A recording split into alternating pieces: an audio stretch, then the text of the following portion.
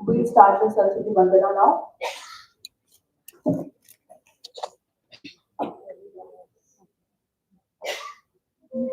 या कुंदेन्दु तुषार हार धवला या शुभ्र वस्त्रावृता या वीणा वरदण्ड मण्डितकरा या श्वेत पद्मासना या ब्रह्माच्युत शङ्कर प्रभृतिभिः देवै सदा वन्दिता सा मां पातु Saraswati Bhagwati निःशेषजाड्यापहा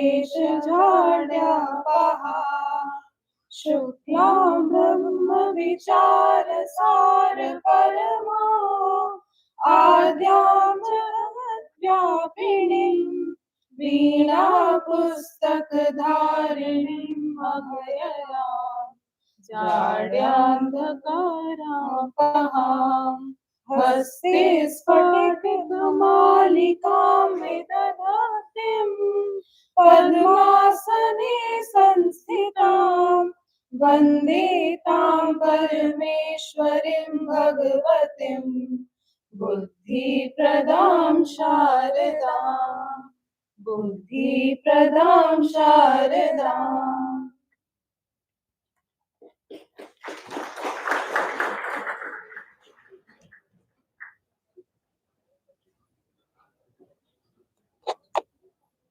Thank you.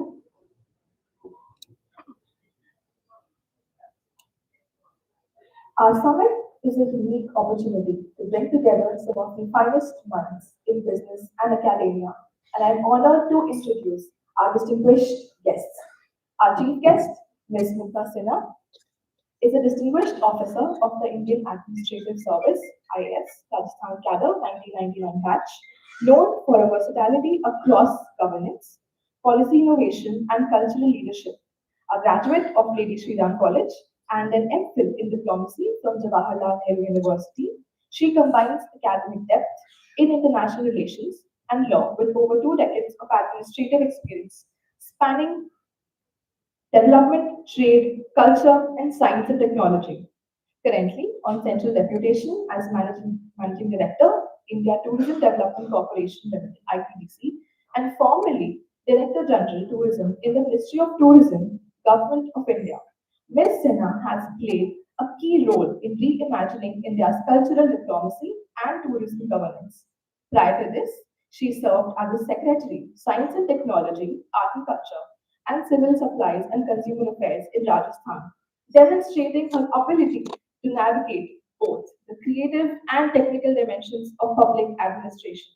Her portfolio reflects a multi-sectoral command, from managing industrial promotion through RIICO to steering biotechnology and innovation policy, and from fostering public-private partnerships to leading heritage conservation and tourism branding. Trained at leading institutions such as IIM Bangalore, IIFT New Delhi, TIS Mumbai, and through an advanced program in public policy in the US, she represents the archetype of a 21st century civil servant, globally informed, locally grounded, and reform oriented. Ms. Sinha's administrative journey exemplifies the fusion of policy intellect and cultural sensitivity, underscoring her belief that governance, like culture, thrives at the intersection of innovation, inclusivity, and empathy. I request VC Sir to officially welcome Ms. Sinha.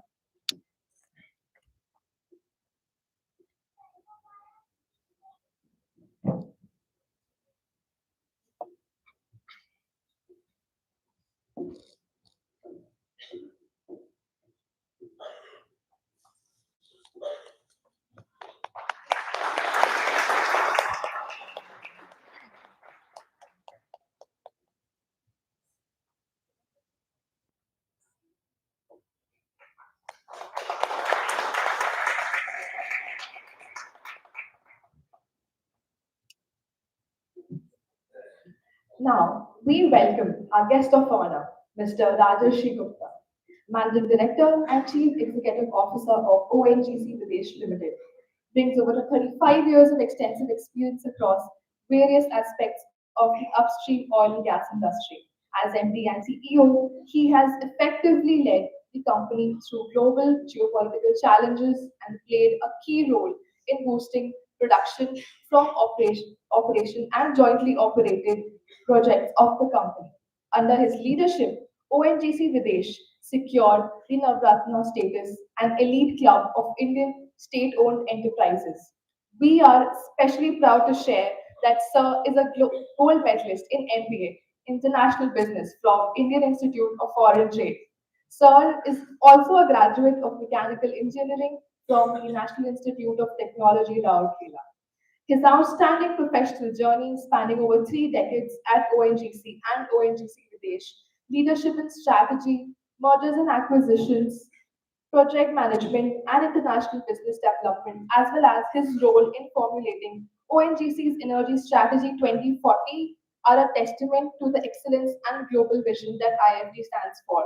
I request VC Sir to welcome Mr. Gupta.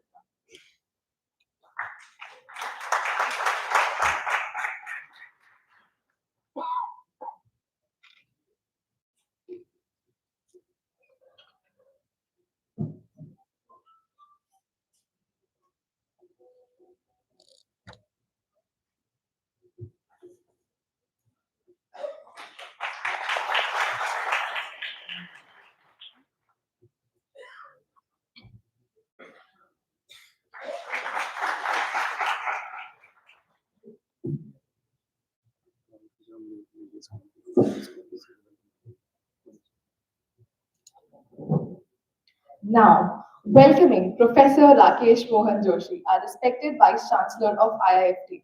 Professor Joshi is a distinguished academician, author, and international trade expert, an alumnus of Harvard, IIFT, Rajasthan University, and NDRI. He is a gold medalist with a consistently meritorious academic record. He has authored the widely acclaimed books International Marketing and International Business, and has served as editor of Foreign Trade Review and Focus WTO. With extensive global exposure, he has worked with the World Bank, ADB, UNCTAD, and other multilateral institutions and conducted training and consultancy in over 30 countries. Professor Joshi has chaired several national committees, including those on foreign educational institutes, entry into India, and the BIS standard on online consumer reviews. He serves on the Management Council of AIMA and recipient of the Atal Bihari Vajpayee Award 2022 for lifetime contribution to economic research and policy. Professor Joshi is a highly sought after expert, speaker, and policy advisor in India and abroad. I request Udit Somani, General Secretary of the Student Council, to welcome the Vice Chancellor.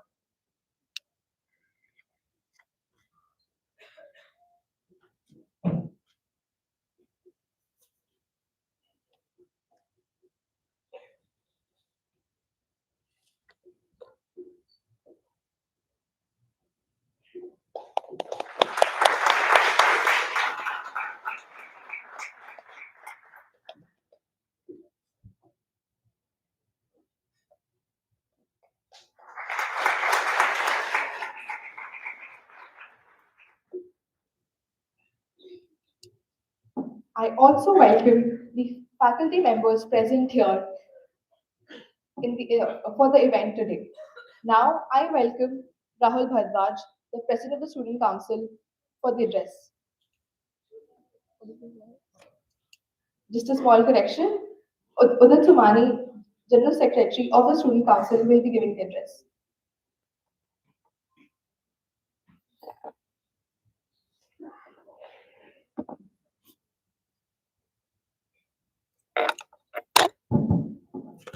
Good morning, everyone. It is my great honor to welcome you to TradeWinds 2025, the prestigious international business conclave of IIFT Delhi. As a General Secretary of Student Council at IIFT Delhi, I am thrilled to this year's conclave come to life under theme, driving India's trade transformation through global turbulence. Every year, the student body at IIFT organizes TradeWinds as a symposium of business summits to gain insights from preeminent business leaders from diverse industries so as to polish business out. Over the next 3 days, we will hear from leading voices in the industry under 10 thought-provoking summits, sharing their perspectives on various topics evolving the world all under one theme. This year's theme focuses on a world marked by geopolitical shifts, protectionism, supply chain disruptions, climate transitions, and digital trade revolutions. Global turbulence has become the new normal. The theme inculcates India's journey from being a participant in global trade to becoming a shaper of global trade rules and value chain. As we officially begin TradeWinds 2025, I take pleasure in inviting VC sir to the stage for to address the batch.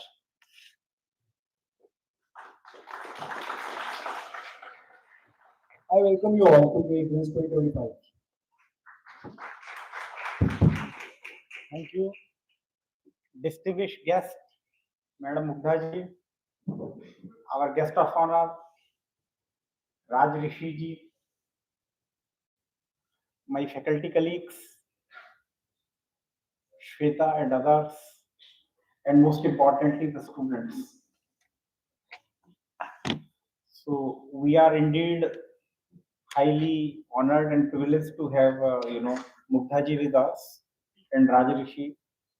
Both of them are, highly talented. Raj Rishi was our student in MBA and he was a gold medalist. Mugdha ji is a person of diverse talents, and what you should from her every day hours. आप में से कितने लोग 4 घंटे किताब mobile देख के पास हो जाते हो? And I'm telling you, and therefore, I very specially invited Mugdha for this because I want you to learn. She is not new to commerce and she is not new to IT as well, because she has been in commerce for long. Now she looks after tourism, art, culture, IT, and that is, I think, one that you need to learn. So they will tell you, because why is you have made this today's topic is the trade transformation, India's trade transformation, and then through global turbulence. So trade is completely transformed. Professors must have taught you the theories of trade. Some economists are sitting here. They must have told you, theory of the absolute advantage, competitive advantage, comparative advantage, and factor endowment theory.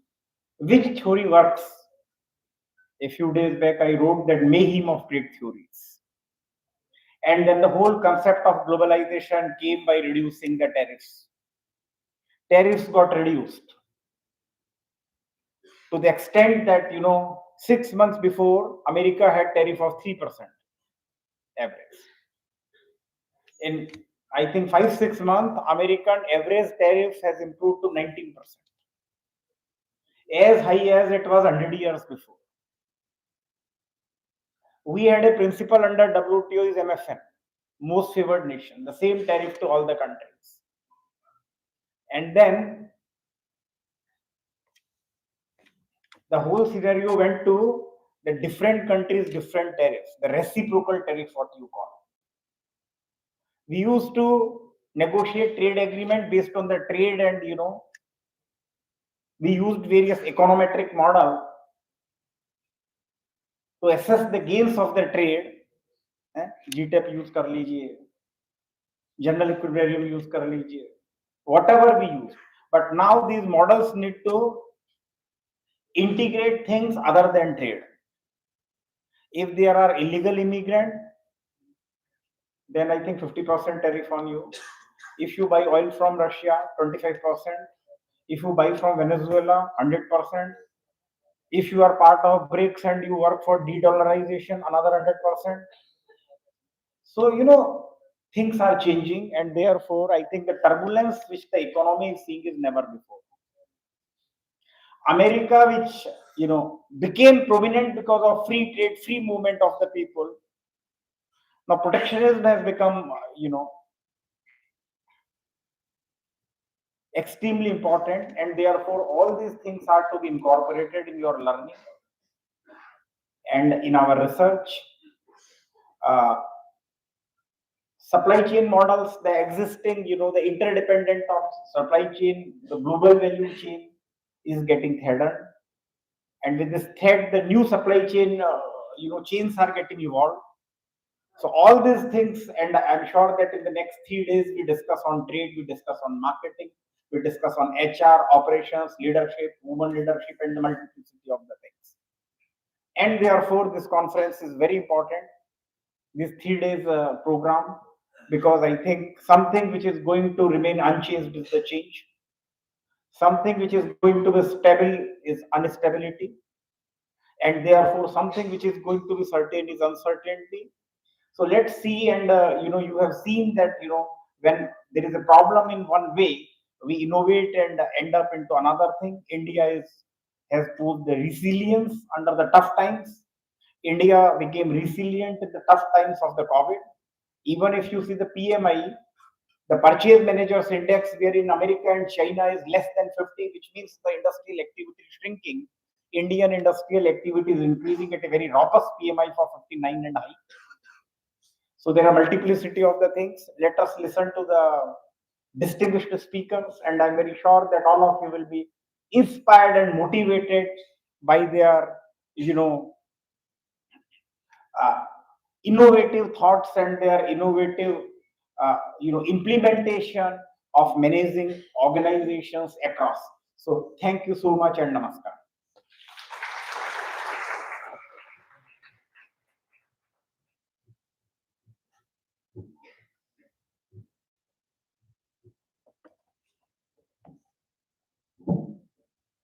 Thank you, sir, for your valuable insights on the themes that we're going to cover over next 3 days.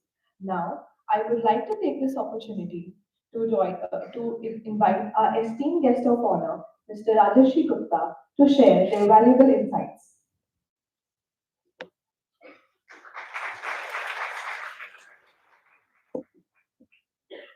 A very good morning. It's great to be back here.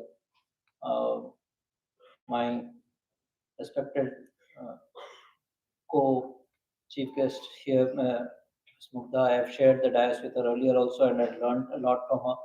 She's one of the luminaries of the industry, and she has served in many distinguished positions and has made a change which is always visionary.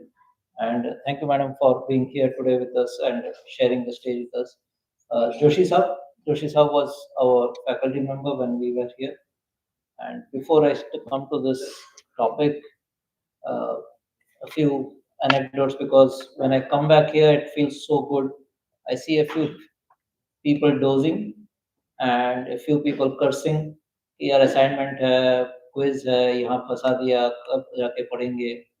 So it's all part of this. Enjoy the journey. Enjoy the journey. There's tremendous pressure, but you will look back and feel that these were the 2 years which has made a difference. Form friends, make networks, learn new things, uh, do the physical activities, do the games, compete with each other, and uh, try to bring something new in whatever you do. ये cut paste project come kare and try to do something which is more different, and it does make a change. As you have heard just now, that read a lot, and don't just spend time on the social media, and few anecdotes again. One of our batchmates was quite uh, aged, elderly, and there was a very strict professor, and he had a rule that anybody who comes late beyond 1 or 2 minutes will not be allowed to enter the classroom. And this guy comes in about 10 minutes late, and he peeps in, knocks, and the professor says, "No, sorry, you are 10 minutes late, you can't enter." So this guy very nonchalantly says, "Sir, I'm not 10 minutes late, I'm 10 years late. Please let me enter." So this is how you treat your everyday life. But this environment that you are getting, the infrastructure that you are getting, the friends that you are making, the visions that you are sharing, and whenever you go into the industry, please do one thing: knowledge skill, vision, and challenge status quo. Don't be status quoist. Don't just do the job. Don't just tick the box. My only thing is, if anything that I have believed or earned in my life is with your conviction, with your hard work, you should challenge what is going on. You may be called stupid sometimes, you may be proven wrong sometimes, but many a time something will happen which you feel, yes, I could contribute. And coming to trade winds and trade transformation, geopolitics instability has always been in the world. Today, probably the index is much more. Probably we are learning much more. The social media and others are bombarding us with such things. Every day there is a new war, every day there is a new peace deal happening.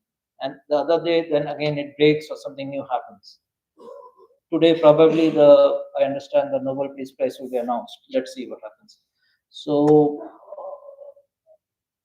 what we are seeing, ONGC Videsh is a company which is 100% of business outside India. And this 100% business outside India is in 15 countries where we have assets, 3 countries where we have business centers like Houston, Amsterdam, and Singapore. And we all of these countries have their own fiscal regimes, legal regimes, financial taxation regimes, then a different culture, a different language, a different way of working. We work from plus 50-degree temperatures in the Africas to minus 50-degree in the Arctic regions.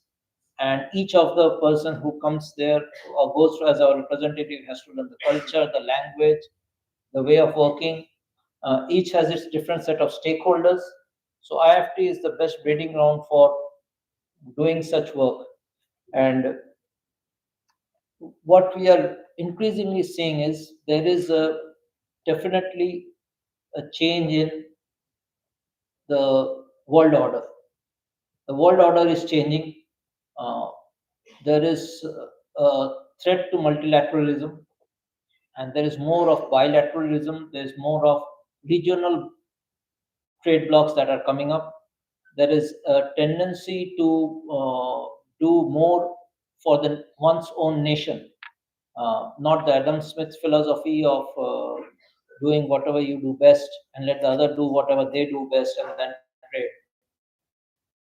That's the basic of economy and efficiency. But as we go forward, we'll see that most of the nations will try to have multiple ways to secure their resources, secure energy, ensure that their citizens get the commodity that they want at a reasonable price. The supply chains are not disrupted. We have very trustworthy friends in the nations that we trade with. And we also need to develop our own. You just heard about the Zoho Office system. You have hearing of the semiconductor chips that are coming up. You are hearing of the bullet train that is coming in. So India, let me be very clear.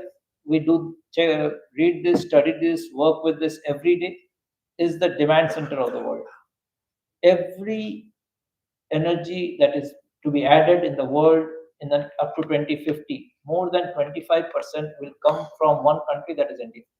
So the growth of energy is from India. And why? Because today we are the 4th largest economy, fastest growing large economy.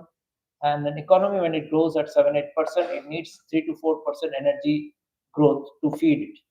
So all forms of energy are coexisting here. India has done phenomenally well in renewable energies. As per the Honorable Prime Minister's vision of having 450 gigawatt by 2030, it's moving forward on that.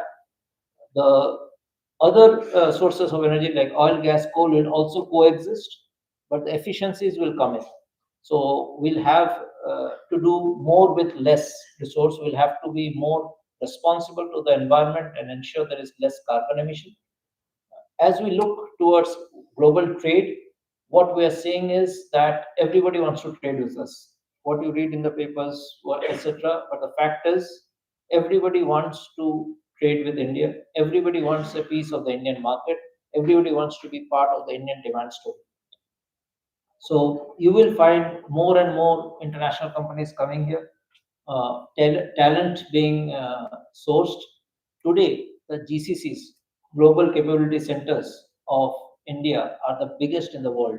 All the big companies have their bases here in Pune, Hyderabad, Bangalore, Chennai, all over India.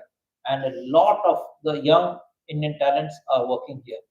What will happen is with digitalization coming in, uh, the it is all location agnostic. Where you do what work becomes immaterial. You are digitally connected to anybody in the world wherever. Your one team member may be working in Tokyo or in Houston or in Amsterdam, wherever, but you are one team.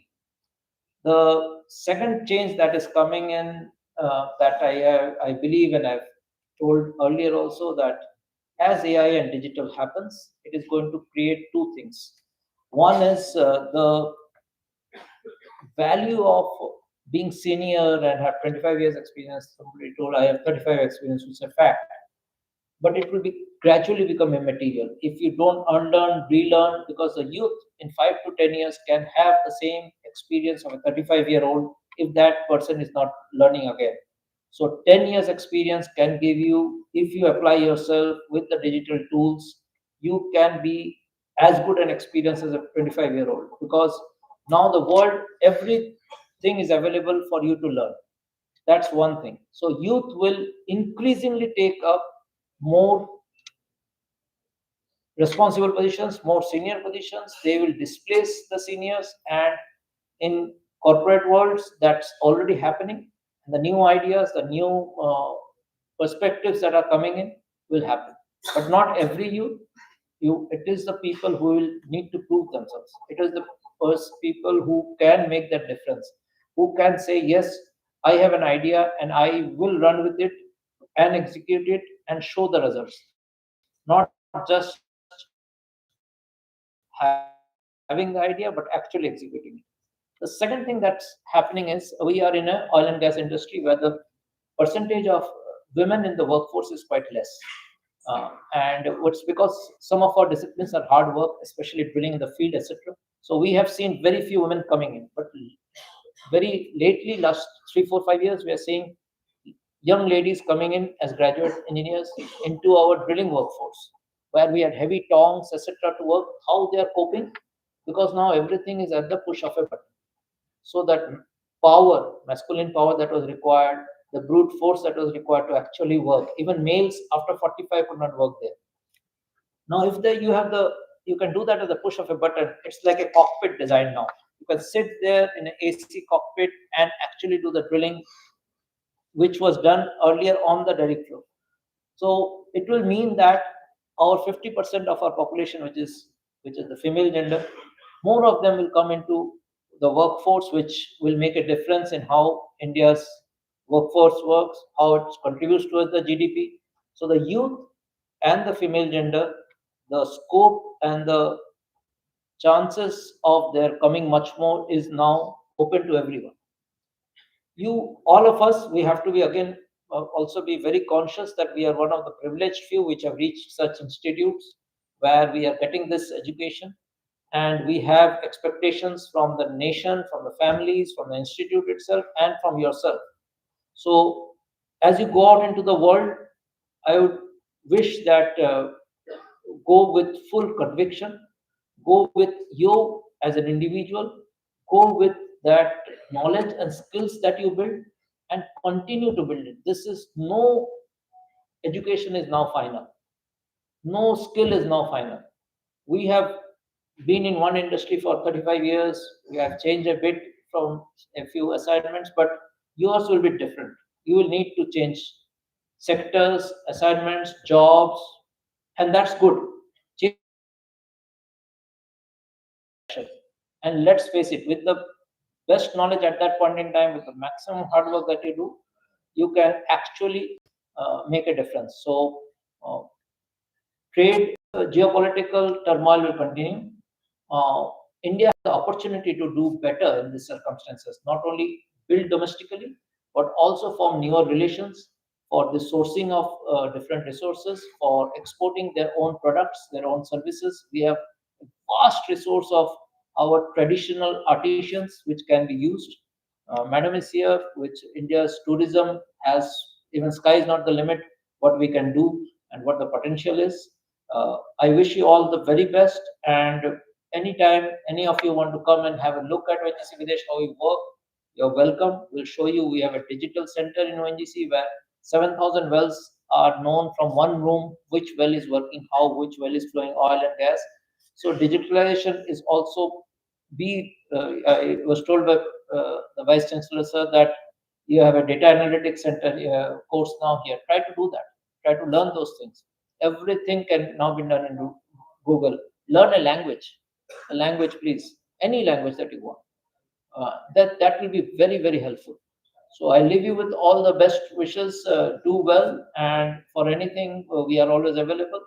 And IFT has been the center for such studies and making the transformational step in this. Thank you for having me here. Thank you so much.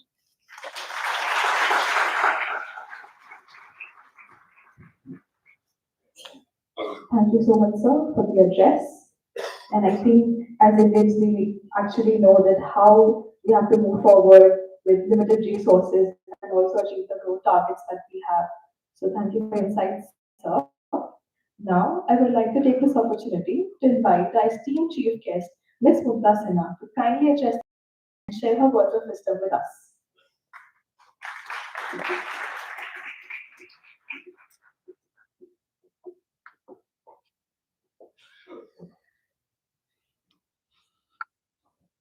Namaskar and very good morning to everyone. Uh, the Vice Chancellor, Indian Institute of Foreign Trade, Professor Dr. Rakesh Mohan Joshi ji. I've been associated with him for the last, I think, 15 years, ever since I first came to Delhi on my deputation. Our honorable esteemed guest, who's also an alumni of IIFT and a gold medalist, and I've had the pleasure of sharing the dais with Raj Rishi Gupta ji on several other platforms before. And I think a lot of things that he said, not just here, but also in the conversation that we were having, I think resonate with me. So I'm very happy that we've fallen in good company having him here also again. And it's very nice to know that we have people in the PSUs who bring both delivery and integrity to the work that we do. And I think that is very nice that these core values, I'm sure, also must have been transmitted from IIFT in many ways. To all the distinguished members of the faculty, to all the students here, to all the allied staffs, and to Udit, who's the General Secretary, and to the whole union, Students Union of IIFT. Thank you very much for having me here, and I completely agree with Mr. Gupta that it feels nice to come back home. He, of course, did his MBA here. I did two courses here. One, of course, was the refresher course for a week for the civil servants, which was on WTO and international trade at that point in time. And then I came back here when I was serving in the ministry as a serving officer, because I thought that I needed to upgrade my skills, exactly what Mr. Gupta was saying, that we must keep skilling ourselves. And I came back because I was at that point in time the lead negotiator for the India-Canada CEPA, India-Chile and India-Peru FTAs. Of course, times have much changed, and I enrolled in an executive program here, which was a Saturday and a Sunday. So I was working all 7 days during that time, but it was a very, very nice experience being here. So this ground feels very familiar. I must also compliment IIFT, because I was looking at your profile and I figured that since the time I first got introduced to this institution and to now coming back, I find that in that period of about 15 years, you've gathered a lot of encomiums and accolades, being the seventh ranking business school with good NAC ratings, etc. So many compliments, because for an institution to a 62-year-old institution to remain relevant in today's transiting times, I think a lot of kudos must go to the faculty must go to the students who are the torch bearers of this institution. So many compliments for all of you, because when you go out in the world, if your institution has managed to build up its reputation, then some part of that reputation also rubs off on you when you go back. And Professor was just telling me that last year's placement, on-campus placement, has been better than IIM and the month, which is also very nice. So many compliments for that. As far as the annual business conclave is concerned, I'm happy to be a part of your TradeWinds 2025. Let's look 3 days, 10 different themes, and all those themes are the themes that I have, 17 different verticals in my own institution today. My institution is also 60 years old. The ITDC, which is a listed public sector mini Ratna company with a market cap of about 5,000 CR. Just to give you an idea what is happening in the world, because we are talking of TradeWinds.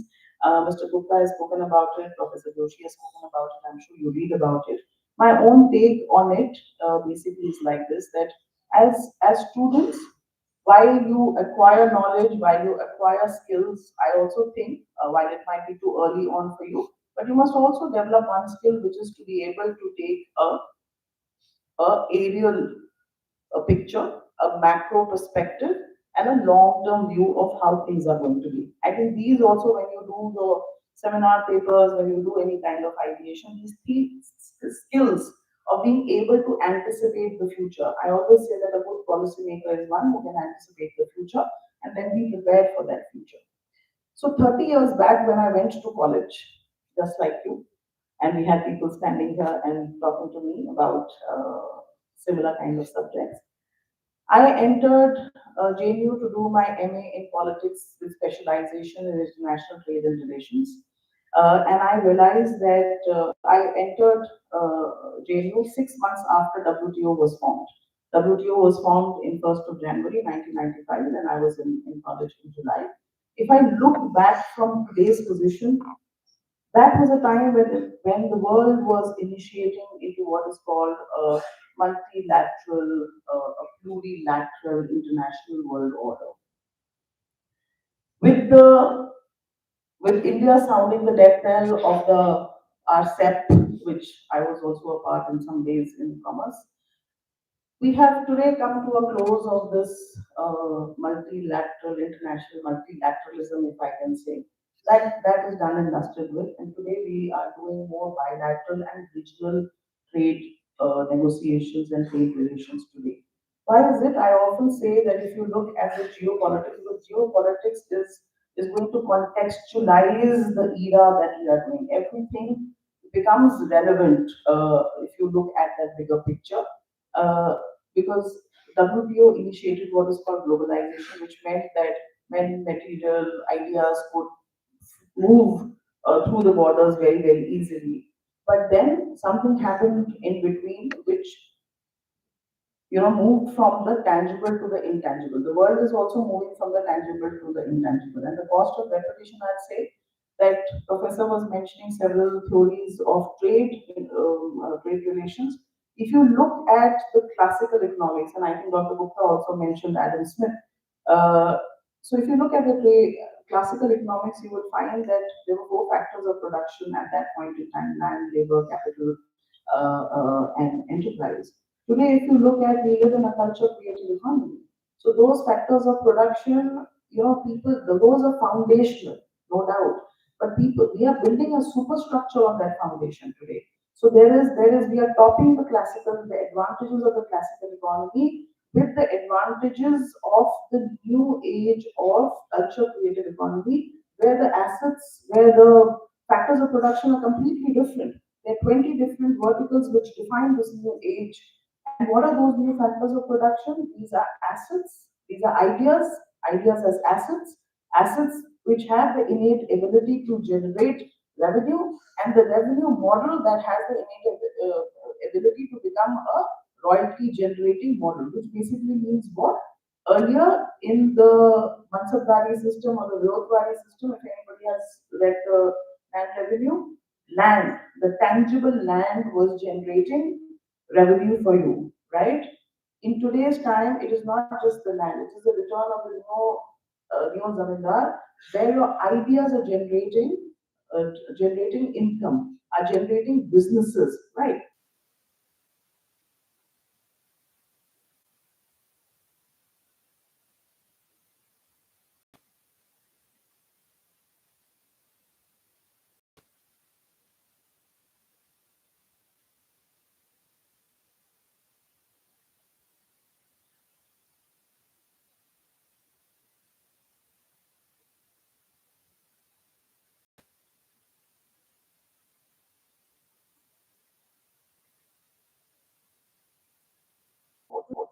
Because this is the 360 degree.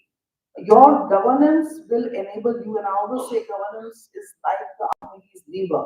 Because if you get the governance models right, you will be able to do your commerce.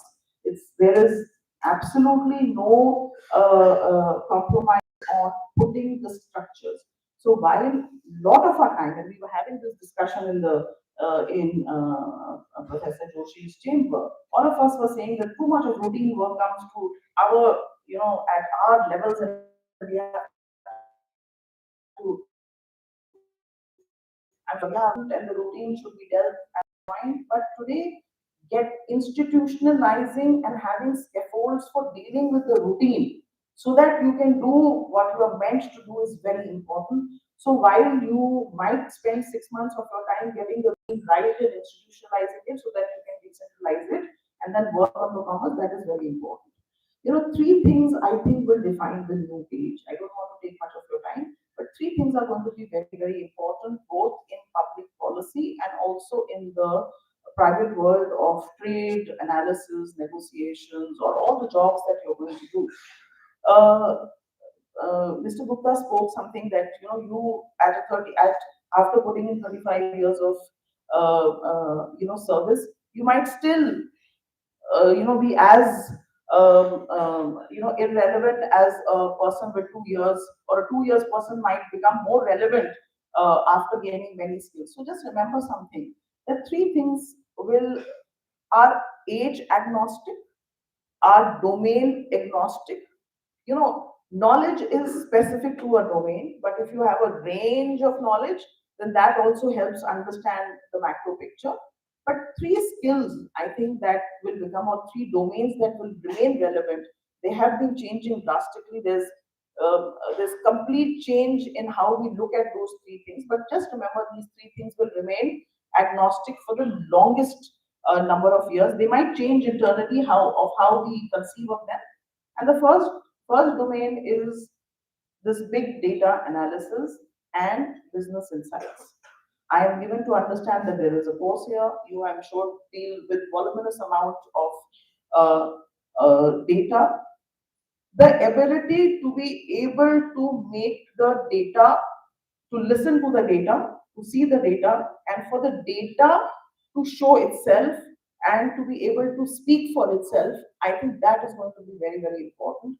All your business decisions to be successful should be based on good data analysis, time series analysis. You should be able to do that.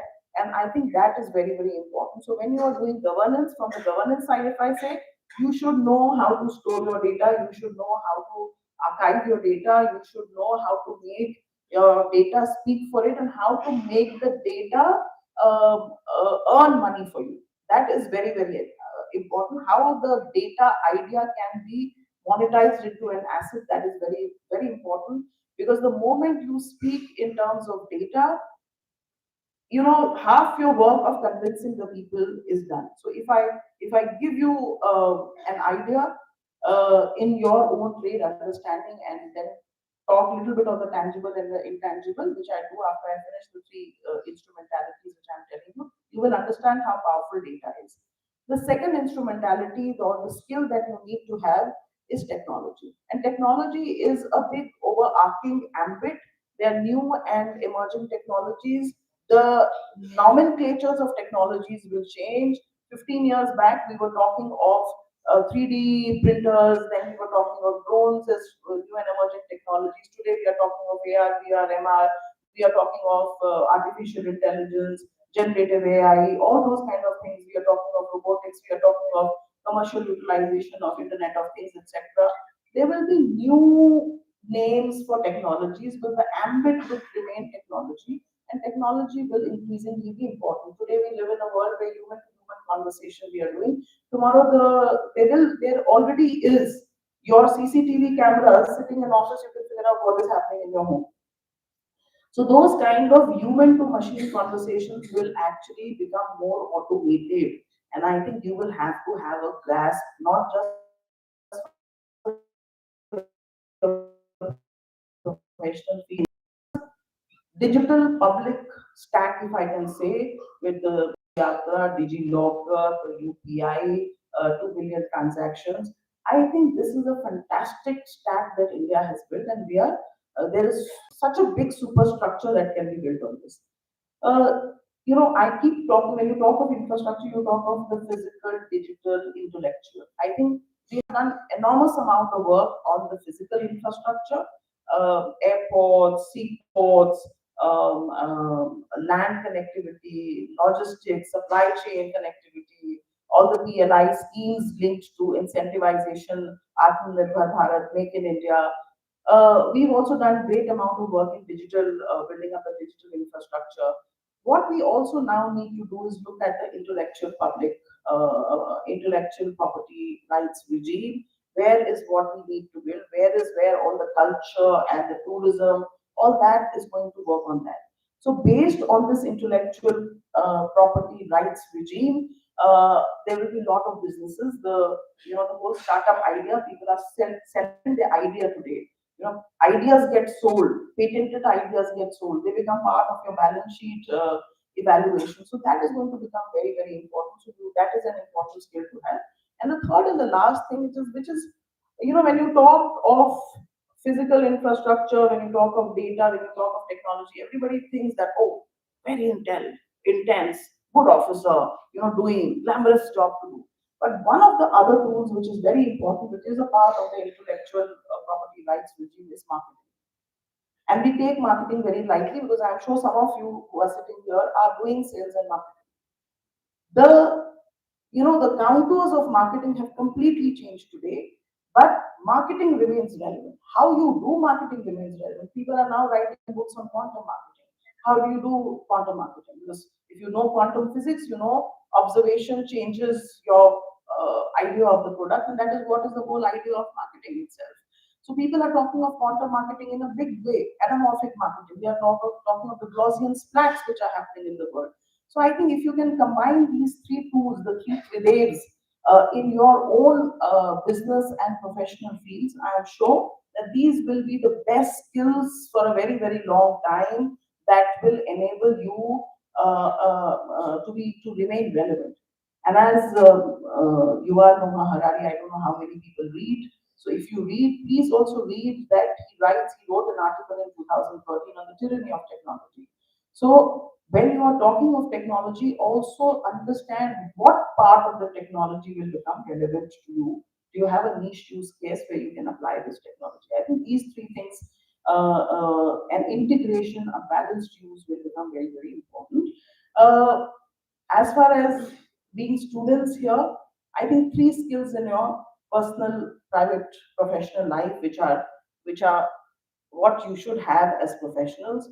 One, I think, is integrity. Very, very important. And integrity is, I think, sustained, ability to say no to temptations of all kinds.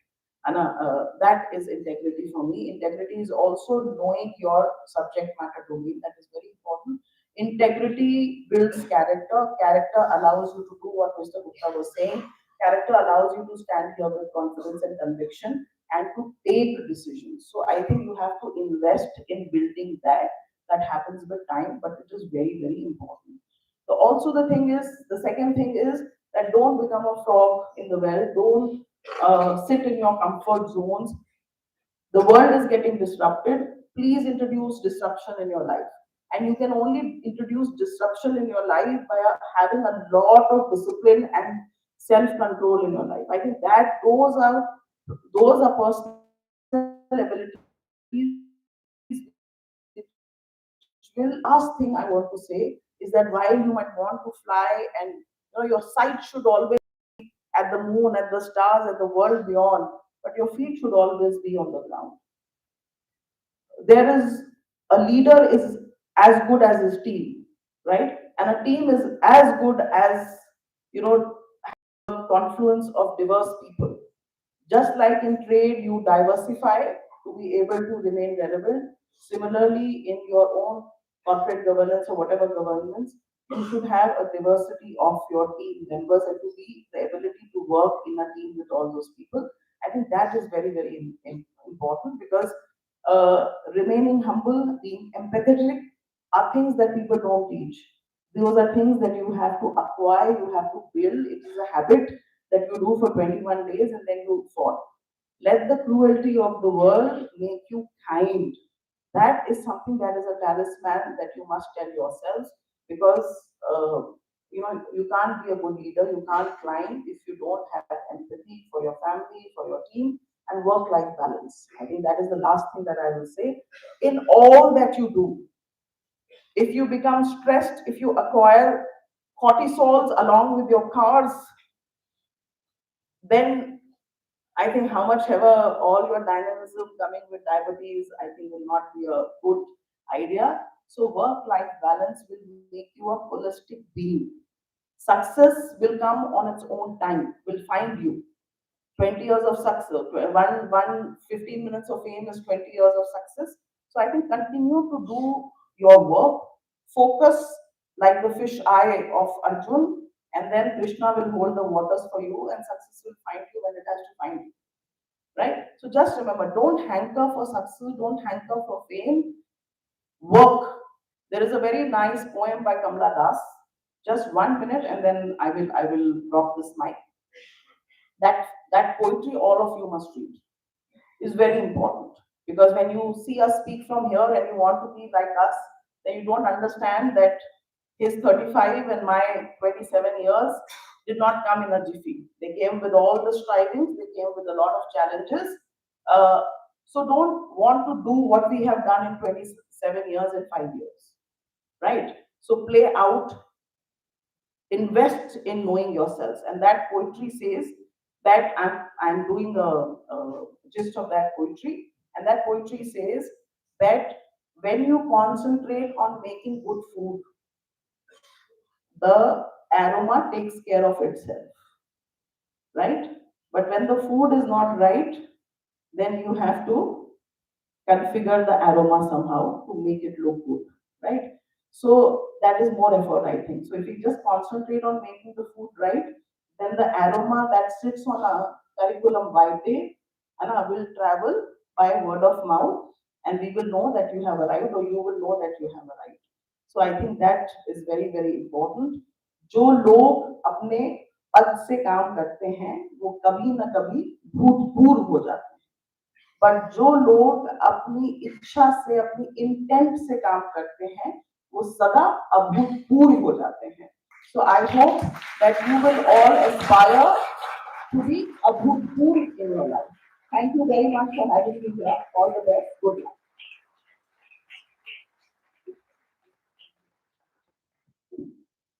Thank you so much for the wise words, ma'am. I hope the aroma of the next 3 days of our discussions goes across the world.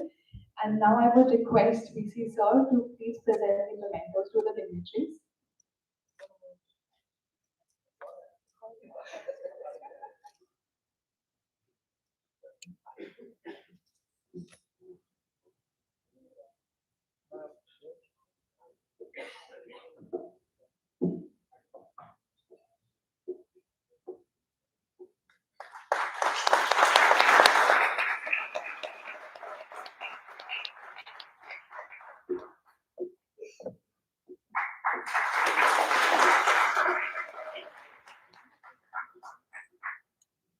I'm also requesting General Secretary to present the memento to the VC.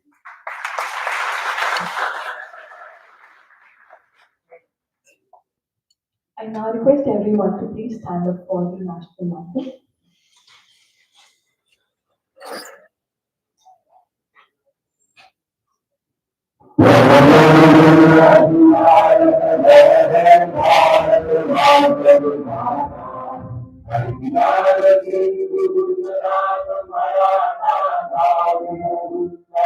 I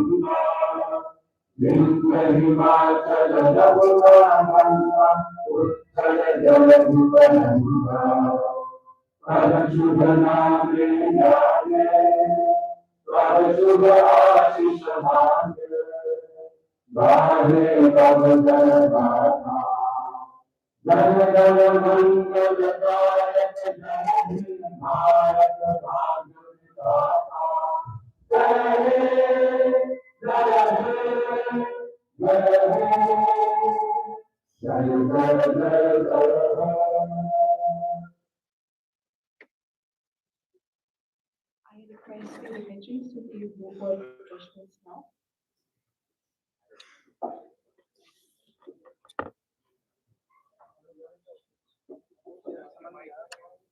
This place is called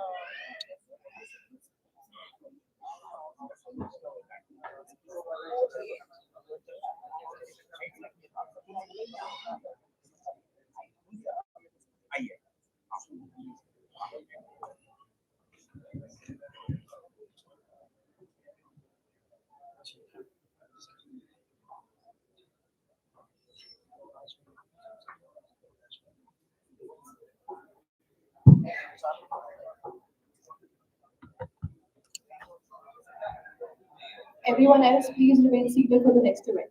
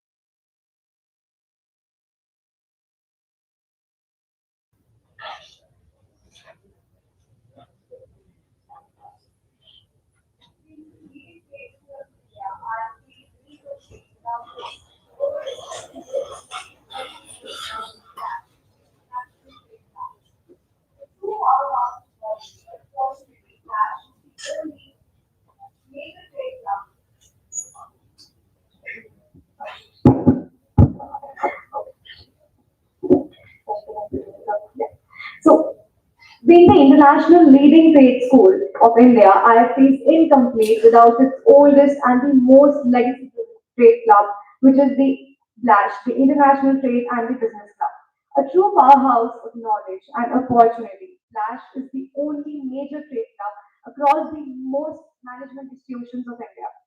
It works closely with the finest faculty, offers live projects and research avenues, and provides unparalleled industry exposure through interactions with seniors, faculty, and flagship. And it has very renowned flagship initiatives such as the National Trade Summit, Arbitrage, the annual magazine, which is the Inside Trade, Blash stands tall in terms of the leadership meets, in terms of legacy, and the classroom meets global corporates.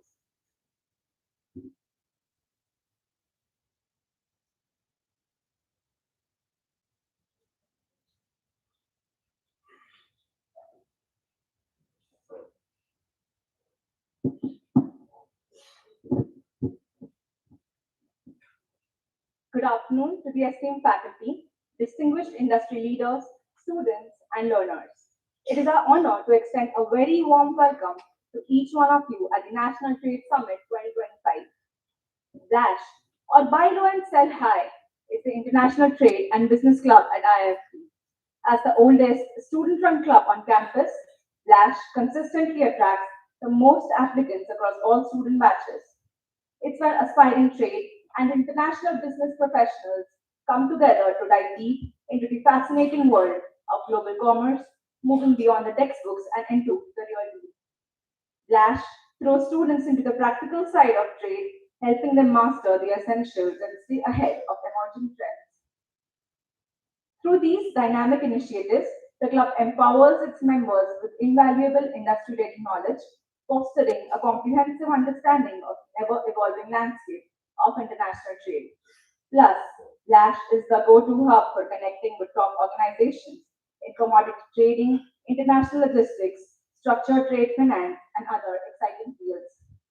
Today, we convene at the prestigious National Trade Summit, an event of profound significance as we gather to deliberate on critical themes: resilience in uncertainty. How can India leverage global disruptions?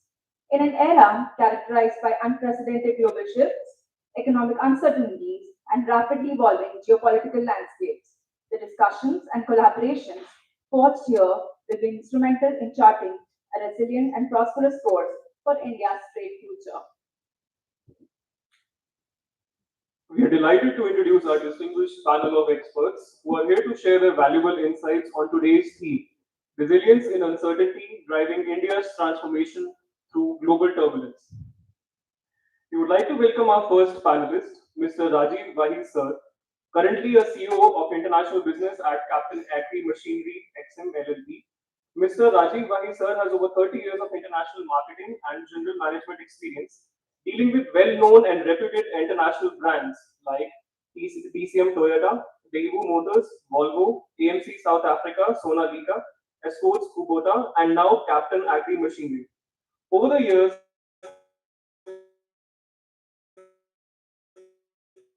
he has a postgraduate with a diploma in business management. Mr. Vahi sir heads the international business for the Captain Agri Machinery, which is presently spread across 5 continents and over 70 countries. The group is a pioneer in development and manufacture of mini and compact tractors in India. He was based for 5 years in South Africa and has widely traveled in over 90 countries in North and South America, Africa, Asia, and Europe, developing long-term relations, building partnerships, and getting cross-cultural understanding. He also heads various export committees at senior level with industry bodies like CII and FICCI. Sir, please accept this small token of gratitude.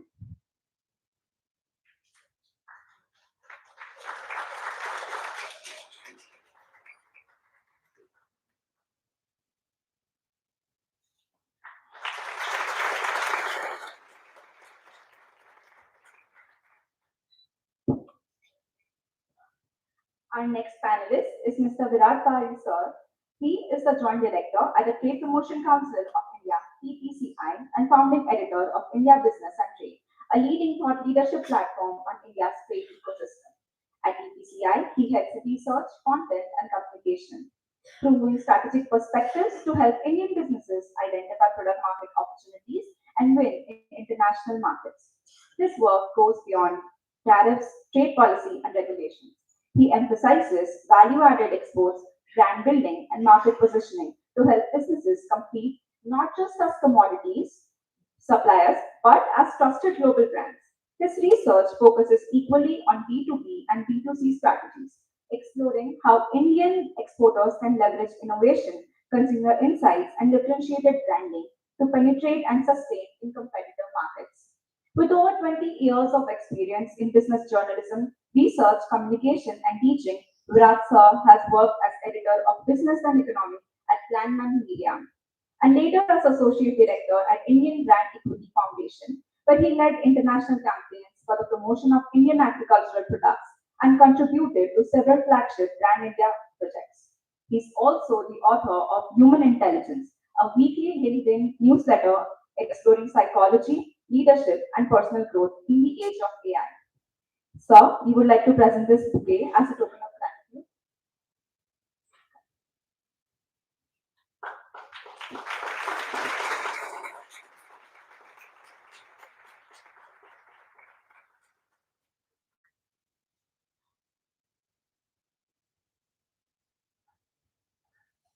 Our next panelist is Mr. Sandeep Pawar sir. Sandeep Pawar sir is a seasoned professional with a robust track record in India's agro-commodity sector, currently serving as a business head for Pulses at Vasida Global India Private Limited. For the past 9 months, he has been overseeing the strategic leadership and operational growth in one of the country's most dynamic commodity markets. Prior to this, Sir held the same role at McDonald Phelps Global Commodities, accumulating nearly 2 years of expertise as a trader at ADM Agro and over 9 years at the State Trading Corporation of India Limited, where he specialized in managing import, export, and domestic trade for key commodities, including wheat, pulses, spices, edible oils, and tea on the behalf of the Government of India. His career also includes pivotal positions in marketing and analysis at TBS LLP, Mercer Investment Consulting, and Agilent Technologies, reflecting a strong analytical and business acumen. Sandeep sir earned his MBA in International Business, Trade and Finance from the Indian Institute of Foreign Trade, following his undergraduate studies in commerce at Hansraj College, Delhi University. With top skills in analysis, business strategy, and market research, Mr. Sandeep Pawar sir has proven his ability to deliver results and drive innovation across India's trading landscape. So please accept this bouquet as a token of gratitude.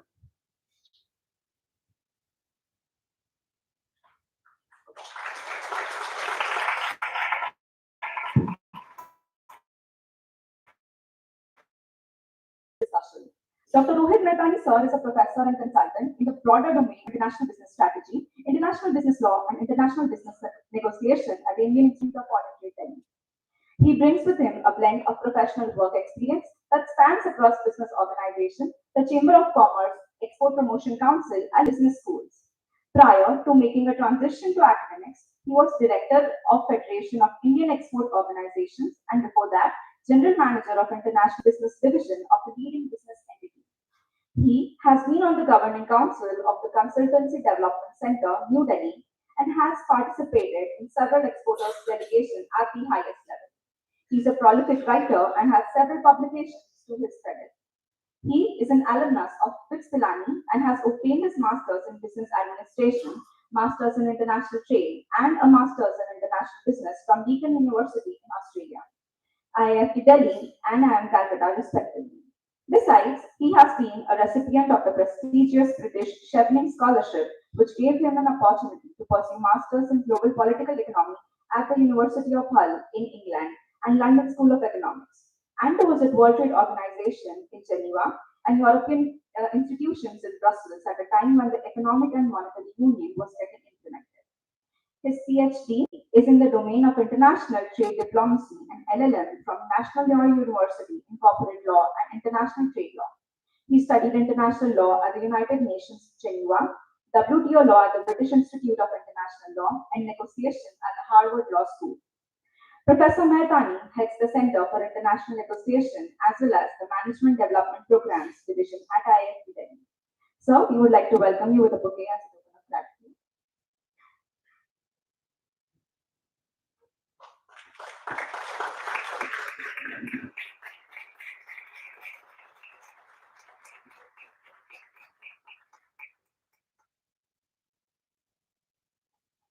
Each year, Blash hosts Commercio Article, a nationwide article writing competition. This event encourages students all over the country to share their unique perspectives on current international trade topics by submitting original articles. This year, we were delighted to receive over 460 registrations from across the country. The submitted articles were insightful and thoroughly researched, demonstrating a deep understanding of critical issues. Topics included notes on MSMEs, India's roadmap to resilience, and BRICS expansion and de-dollarization. What role for India in a changing global financial order? After careful consideration, we have selected the top 3 winners and congratulate them for their enlightening research and analysis.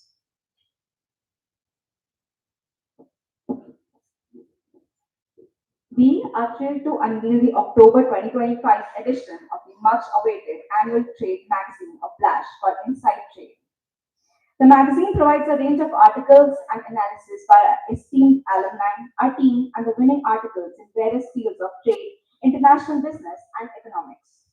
It also contains the Knowledge Center section, which has 3 main series: the Startup Success Stories, Trade Under Pressure, and The Sea of Uncertainty. The series on startup success stories highlights Indian startups that have built resilient business models to thrive amidst global supply chain disruptions. The Trade Under Pressure series details the changing nature of global trade, moving from open markets toward more strategic and protectionist policy. And the series on Sea of Uncertainty focuses on major physical disruptions to global maritime trade routes and their consequences. To conclude our reader's journey, we've included an engaging and enjoyable crossword puzzle designed for all trade enthusiasts to test their knowledge. We hope you have fun with it. Invite the panelists and our senior club coordinators of Blash to officially launch our magazine Inside Trade 2025.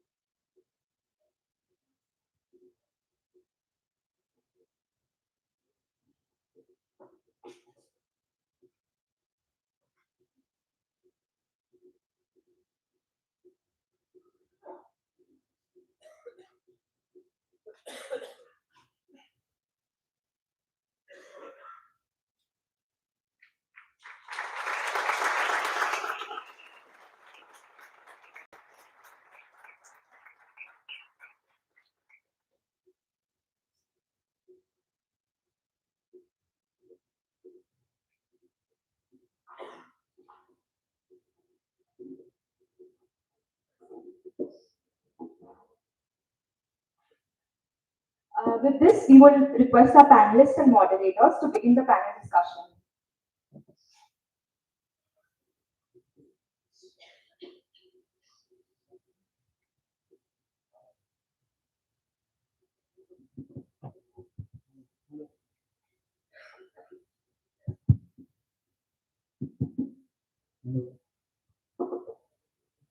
Hello. Audible to all of you? So I welcome all the distinguished panelists that we have here, and it's a and to be anchoring this discussion that we are going to have. And the topic, if we look at it, it has got several components: resilience, uncertainty, disruptions, leveraging disruptions. each and every part of this statement can be looked at.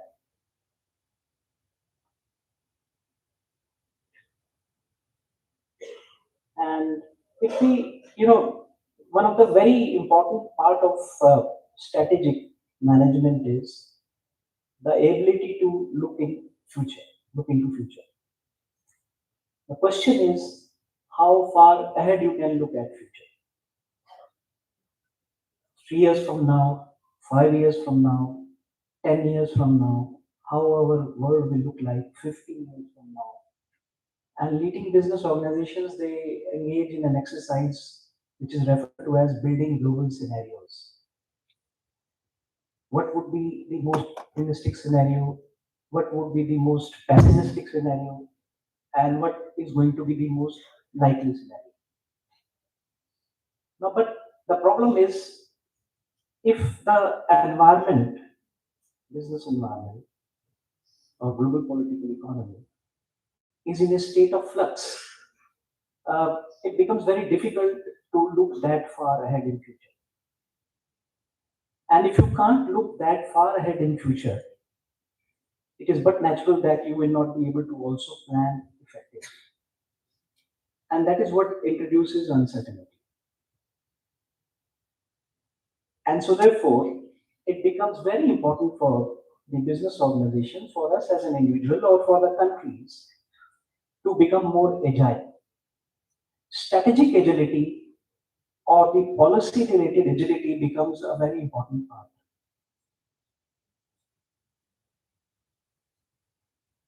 So if we are talking about resilience, so if you are encountering something which you had not imagined, or which was uncertain, which you were not able to visualize also, the first challenge is to sustain, to survive.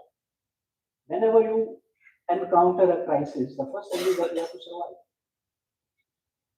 And it is only after you have been able to survive, you have sustained, that you can address the question of leveraging the opportunity that can arise because of the disruption. See, if you look at the world we are living in, if you look at recent 2 or 3 decades, just look at the series of crises and the disruptions we have faced. Let's begin with 1997 East Asian currency crisis, or the situation that we faced in the world subsequent to 9/11. In fact, the Doha round of negotiations started immediately after 9/11. Or if you look at the global economic crisis of 2007, which was followed by Eurozone crisis, then we had another element of crisis which got introduced within the European Union in the form of Brexit. Or look at the crisis that we faced during the COVID, or the time period that emerged immediately after the COVID crisis. In fact, some of us would say that that time period is not yet over, we are still in that phase. Or when I talk about the time period that emerged out immediately that lies outside the COVID crisis, is the time when we saw this conflict arising between Ukraine and Russia,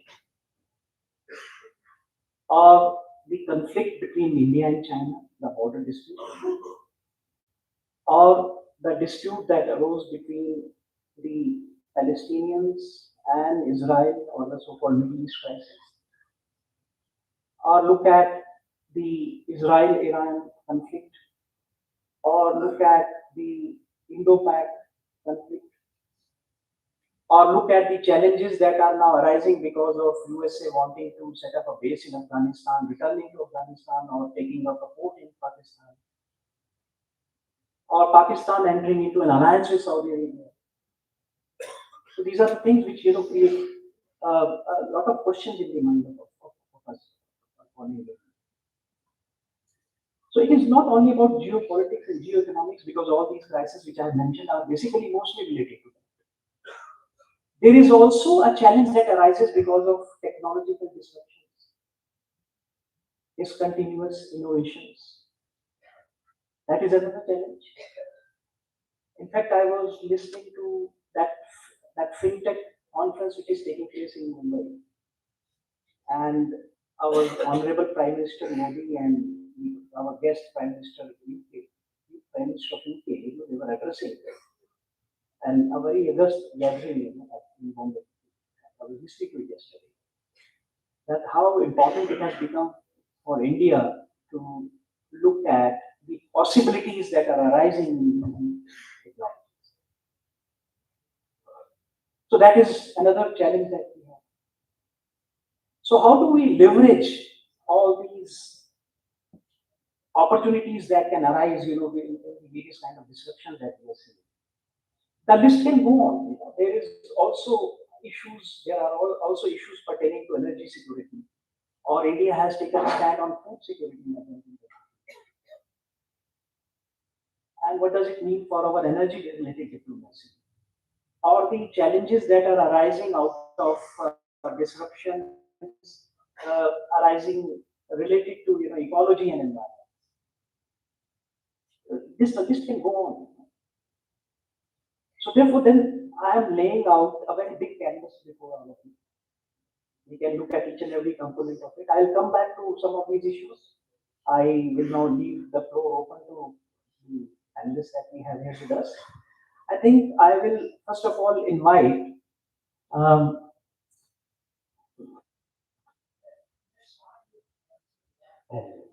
you represent Trade Promotion Council of India. Let's hear from you that what is it? How are you looking at all these developments? And being at a Trade Promotion Council, what are the issues that are being debated and discussed when you come across or when you are interacting with the businesses?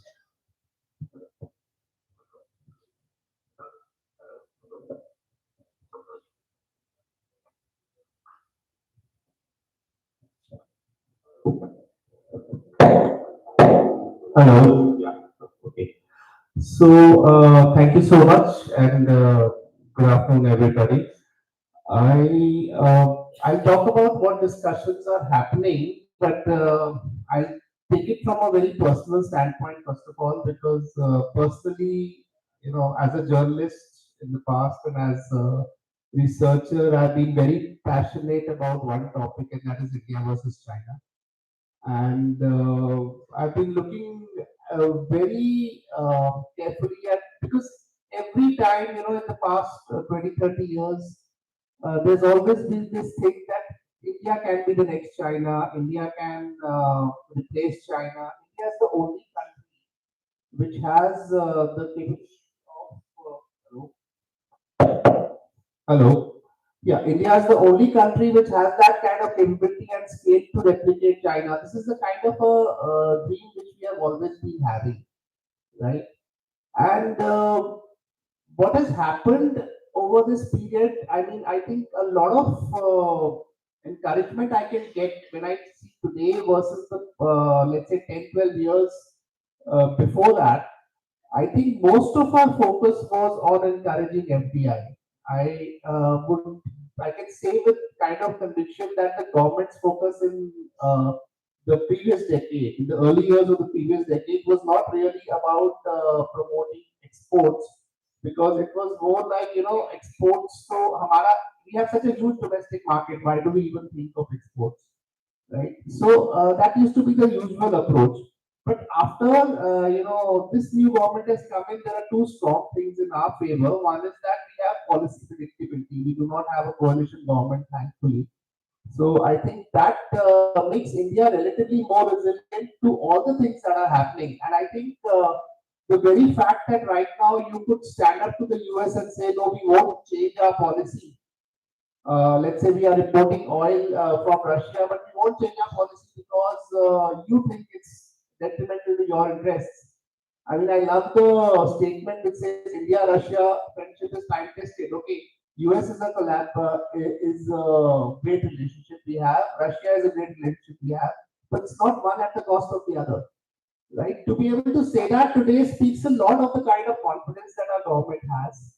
And also the fact that there is a lot of focus on making India an export superpower today. Today we think at least we are starting thinking in that direction that we should be an export superpower. And I think that defines resilience for me because exports make you more resilient. That is a fact. If you are going to work in the international market, if you're going to tackle international clients and you're trying to, beat or match those international standards, then you're automatically secure. If you're sitting in your country and trying to always, look for protectionist measures, okay, don't enter our country. That's what the US is doing today.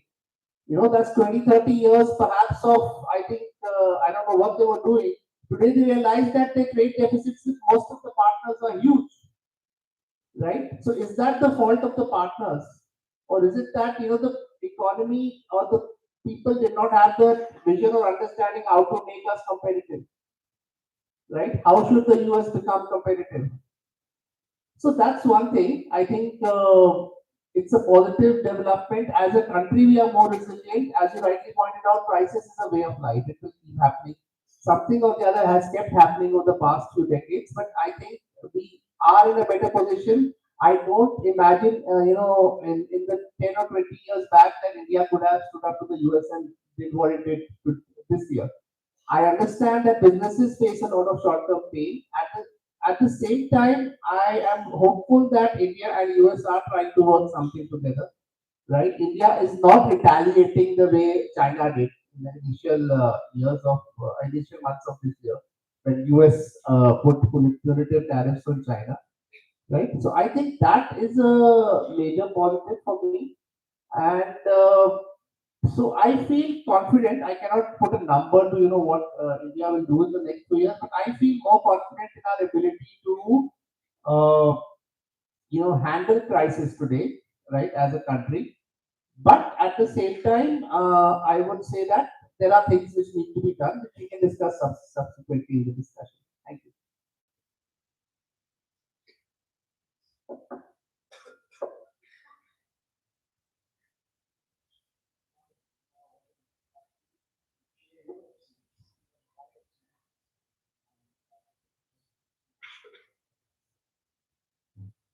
Good afternoon, everyone.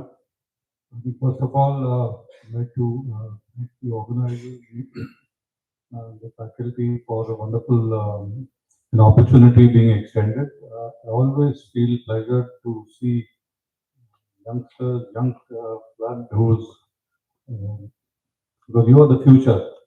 You'll hear a lot of probably from the stage, from my fellow panelists, a lot of jargon, which may not sometimes be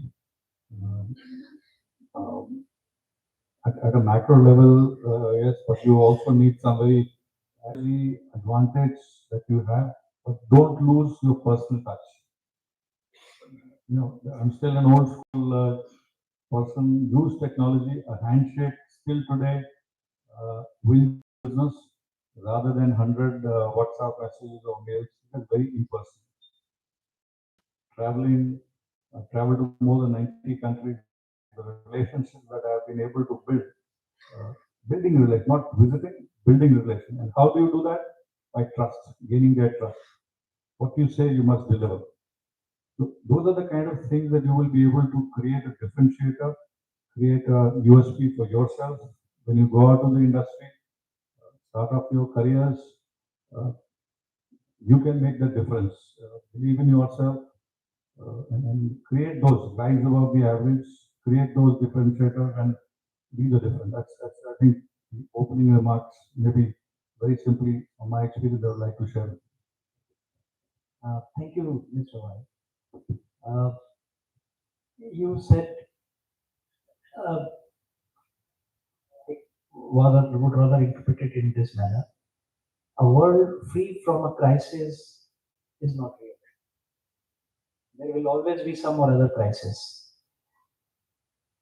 And you made another mention of crisis following a cycle.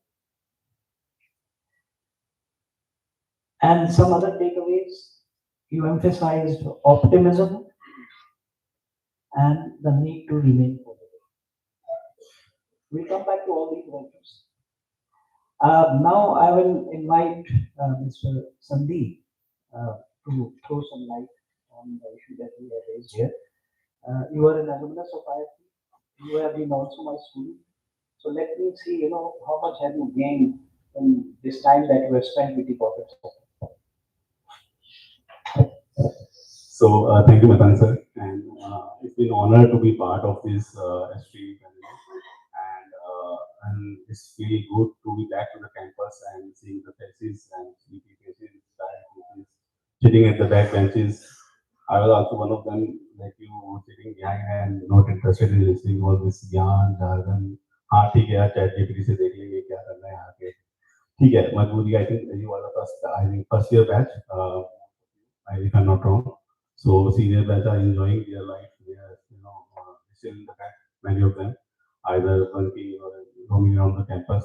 So I would say this is an opportunity for all of us. How we uh, see these thing, these sessions.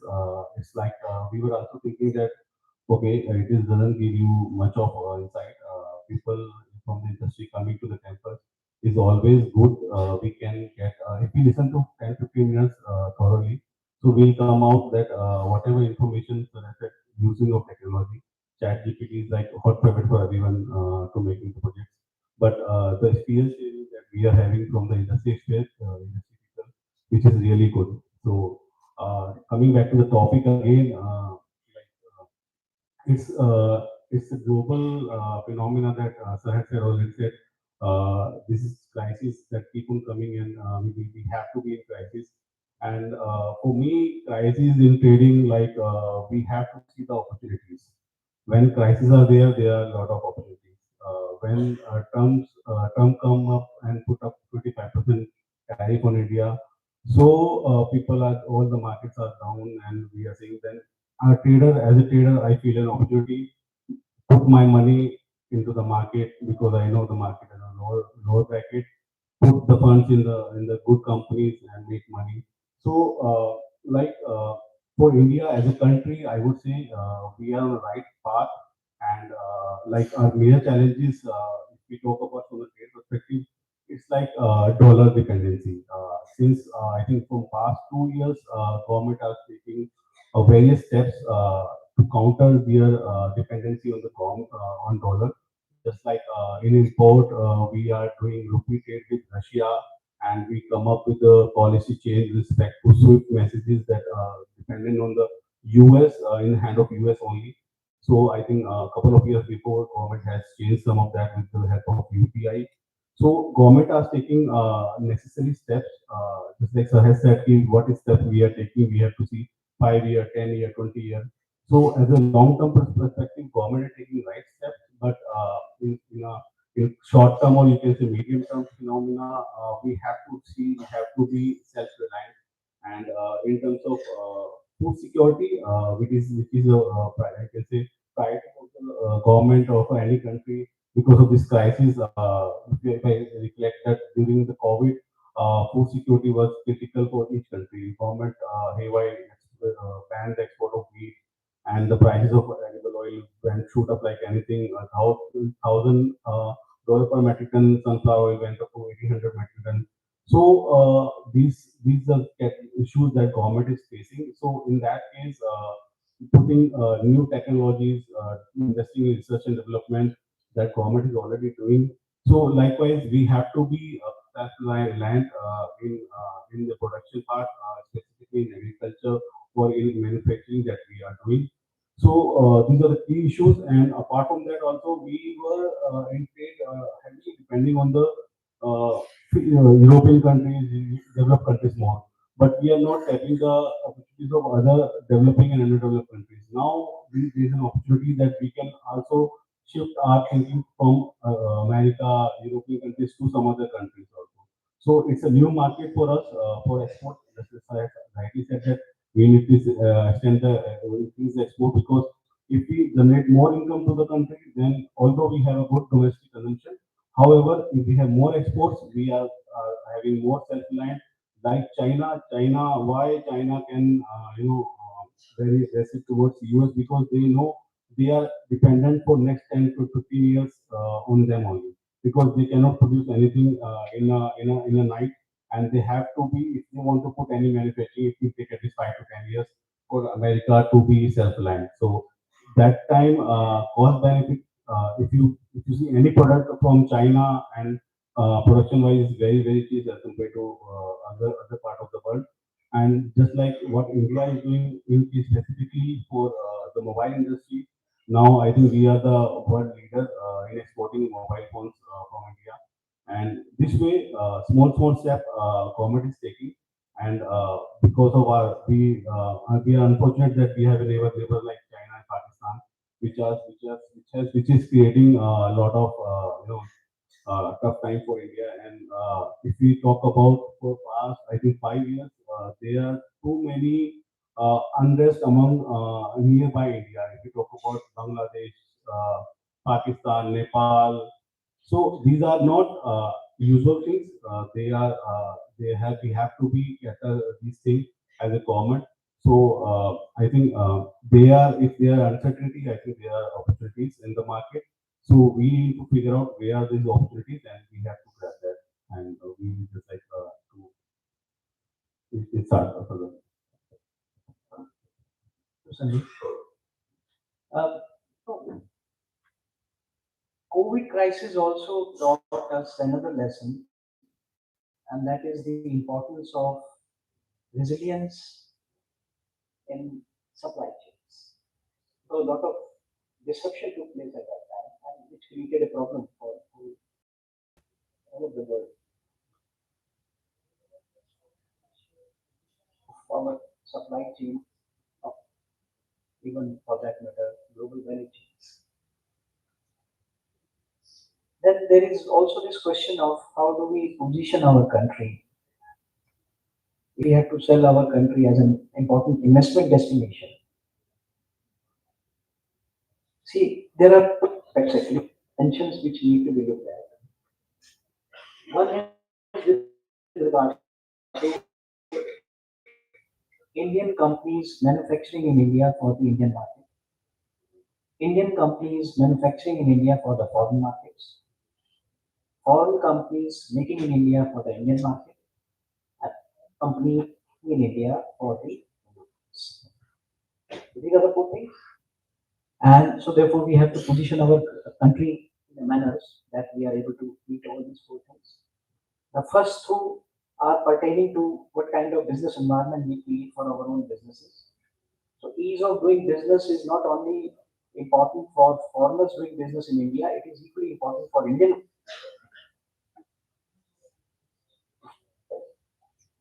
The last two things, was in India making for Indian market or for other market. Normally when we try to sell our country as an investment destination, these are the two things we are trying to address. Can we locate them in the domestic tariff area so they have problems with the kind of infrastructure we are able to provide them there? Or should we offer them special economic zones? And that will work only if they are going to manufacture in India for markets elsewhere. But if they have to manufacture in India, selling in India, then SEZ won't work. They have to be located somewhere in the domestic tariff area. So therefore, we have issues with regard to infrastructure.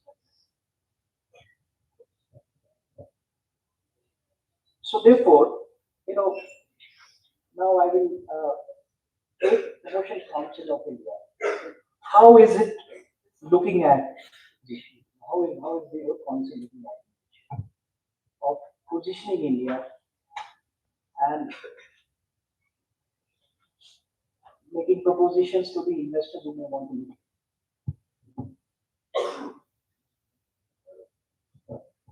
Hello. Yes. I would take a specific case study when it comes to positioning India, which is, I think, the major flagship program of TTCI, which is in the food sector. So, what happened in the food sector is, a very clear irony. See, is that India is the second largest producer of agri commodities in the world. But in terms of exports, you will find that in raw exports, in total agri exports, we would be ranked around 60 or 70. And in processed food exports, we would be ranked at around 21. and that's a very and actually processed food products rank is very, I mean, share of total exports is just around 20 to 25%. So what we realize, number one, is that it is very important for us to commit to value-added products. There is a food processing sector which has been developing progressively over the past 5 to 10 years, but we need to make it very, very export oriented. So when I say export oriented, it means that Indian companies should be developing packaged food products. They should process, they should package, they should use the right technologies for preservation. They should follow the international standards and be able to export these products to all kinds of markets, not just developing but also developed. Because that obviously gives you much greater value for your agri-produce. Agri-produce is a major drain on your resources also. You should remember that, because let's say a product like rice, you can imagine the amount of water we are also exporting when we are exporting rice, right? And the figure is humongous. So we have been, working with the government. Let's say around 2017-18, we were working on a policy for that. I mean, our government was developing its agri-trade policy, and in that we put up this requirement for development of a trade exhibition in India, a mega international trade exhibition where international buyers get to come here and interact with Indian exporters and close deals, or even when you're meeting international people, you're getting your ears. I mean, you're getting benefit of ears on the ground, right? You're trying to understand what the international market actually is. For a lot of companies, it's not possible. So when we take a business delegation abroad, we can take around 45 to 50 companies. Let's say we're taking them to the US market to meet buyers. But in an exhibition like Indus Food today, we are doing 2,000 to 2,500 companies. Even if you are, working well in the domestic, you'll see that in the food industry, something is happening. A lot of brands are coming up in your blinkets. A lot of new brands are coming up. What are these brands? These are companies who are manufacturing products, but they are enthused by the prospect of e-commerce, and they are trying to explore that category. I mean, you won't see even those products being advertised too much on television or something, but you're just trying them out. You're seeing something is good, something is not. So a lot of new brands are emerging in the food space. A lot of innovation is happening. And a trade fair like Indus Food gives them an opportunity to even try, without even stepping out of the Indian market, stepping out of India. They get to interact potentially with buyers from 100 plus countries over a 3-day period and see that where the prospect lies. Maybe today you're not ready for the US market or the European market because the standards are too high. But maybe something like a UAE, something like a maybe some ASEAN market, or maybe somewhere in Latin America. There are a lot of countries. Actually, this is a major problem in our international trade, and maybe it is there for other countries also, but for India, it is very evident that most of our exports are concentrated in very few markets. And therefore, it is important that you build a diversified portfolio. And that is why we have not limited ourselves to those markets when we promote Indus Food. We have gone across and seen wherever Indian food has potential, we should bring buyers from that market and let them explore. Right? Something will click, something will not, but at least that process starts, and Indian companies are able to explore new markets, right? And see what kind of opportunities are there. So I think every sector is different. Every sector has its own opportunities and challenges, and we need some kind of focused understanding and developing of the right strategy for each sector. Having also, I would like to add that since there are so many MSMEs in India, there has to be a strong impetus from government and trade promotion councils or industry councils, which is happening. But I think there's a lot to be done there. So you have emphasized the importance of moving up the value chain, that from raw materials to semi-processed goods to fully manufactured goods to unbranded goods to finished branded goods. And then when you try to go to that level where you are able to sell manufactured and branded goods in international markets. It becomes a very challenging task, and this also raises a question with regard to the acceptability of Indian brands in international markets. We have had India Brand Equity Fund, which has been majorly concerned about promoting Indian brands abroad.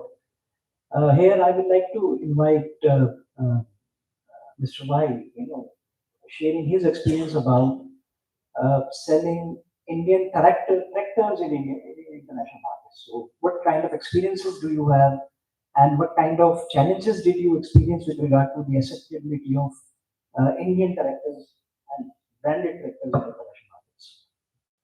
Thank you.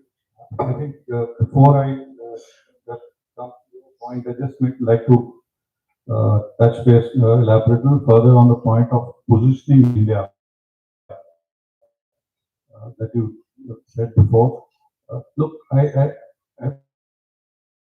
positioning India is not just the responsibility of the government of India or trade promotion agencies.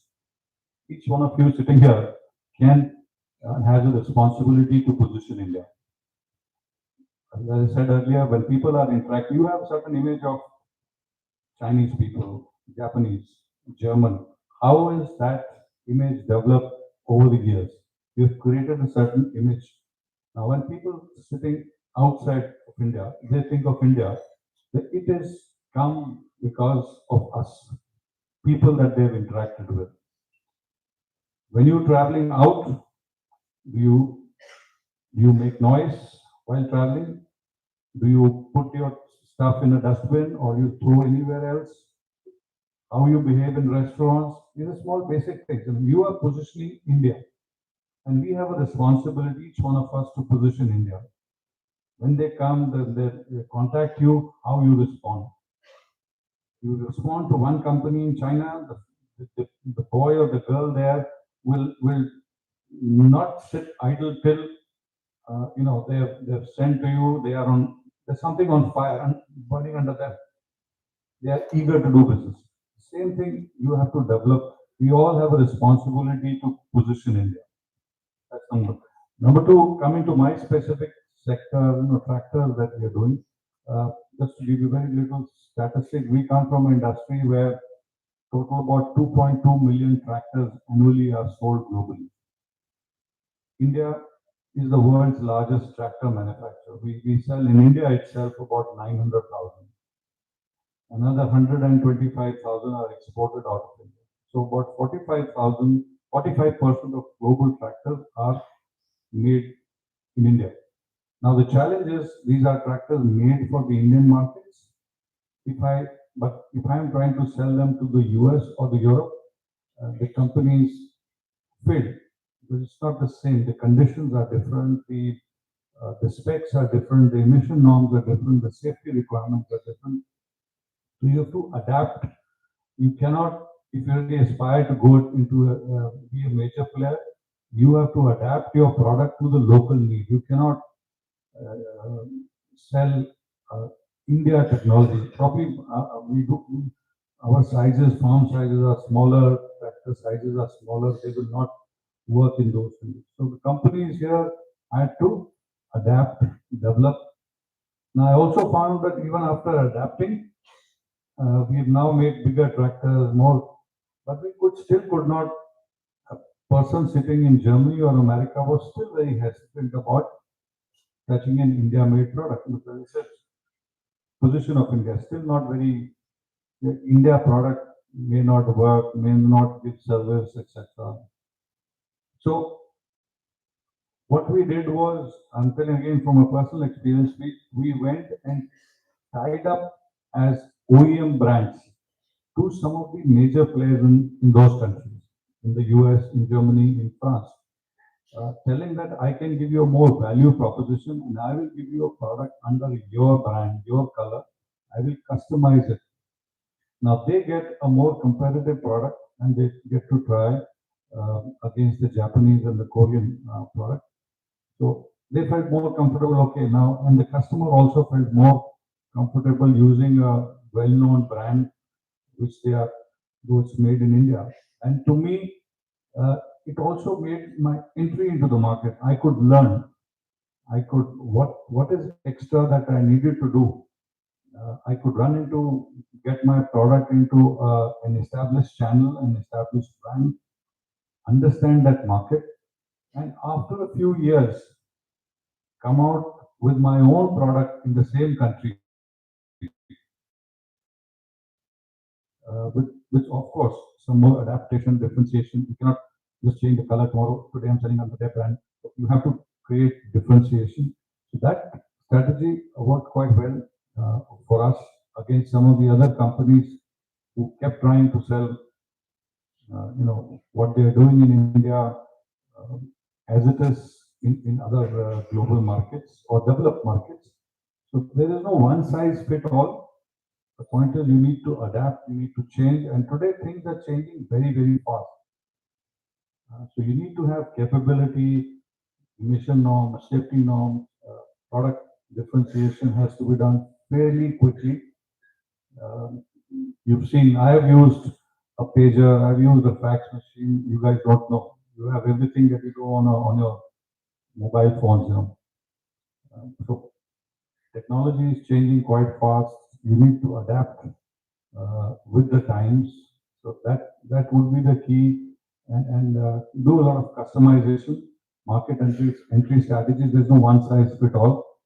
So country by country, area by area, product by product, you have to be willing to do those kind of things. I think we can have some questions now from the audience here. We can have an open house. We can come back to reflect on certain things that might come up in the session. So, if any questions you want to reflect on, and you are most welcome. Yes.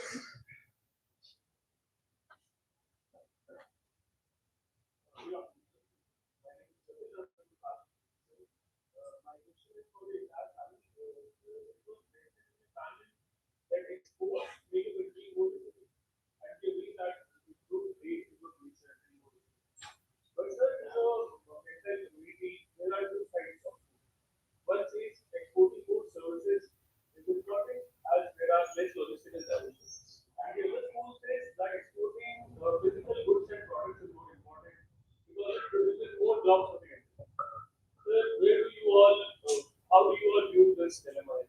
Services or products? So,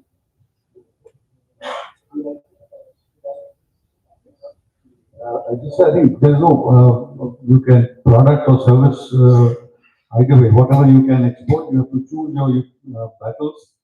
India today has strengths in a lot of areas. Instead of trying to compete with China head on in anything and everything, in IT sector, which is services, India has a lot of advantage. So similarly in healthcare, hospitality, US education, training, agriculture. Now they are quite diverse from each other.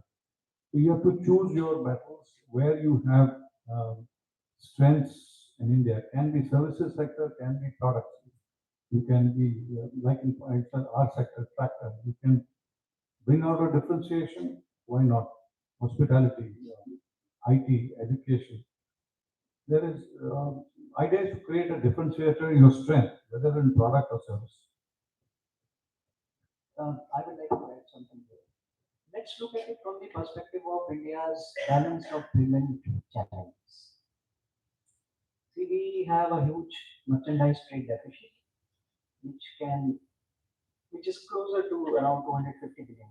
I'm looking at the rounded figure. The exact figure might be slightly different. I'm relying upon the rounded figures just for the sake of understanding. So that is a huge deficit. And if you look at our current account deficit, it is below $30 billion. So starting, if we look at the current account, starting at a place where we have $250 billion worth of merchandise trade deficit, we are able to bring it down to overall current account deficit of less than $30 billion. How are we doing it? So we generate a surplus of around $150 billion in our services trade. So therefore, now look at the important role being played by it. $150 billion of surplus in services trade mitigates our $250 billion of merchandise trade deficit. So we now are left with $100 billion deficit. Now, another important figure here is remittances. So we are getting remittances from people of Indian origin and NRIs, which keep sending money to our country. So that is to the tune of now $150 billion. So, but then you also have investment incomes going out of the country, all the investments that have been coming into the country. So they are taking the earnings from this country. So that is basically that foreign exchange is going out of the country. So the point I'm making here is that if you look at each and every component of the current account, we realize that two components become very important for us. One is surplus in the services trade, other is the remittances. Why? Because we have to mitigate our huge trade deficit that we have to the tune of $250 billion. Now, can we try to compress our merchandise trade deficit? Answer is very difficult because our import compressibility is very less. For the simple reason that we have our dependence on foreign markets for our supply of energy, especially crude petroleum. Then being a developing country, we have a huge requirement of semi-processed goods, capital goods, machinery, etc., etc. So therefore, import compressibility is very less in our merchandise trade. So therefore, it is absolutely essential for us to keep on generating surplus in the services trade. And the only thing that we can do with regard to our merchandise trade deficit is try to promote exports. And that is what our foreign trade policy tries to do all the time. That how do we compress our merchandise trade, not by reducing imports, because that is not a possibility, but by promoting exports. So therefore, you have to then look at both the things. Right? Merchandise trade exports is important for us, as well as services exports is important for us. And if you look at the India's trade diplomacy, if you look at the kind of trade agreements that we are entering into lately, they are all comprehensive economic, plain vanilla kind of free trade agreements. Because we call them comprehensive treaties because we are including merchandise trade, we are including services, and we are also including investments. Because don't forget that we also need to get investments in our country, because that is a very good source of non-debt kind of capital flow that can enter our country. So we generate capital account surplus, we keep the current account deficit to the minimum level, and that is how we're able to build our foreign exchange reserves to the tune of, at one point of time, they have even done. So just look at the balance of payment underpinnings of our policy and our diplomacy. It's becoming important. So your question that what is more important, this or that, we don't need to look at it in that manner. Both are important for us, merchandise trade as well as services trade. We generate employment in both the sectors. Of course, manufacturing sector can generate more. If you look at it from the balance of payment perspective, then you get to look at it in a different manner also. Would you like to add something? Just like Sir rightly said that we need to see the balance of payment and the current account deficit in this. And one more perspective in respect to services and products, like AI coming into the picture because the kind of changing technology we are seeing, AI now taking jobs in IT, and which is like we are seeing recently, TCS and other companies are, and which is a bit of concern for all of us. But on the other hand, why government is promoting more production in India for all the other commodities, why it create more employment in the country, and also by exporting, as rightly said, we can increase the income. Ultimately, changing technology at the moment may short term impact the service sector, but later on we have a good consumer base in India as well. So worldwide, our services in IT is very inferior compared to other countries. So it's a mix of both, but currently IT services facing issues because of changing technologies. But we are working more on product manufacturing, and we are encouraging more investment in India, which is like we are producing more product, and we government is also promoting that consume more local products, so that our local income will increase, and production for local companies, MSMEs will increase. So likewise, it is a mix of both, as rightly said, and we should be see more on production base at the moment because of the global geopolitics scenario. Local production has to be increased because it's a need of our for us going forward because of these barriers and tech barriers coming from the Western world. So my opinion, we are good in services, we continue with that, and we have to increase our production base going forward for a better prosperity of the country and position of India.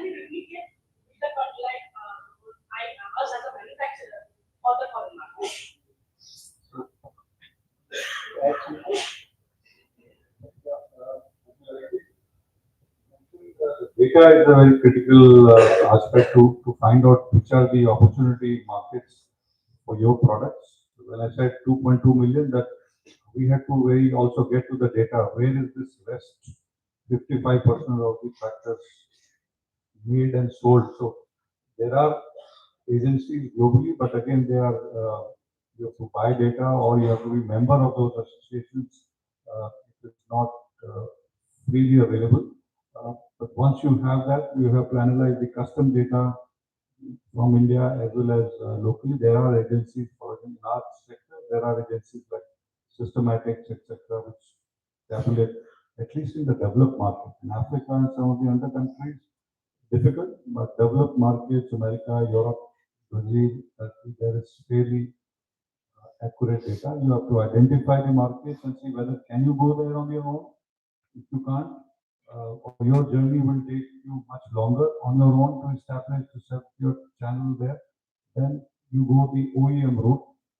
Tie up. There again, you have to choose the kind of company you want to work with, and then create a different support them to introduce your product. It cannot be just take my product and that's it. A lot of hand holding we will expect from you in training, customization, spare parts, service, etc.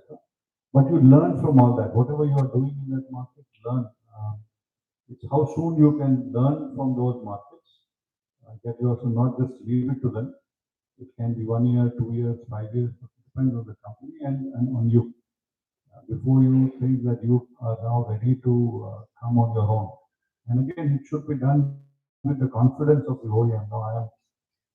You don't want to break one relationship and start another one. So you need to create differentiation in your product or cater to some other segment in that market when you're coming in, so that there is incremental business for you, not just shift from A to B.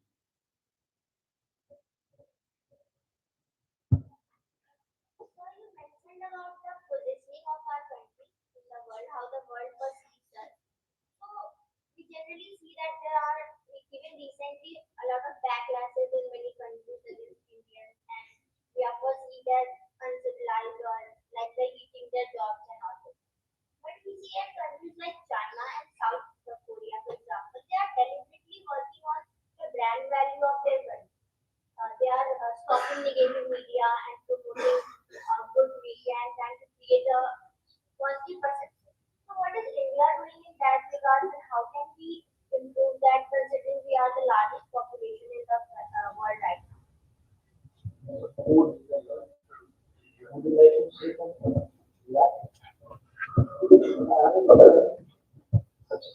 Yeah, what should we be doing? Actually, there's work to happen on a lot of fronts.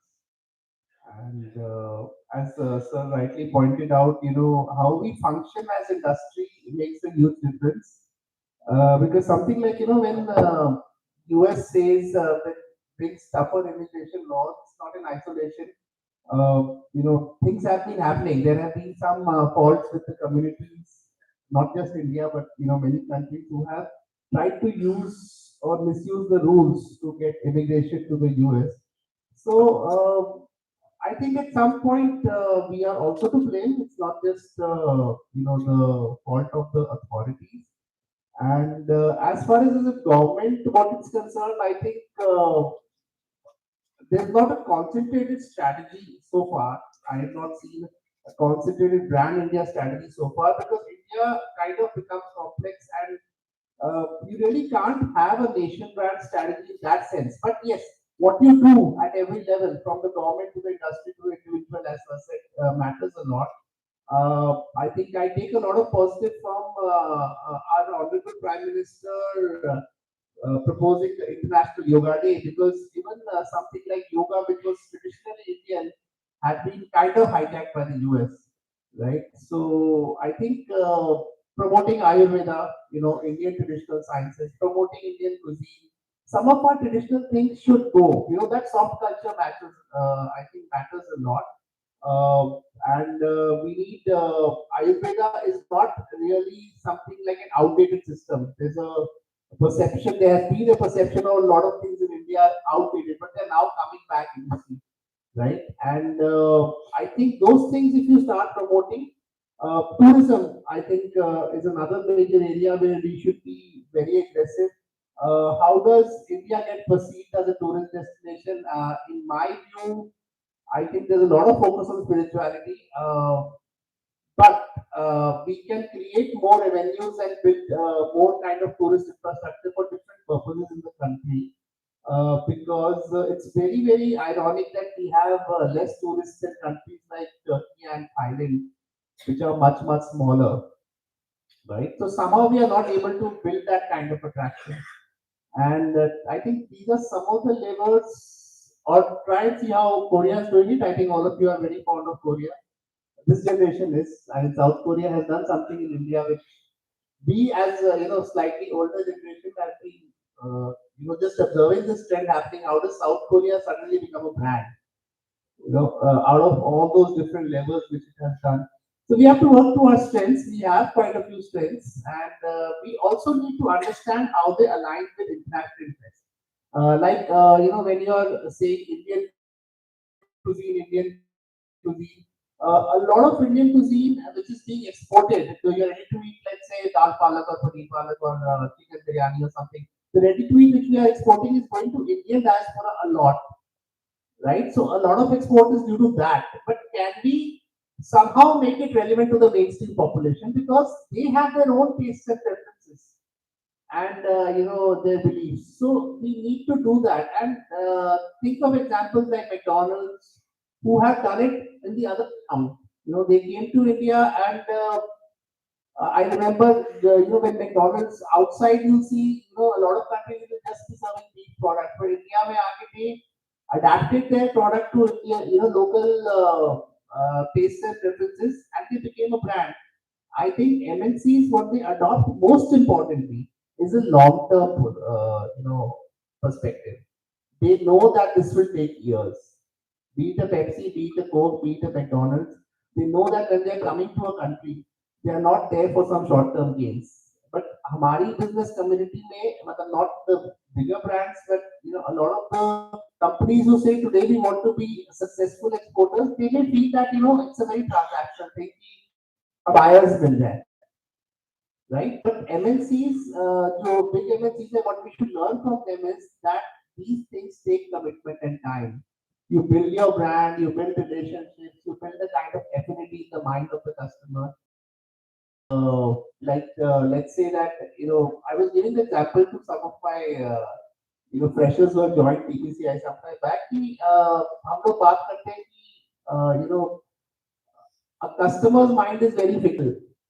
You are always seeing new products. Let's say in the category of FMCG, I was saying कि coffee में ही अगर मैं bring it, I'm very fond of coffee, so I take that example a lot.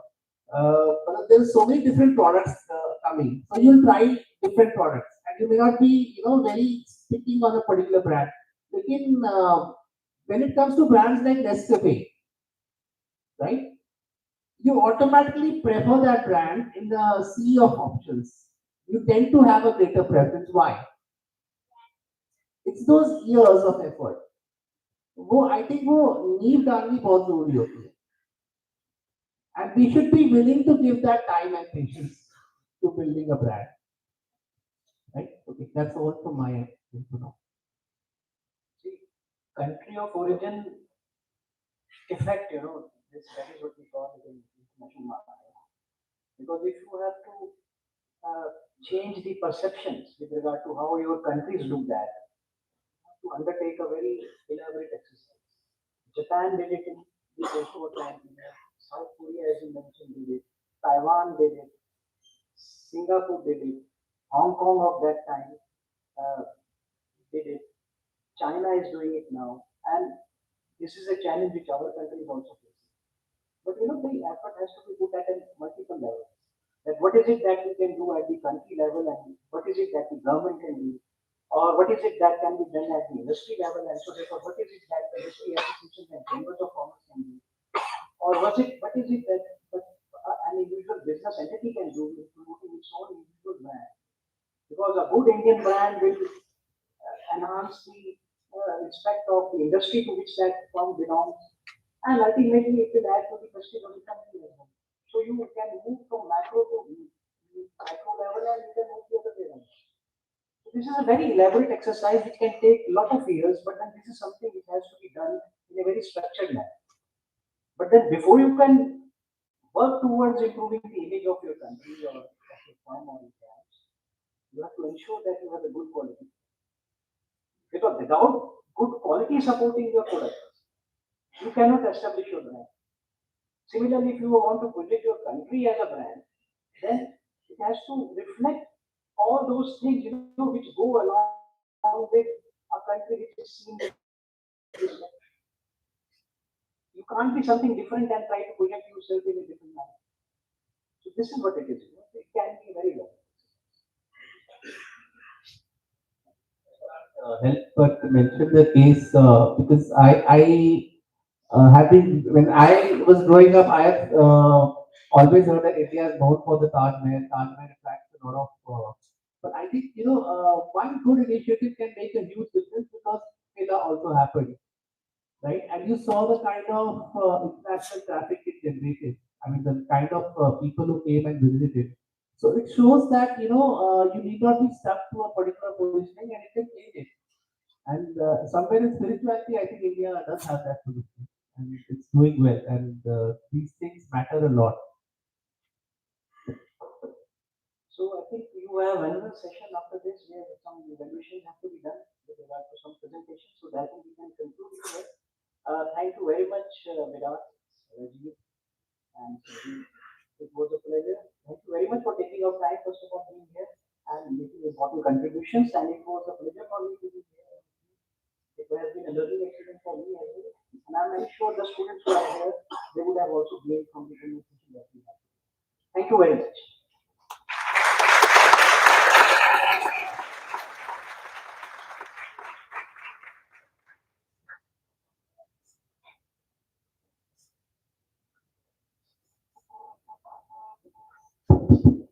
As we draw this engaging and insightful panel discussion to a close, I extend a sincere gratitude to our esteemed panelists. Their invaluable time and expertise have been instrumental in making this event a resounding success. I'd like to begin by expressing my sincere gratitude to Mr. Rajiv Rai, sir. Your invaluable expertise and unique insights on maintaining optimism through the crisis cycles significantly enriched our discussion, and we truly appreciate your contributions. We would also like to express our gratitude to Mr. Virat Bhari, sir, who brought a wealth of knowledge and experience to our conversation on relying on exports and being an export superpower as a way of resilience, and also on export diversification. Your thoughtful responses and analysis have certainly enriched our understanding. A heartfelt thank you also to our alumni, Mr. Sandeep Pawar, sir, for your comprehensive perspective on dollar dependency and food security. Your expertise has provided us with a deeper understanding and valuable context, which has greatly enhanced today's discussion. Additionally, our heartfelt thanks to our moderator, Dr. Rohit Mehtani sir, who guided today's discussion with remarkable skill and insight, especially the focus on resilience, especially the focus on survival as a way of resilience. Your thoughtful questions and guidance ensured a lively and enlightening exchange of ideas. To conclude, we extend our sincere gratitude to our esteemed panelists. We also thank the audience for their presence and active participation in the National Trade Summit.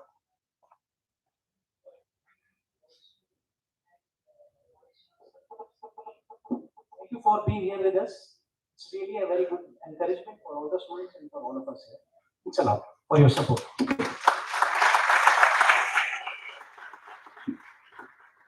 Now, before we move to our second session, Dr. Rohit Mehtani sir needs to leave.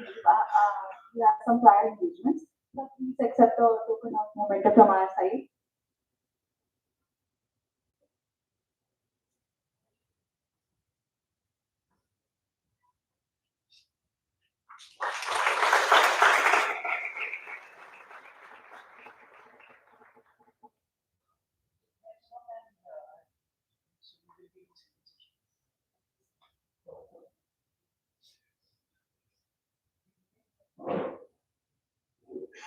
All panelists are requested to take a seat.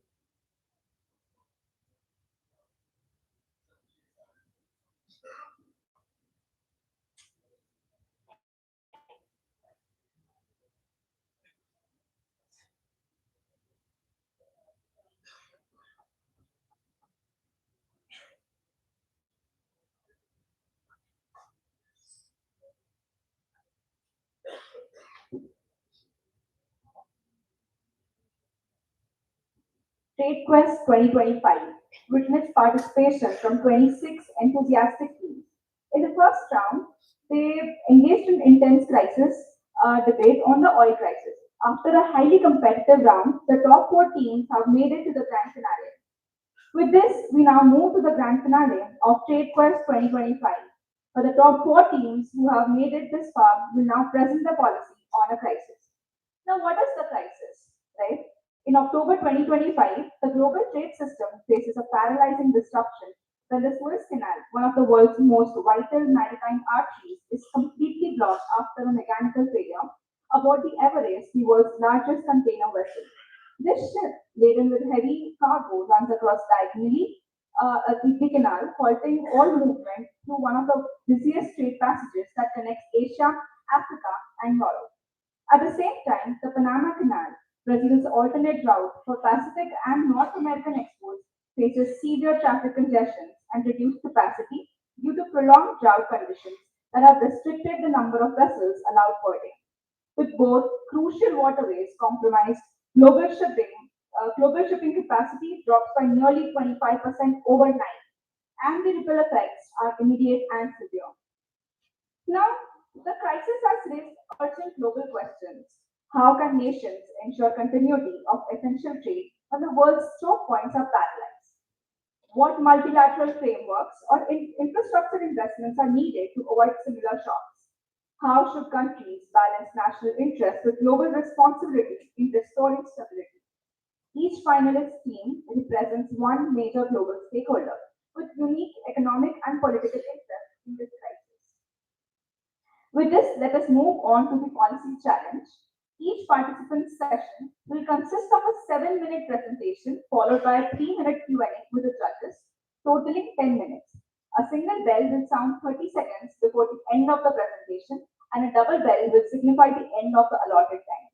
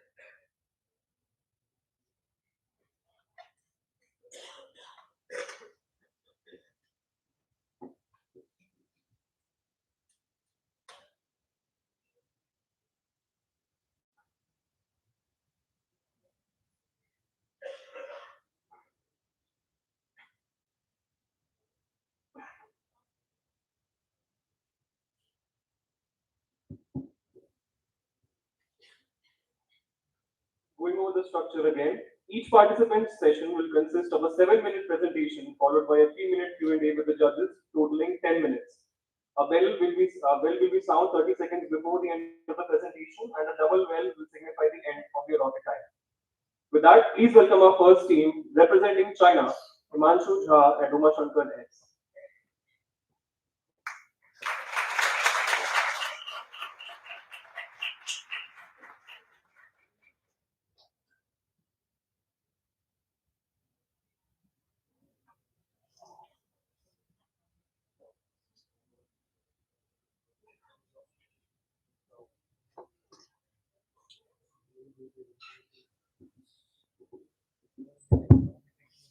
Good afternoon, audience, esteemed panel.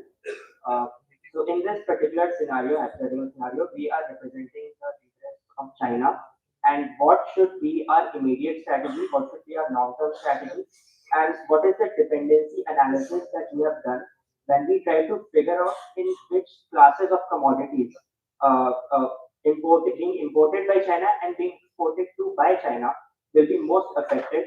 We have conducted a dependency analysis for this particular factor, and we have laid out the results in a particular table that you will find in our annexure. So, starting with the immediate response action that we've decided to take. So, first of all, we need to believe that not just Brazil, but also the east coast of United States and Argentina. These are all these places which are highly dependent on the Panama Canal and the Suez Canal will be highly affected by this particular trade disruption. And we also need to understand that this particular type of disruption that is being laid out in the case through Suez Canal has already happened through the Ever Given ship case that happened. And we need to understand that this is most likely a temporary closure, which will most likely be resolved in 1 to 2 weeks. But the problem in Panama Canal is because of a drought, which is because of a lack of fresh water that is also well documented that the nearby lake does not have enough fresh water. So our immediate shipping response is to redirect the shipping, the current shipping to the Cape of Good Hope through Malacca Strait route that covers the Indian Ocean as well, and there should be an emergency port capacity activation because there will need to be transshipment. So ports such as Durban and Cape Town.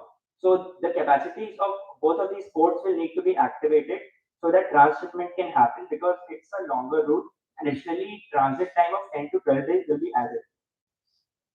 Also, we have done a critical dependency analysis in which some of the commodities like raw cane sugar, oil, bovine meat, and soybeans.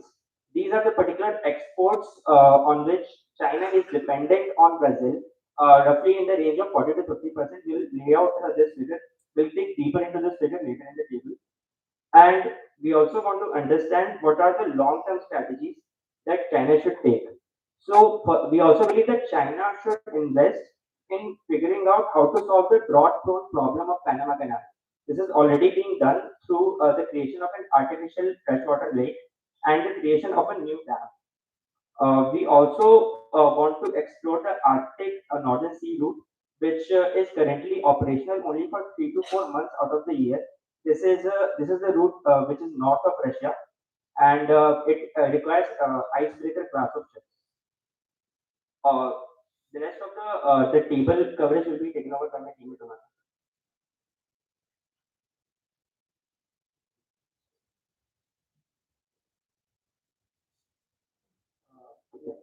Just look at the annexure. We have done critical dependency analysis of the most significant hedges codes that have been impacted. So it's primarily soybean, which as we know, China imports for their livestock meat. And at the same time, we can also see raw cane sugar, of which Brazil accounts for 80% of the total exports to the world. So there is one solution that can be done for both of these combined. Maize can be imported from other countries, and HCFS, high fructose corn syrup, can be used as a substitute for sugar. At the same time, the byproducts of this product, HCFS, can be used as livestock food. Coming to the next thing, you could in the last page you could see ferroneodymium, which is used for high strength steel. used in construction of rails and bridges. For this, the only possible solution that we could have think of is stockpiling of ferroniobium, and at the same time improving recycling and also looking for other alternatives to research. So this is about the table. We are open to questions.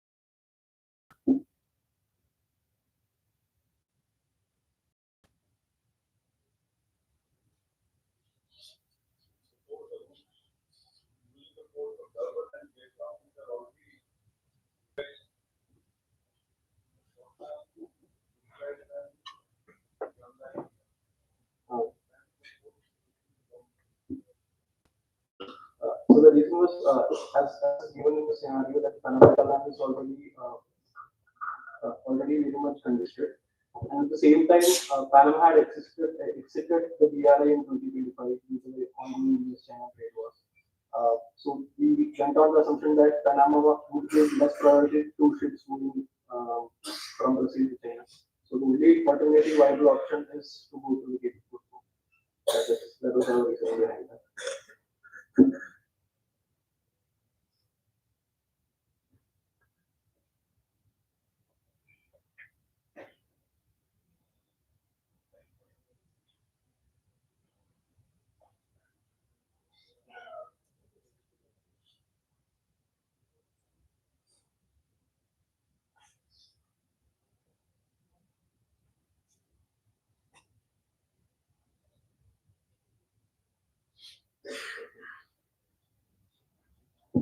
Currently, most of the majority of the trade that happens between Brazil, Argentina, and the China region and all the neighboring countries, that is already happening through the Cape of Good Hope route and the Northern Arctic Sea route, and a significant portion does happen through Suez Canal and Panama Canal, but it is already operational.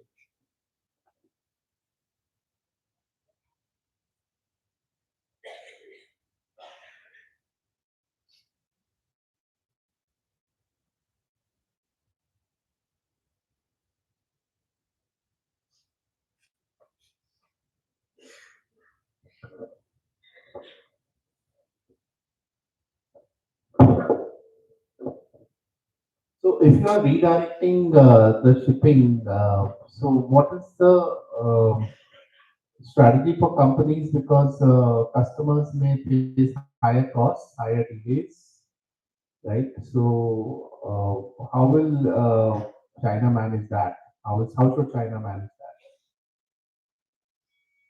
So I think the obvious answer is, of course, diversification of sources, but it cannot be done for a couple of products, as we saw in that table. One of them was, for example, if you take an example, one of them was wood. So ultimately, it has to be substitutes, because you cannot rely too much on choke points. The Panama Canal is a choke point, and it is not a choke point that can be avoided at any point of time. So either substitutes or alternative routes are something that we should look at.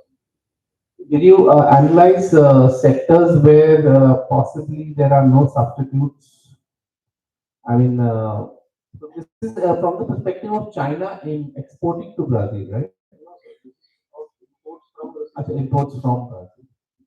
China exporting to Brazil is mostly contained by goods and finished products. So that's not the focus in this case. That's not the focus. Of Brazil.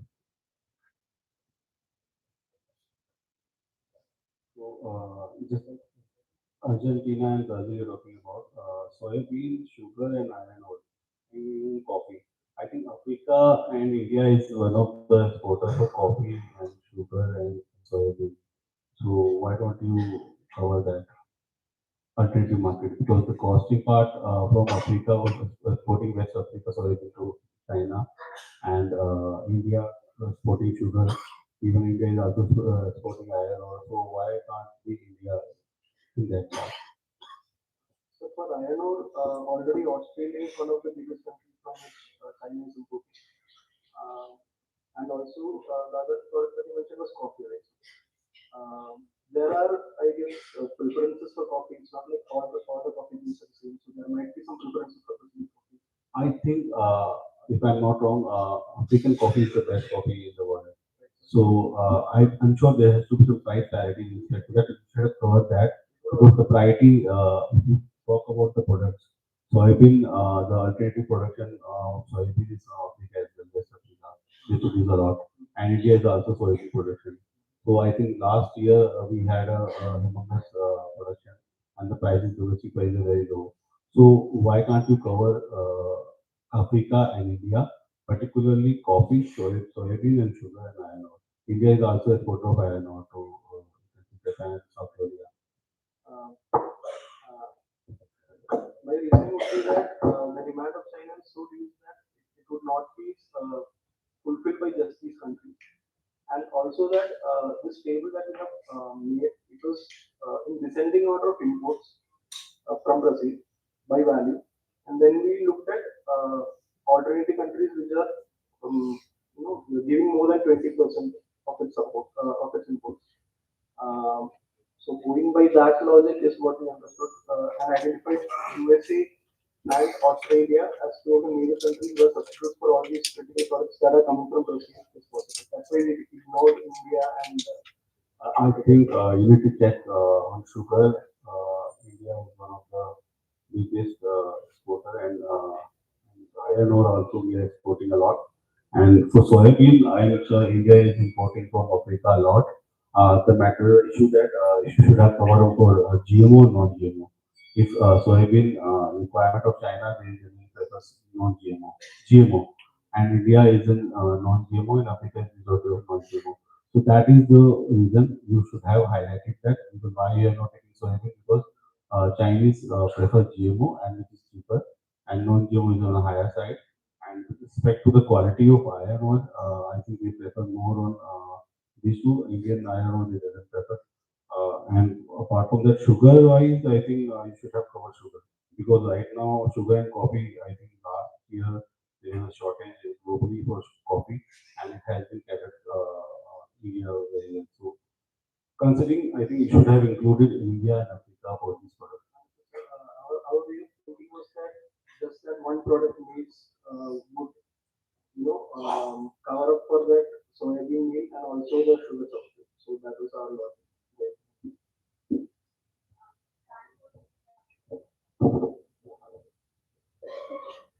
Thank you, sir.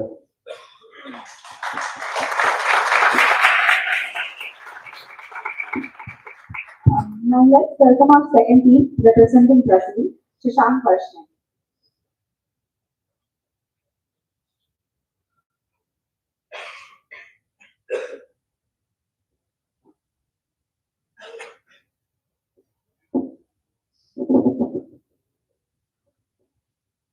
Very warm, a very warm good afternoon to the esteemed panelists and gathering here.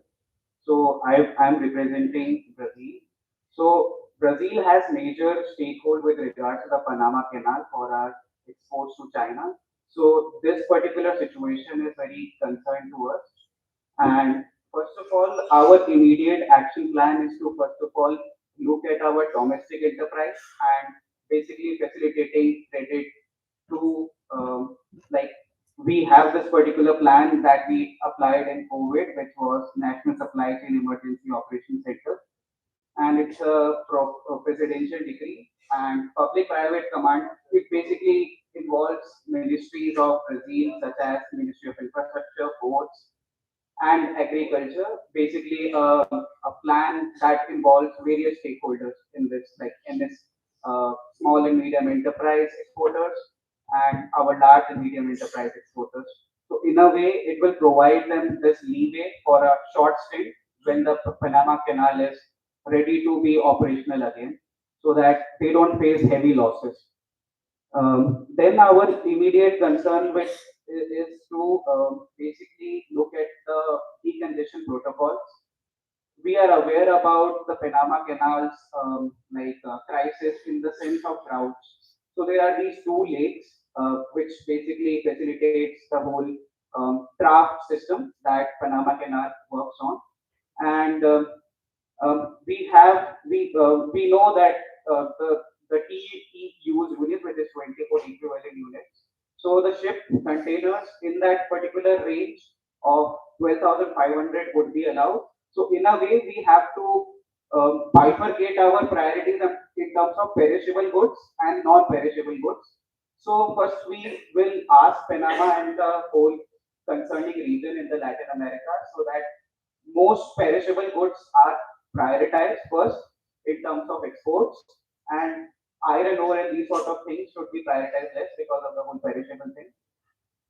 Then our immediate economic and food security, because in this particular times we don't want any domestic like macroeconomic challenges in terms of inflation. So National Food Security Program, which was also a COVID initiative by the Brazilian government, I think that can be revamped in a way to facilitate this crisis.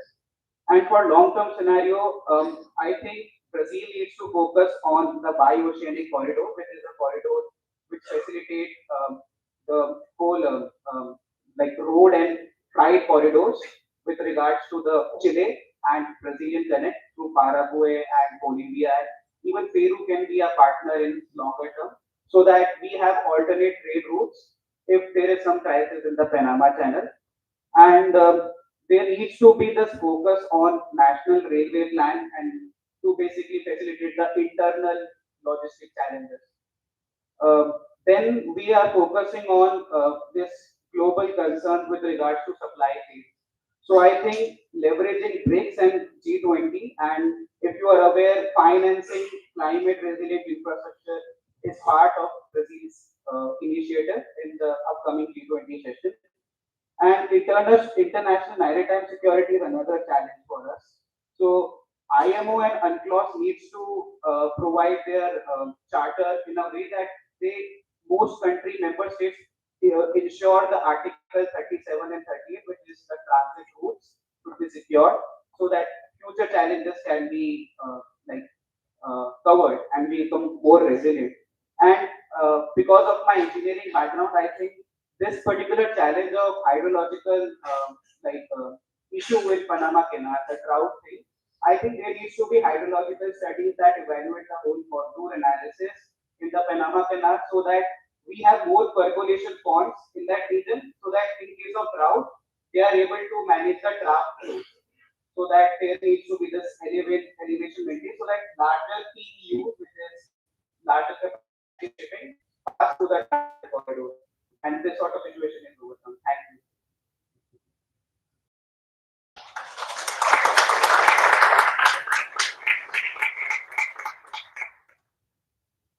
Any questions, sir?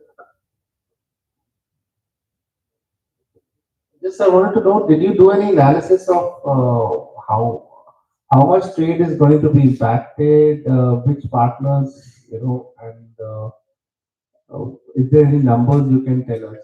So our main partners are USA and China in terms of export. China amounts for 24 to 26% of our exports, and USA amounts for 18 to 20% of our exports. And mostly the concern is with China because we have this particular leeway in terms of the Atlantic Ocean corridor with passing through the Caribbean Channel.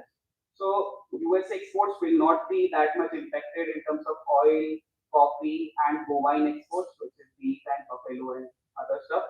So that won't be much affected. The only concern part is the soya bean exports and sugar cane and that particular stuff and cornstarch, which is required for the food processing plants working in Xinjiang and sensing and pitting and subsequent economic powerhouse in terms of food processing companies in China.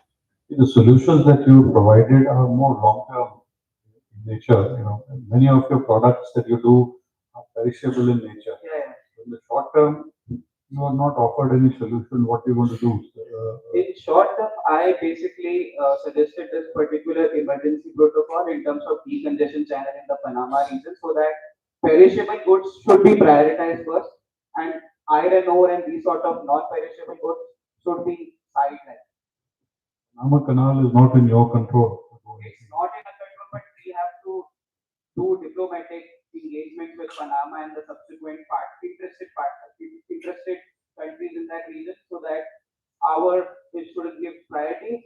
Otherwise, we have to look other export destinations such as in the Mediterranean region, and for that maybe working Building upon this, Azerbaijan Middle East corridor would be a greater benefit to us.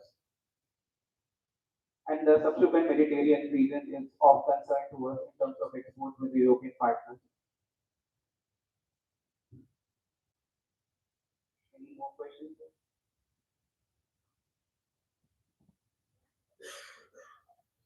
Thank you.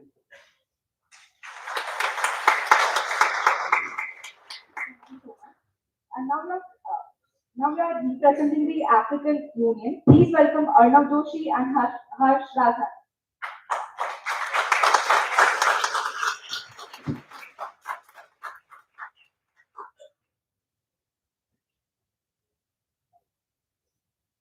Good afternoon, everyone here.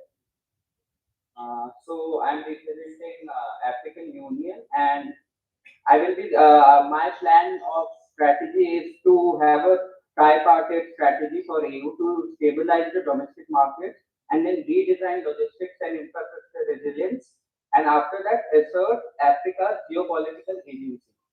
So to give you a brief summary of how Africa, its landscape and its trade exposure is.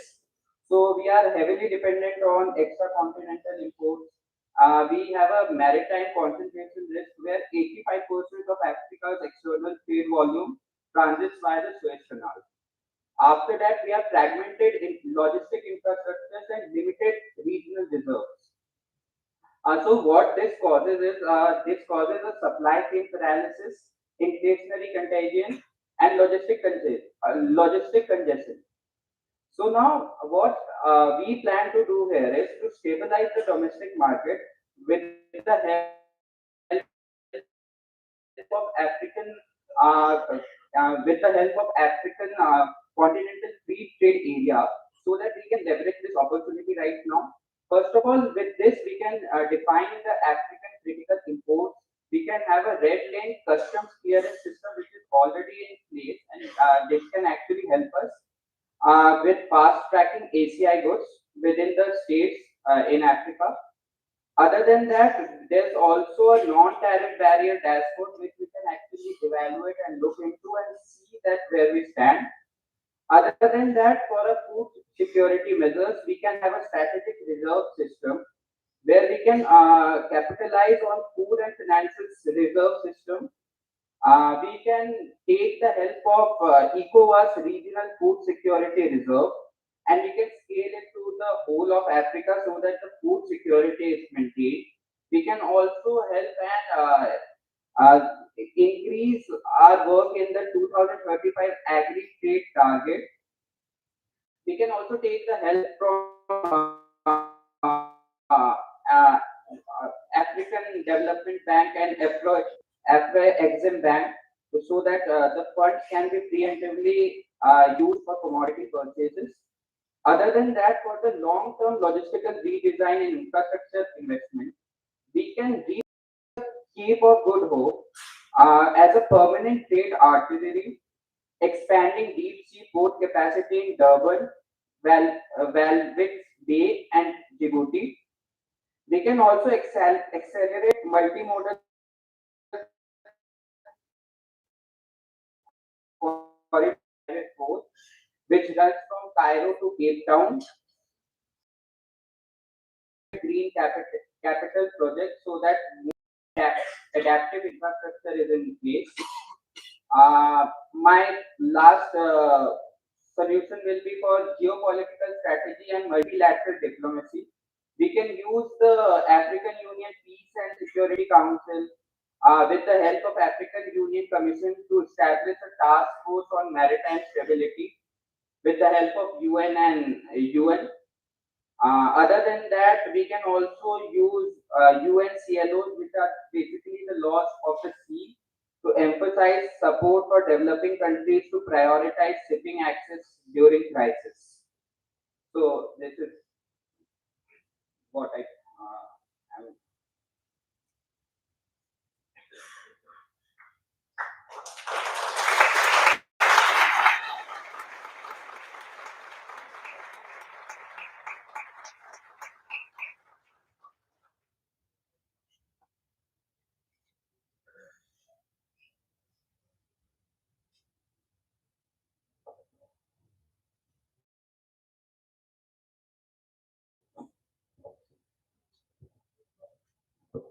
Yeah, in Africa, can it be done like West Africa and East Africa? Because West Africa doesn't require products getting from US, Brazil, Latin America, and in East Africa, products from India, China, primarily food or manufacturing that cannot be.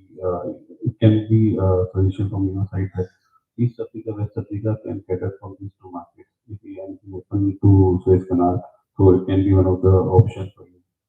Yes, so we can actually do that. There are corridors available, so we can leverage that, like the central corridor and east corridor and the west corridor, which are being developed. Along with that, we can also take use of the trans African highways which runs from Cairo to Cape Town, and we can actually use that so that there is connectivity.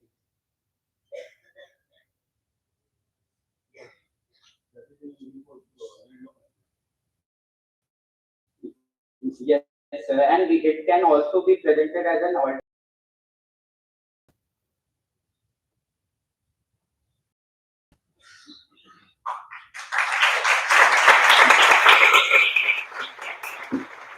And finally, please welcome Gaurav Gautam and Ishani Hira, representing the European Union.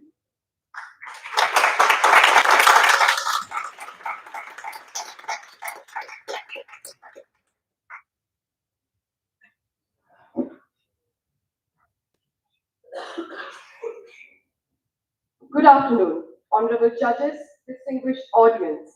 I am Ishani Hira. I have with me Mr. Gaurav Gautam, and we stand before you as the representatives of the European Union, carrying the voice of a continent that now faces a dual crisis. In the east, the Everest, the largest container ship on Earth, lies stranded in the Suez Canal, turning the world's busiest waterway into a parking lot of vessels. In the west, drought has crippled the Panama Canal, cutting traffic in half. Together, these two choke points have wiped out 25% of global shipping capacity. For the European Union, this is not a distant storm. It is here, it is now.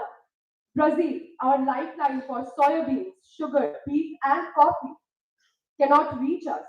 Supermarket prices are climbing. Livestock feed is disappearing. Our supply chain, the backbone of our economy, is under siege. This is not a shipping crisis. This is a test of Europe's resilience. And as a European Union, our response is clear, it's bold, it's practical, and time bound. We propose three courses of action. Step one, immediate stabilization of domestic markets. As the European Union, our first duty is to our citizens to keep food on shelves, feed for livestock, and calm in the markets. We will release grain and sugar reserves held by the EU and member states, not just to fill warehouses, but to send a signal. Europe will not run out of food. We will reduce dependence by shifting feed towards rapeseed and sunflower meal, protecting our farmers and our dairy sector. We will ease transport across Europe, trucks driving longer hours, night trains carrying food and feed, and customs giving fast track clearance for essentials. To shield families and businesses, we will allow temporary VAT cuts on staple foods. We will channel the EU Crisis Reserve Fund to support farmers and feed processors. And we will guarantee liquidity for our small importers, ensuring they survive the race.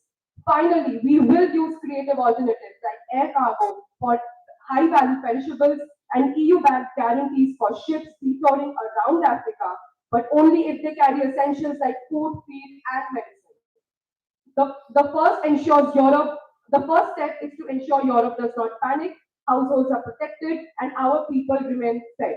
The next two steps are going to be talked about by Mr. Gautam. Thank you, Shani. So the third step is basically focusing on medium-term international coordination. So as European Union, we know that we cannot defend ourselves by looking inward alone. So at the Suez Canal, we will not stand by as mere spectators.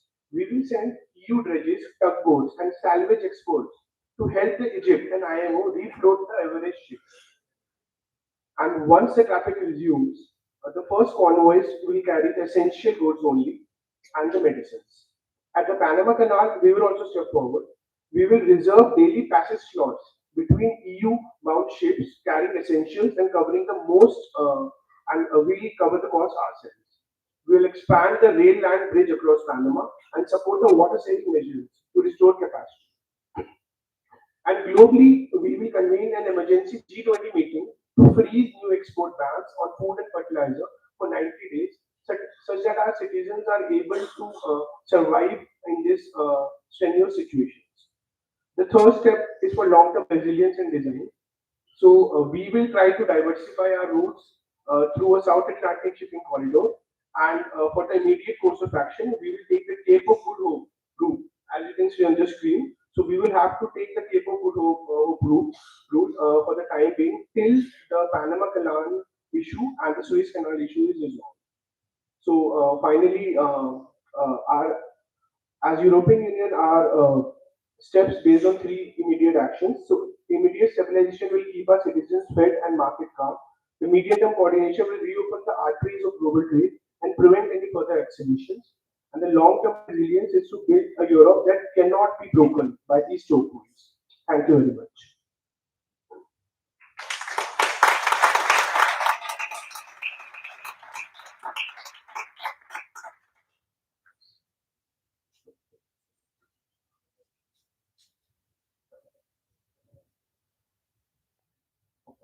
Okay, you talked about feed substitution to reduce reliance on Brazilian soy. How easy or difficult it is for the EU? Have you done some analysis on that? Yes. So currently, 40% of our soy exports and 30% of the sugar exports come from Brazil. Imports, yeah. So we are heavily dependent right now. But as mentioned, that we have identified new markets in terms of India, Thailand, and Australia. So which will cover our wheat, soy, and sugar imports. So that is our next alternative course of action. But currently, right now, we have to immediately solve the situation such that half of our soy imports does not get affected.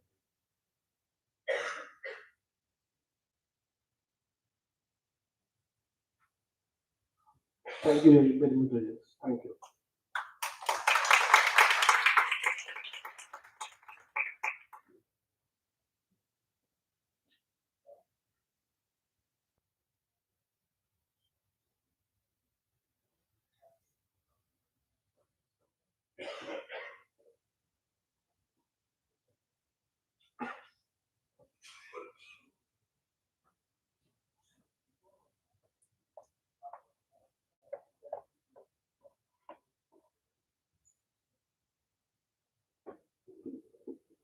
Please wait while we wait for the results to be collected.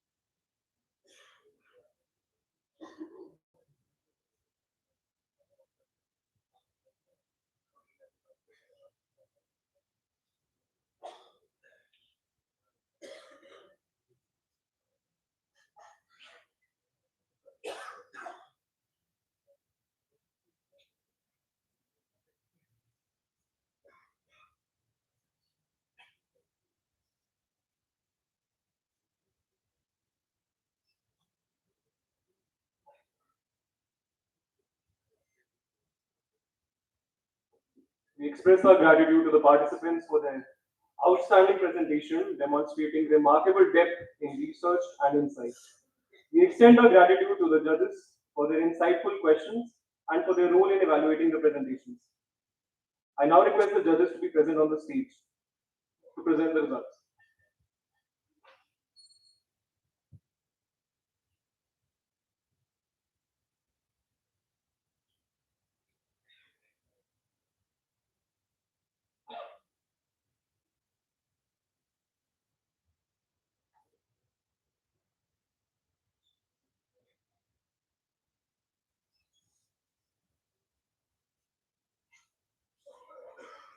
And now, the moment we have all been waiting for. After careful deliberation, the judges have reached their decision. The runner-up of Trade Quest 25 is Team China, represented by Himanshu Jha and Uma Shankar S.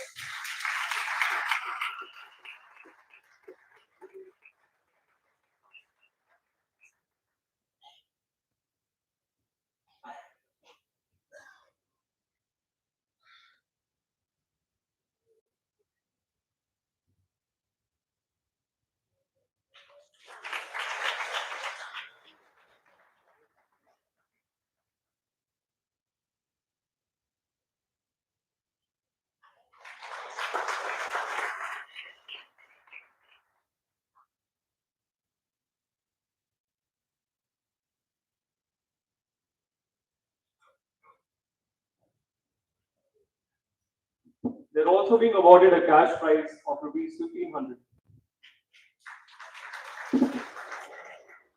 And the winning team of the Trade Fest 2025 is Team European Union, represented by Ishani Meera and Gaurav Gautam.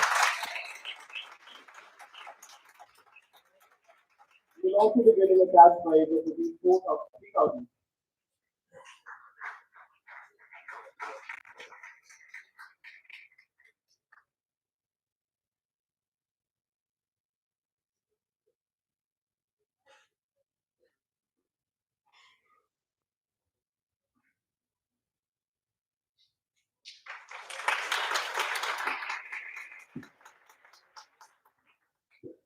We at Blash are incredibly grateful to our distinguished panelists for sharing their time, wisdom, and passion with us.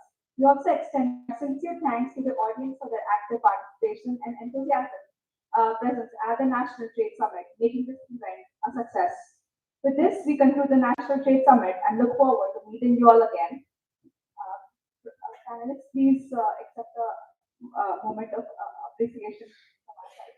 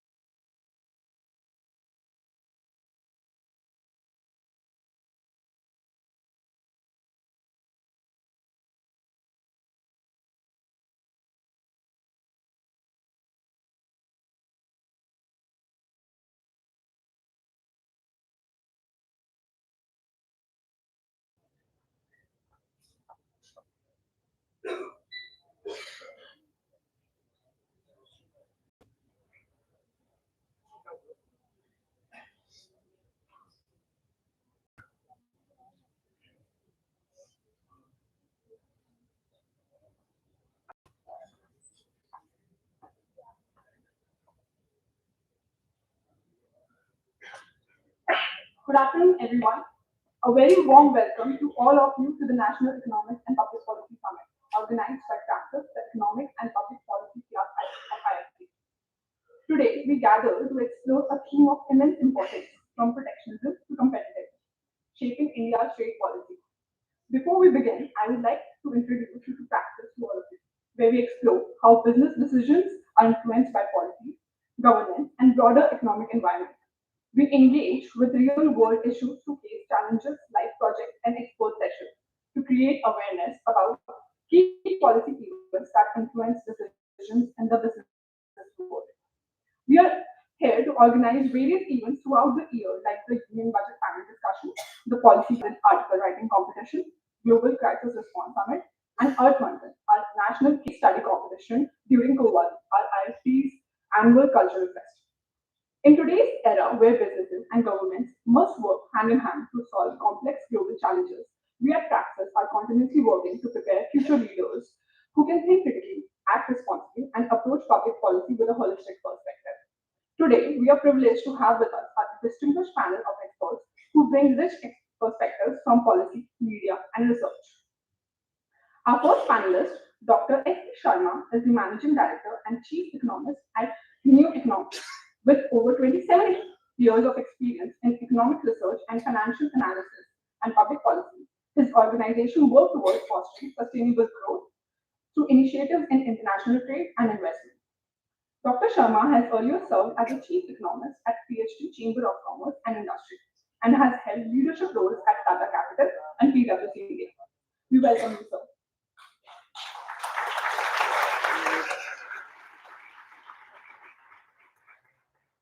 Our next panelist, Mr. Asit Ranjan Mishra, is the Economic Affairs Editor at Business Standard. With over 2 decades in journalism, he leads coverage of India's external and domestic economic policy. His expertise spans international trade, macroeconomic policy, and data journalism. And he has reported from major global financial centers, including Washington, D.C., Tokyo, Frankfurt, and Hong Kong. We welcome you, sir.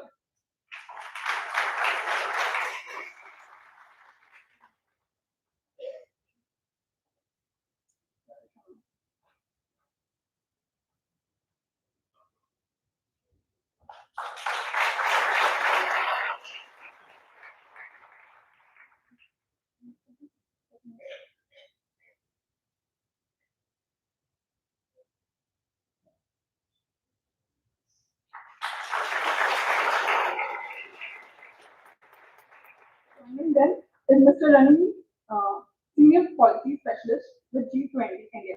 He brings over a decade of experience across public policy and private enterprise, with deep knowledge of micro and macroeconomics and development policy. He has previously worked with NITI Aayog and contributed extensively across sectors from agriculture to tourism. We welcome you, sir.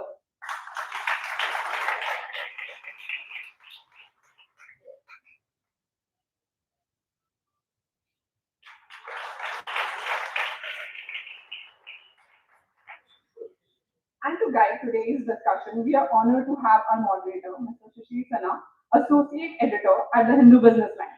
With nearly 30 years in economic journalism, Mr. Sinha has worked with leading media houses such as Aaj Tak, CNBC Awaaz, and ABC News, and is a familiar face in All India Radio and Doordarshan. He also serves as a visiting faculty at premier institutions including IIMC and Jamia Millia Islamia. We are honored to have you, sir.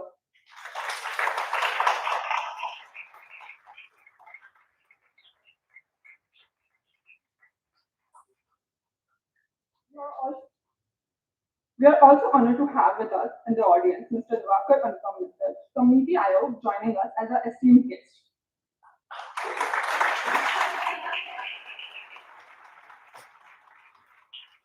Sir, it's a privilege to have you here today. A very warm welcome to all of you from all of us at IIFT. Each year at Praxis hosts a public policy gazette, a national level article copywriting competition under the banner of TradeWinds.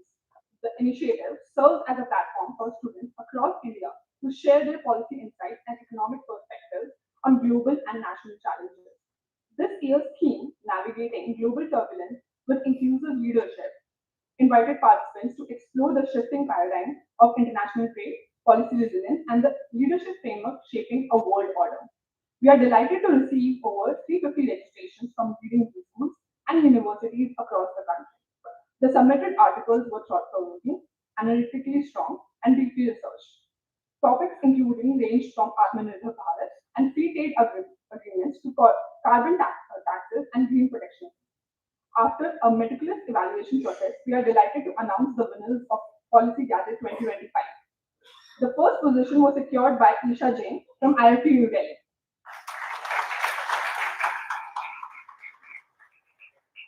Followed by Priyanshi from the University of Delhi in the second position. And Karthik Gaur again from IIFT New Delhi in the third position. We also extend special recognition to Prajwal Vijaynikar from Goa Institute of Management, whose article stood out for its fresh perspective, and Sindhusita Mohanty from Xavier Institute of Management, Bhubaneswar. We congratulate all the winners, participants for their exceptional research and intellectual depth that truly embodied the spirit of Policy Gadget 2025. As we continue our tradition of hosting policy dialogue, Praxis is proud to unveil the latest edition of our annual magazine, The Physical Frontier. The Physical Frontier is more than a publication.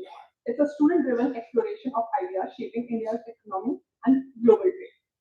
From exploring topics like green protectionism and India's digital payment ecosystem and rupee's evolving role in a multipolar world, this edition captures the economic pulse of our time. To officially launch this year's edition of the Fiscal Frontier, I would now like to invite our esteemed panel to unveil the magazine.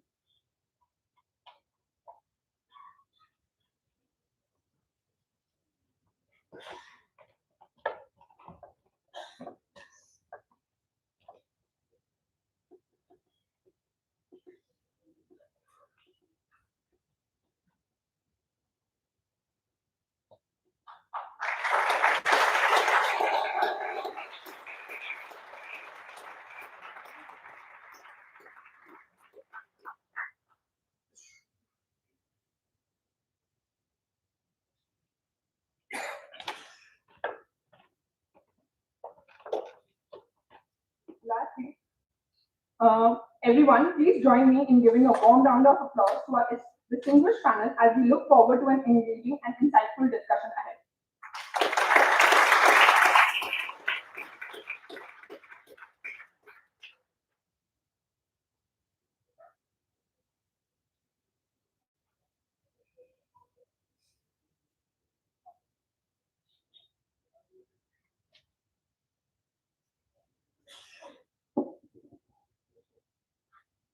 Good evening. Good evening or good afternoon. Okay, good afternoon. Good afternoon and namaskar. Thank you very much for inviting me. And actually, I was invited to be part of this site, but now, last minute, a change has taken place and I have been asked to moderate the session. And this is a classic example of what we call as the protectionism and competitiveness. Earlier, I was supposed to show my competitiveness as a panelist. Now I have got some protection from the organizer because I don't have to say much. These gentlemen will have to speak more and more. They will have to answer all the tough questions, and I just have to keep the watch in my hand to maintain the time and just answer very simple question if anyone has. Today the time has come where we are talking about whether we should adopt the policy of protectionism or competitiveness. You know, when we started our journey, I mean, me and Ashit are almost of a similar age bracket.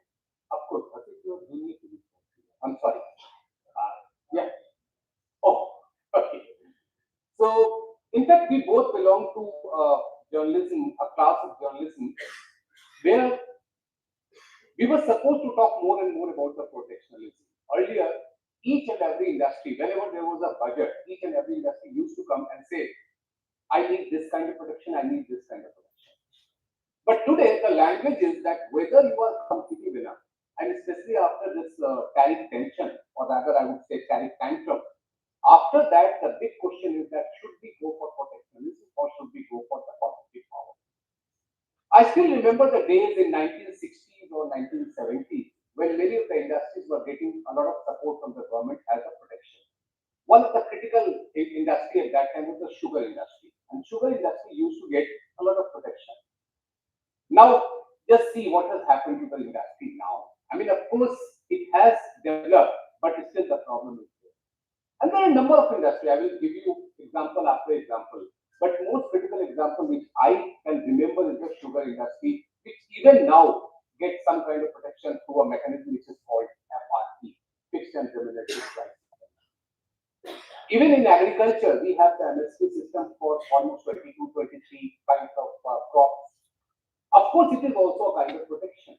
And farmer is the only producer in the country which cannot decide the price of its produce. Talk about any industry where the producer or the factory owner is the person who decided how much money I have to earn. And this issue was raised when this GST 2.0 was introduced. People started saying, oh, we are not going to get the benefit. So at that time, consumers were seeking some kind of protection from the government. Government said, no, we are not going to give you any protection. It's the competitiveness of the industry which will give you the benefit. So now if you are going to market, and if one particular company is not giving you the price benefit, you are not going to buy that. You have a lot of options. So the best part of competitiveness is it's not just the producers which are getting the benefit or which are getting axed from the entire supply chain. It is at the end of the day, consumer, which is really called as the king because he has a lot of options and he gets the best at the lower price because of the competitiveness. So now the critical question is, especially when we are standing in IIFT, the question is about the trade. And when the US imposed additional 50% tariff, the basic question was, will our industry survive? What will happen to our traditional industries like textile or say gems and jewelry? And you must have noticed that many of the industries post-August, they started saying that we are going to do this, especially the textile industry and gems and jewelry industry. Then the government said, okay, we will give you some kind of support, but also you have to show your competitiveness. So now the companies are focusing more on that. So on the one hand, government is giving some support, but the focus is the real focus is on the what we call as the company. The company will have to, the industry will have to, the sector will have to show the competitive power because support can give you some kind of strength for the time being. For a medium to long term perspective, you need to be very, very confident. So what I will do, I will request each of the gentlemen to come here, give their opening remarks for 5 minutes, and then we will start the question and answer session. And also, I would really appreciate each one of you to ask if you can ask the question. I do not want this to be a kind of monologue. I want it to be a dialogue. So first of all, let me invite Asit. Asit, please come.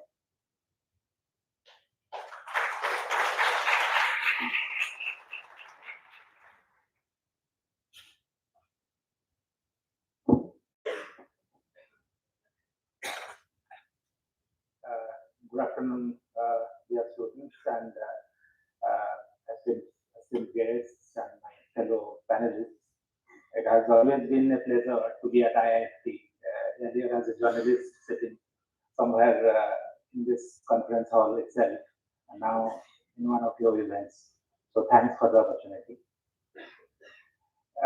When I first studied the theory of comparative advantage during my economics graduation days, I was completely sold on it.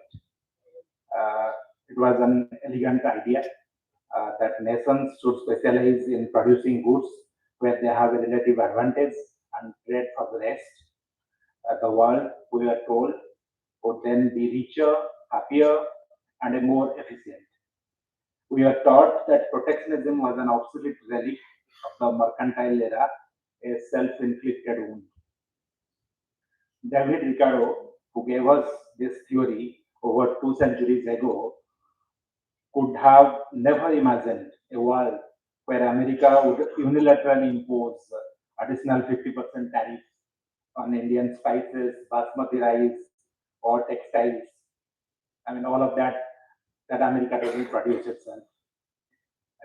Disregarding the Washington consensus. Its punitive tariffs justified by national security and not by economic efficiency. Today, the very foundations of free trade are being challenged. Trade wars, tariffs, and techno-nationalism have made the elegant simplicity of Ricardo's world look almost naive. This new protectionism has exposed a structural vulnerability for India. Our disproportionate reliance on a few key markets, especially the US, to which almost 20% of our exports goes, has emerged as a major vulnerability. In sectors like IT services, pharmaceuticals, and gems and jewelry, that dependence is even much higher. That's why our biggest challenge today is export diversification. We need to reduce our overdependence on a few markets and a few products. However, I understand that that is easier said than done. The immediate policy choices for India is complicated. Since there is so open disregard for the WTO, should India bring back the old focus market and focus product schemes? Outdated schemes, because while they provided incentives,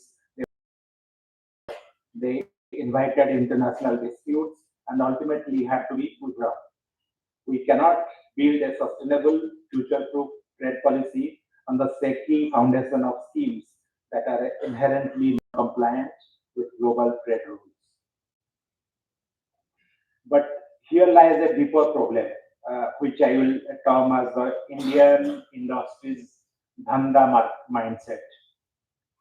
In most of our industries, the philosophy is not one of disruptive innovation, but of efficient dhanda, smart business for quick profits and through incremental cost cutting.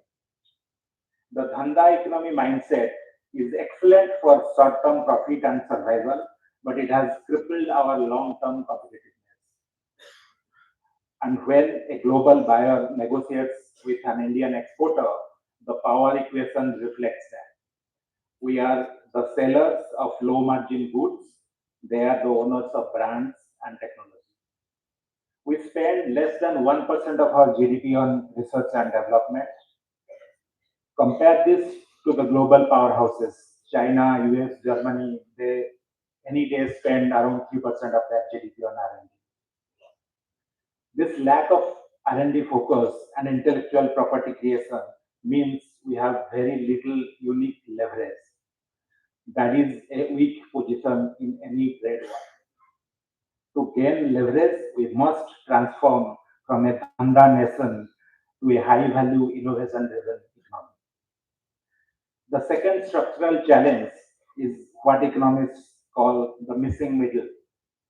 Our economic landscape is like a giant sand glass, a few large firms at the top, a sea of micro enterprises at the bottom, and a very few companies at the middle. In Germany, for instance, there is a powerful layer of what they call middle stand firms, small and mid-sized exporters that form the backbone of its industrial strength. They invest in R&D, build niche global markets, and have stable jobs and productivity. India, unfortunately, has too few such firms. And part of the reason is that our policy ecosystem often punishes success. The moment a small firm grows, it risks losing access to subsidies, tax benefits, and priority credit. In effect, we tell our entrepreneurs, grow, but not too much. We need to fix that. I would advocate for a 10-year grace period where a firm that graduates from micro to small, from small to medium, continues to enjoy the same benefits it did before. Let's not make growth a penalty. Let's make it a reward. This 10-year growth lock-in would provide regulatory certainty, incentivize entrepreneurs to dream bigger, and encourage firms to scale, thereby filling the missing middle and building the foundation for true global competitiveness. Free trade may not be fashionable today. It remains the surest route to prosperity. Protectionism may win elections, but only competitiveness wins the future. Before I close, allow me a final thought, rather a wish. On coming Monday, when the Nobel Prize in Economics is announced, I hope the committee sends a strong message to the world leaders that free trade still matters, that open markets still work. And the best way to do that would be to finally award the prize to none other than Professor Jagdish Bhagwati, the tireless champion of free trade, who has been reminding us for decades that protectionism is not patriotism. If that happens, maybe, just maybe, Ricardo's ghost will smile and the world will remember the economic wisdom that protectionism is, in the long run, benefits none. Thank you.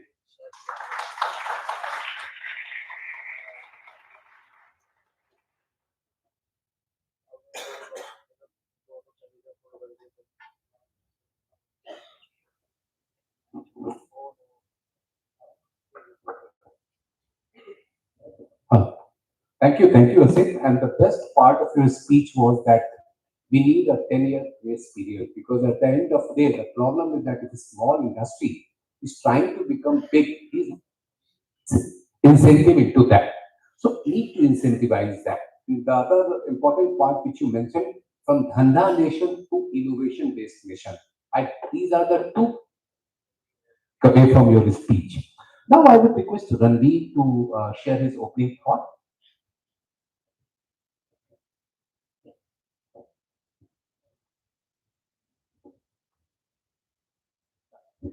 Good afternoon, everyone, my fellow panelists, students. Thank you for inviting me. This is my first visit to your campus, and I hope we can all take away something good from this session today. So I just want to open my talk with saying India, if we look at the economic history of independent India, protectionism is something that we started off with, whether it was through the Industrial Policy Resolution of 1956 or the various acts and rules that came in. Protectionism is something that we followed, and import substitution was the other strategy that we followed right after independence.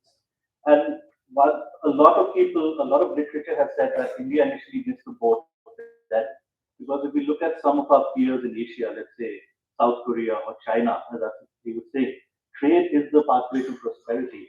I mean, just to throw, South Korea was sitting at $30 in current terms.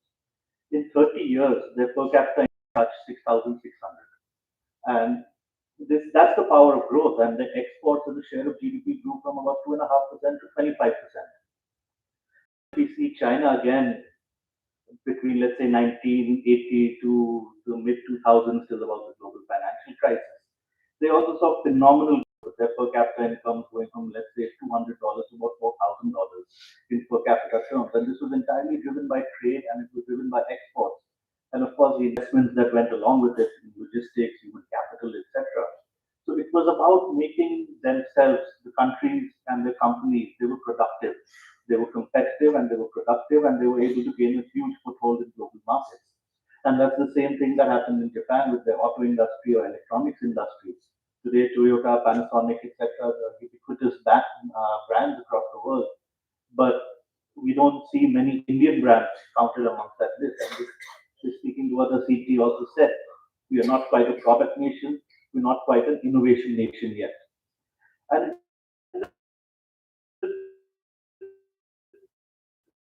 I just to free trade and open markets, the West have opened their markets to Asian goods, which is a big reason as to why these countries were able to grow so fast. Second, they didn't also have to worry about climate consideration. Right now, coal-fired plants, oil, etc., were massively used, and now India also has to contend as we grow and our energy appetite grows. We have to contend with climate change as well. So that's another difference in the global fact. And perhaps the biggest part is the uncertainty in the global environment that has been brought on by the tariff tantrums by the Trump administration. So my view is that there's been a decline in this unipolar world order that we have seen since the emergence of the Washington Consensus. since the fall of the Soviet Union and the start of the Washington Consensus, there's been a decline in this unipolar world order, and there's been a reconfiguration of globalization that is underway. And this is the environment in which India has to devise its policy to grow up. Trade policy, I believe, is one arm of development policy.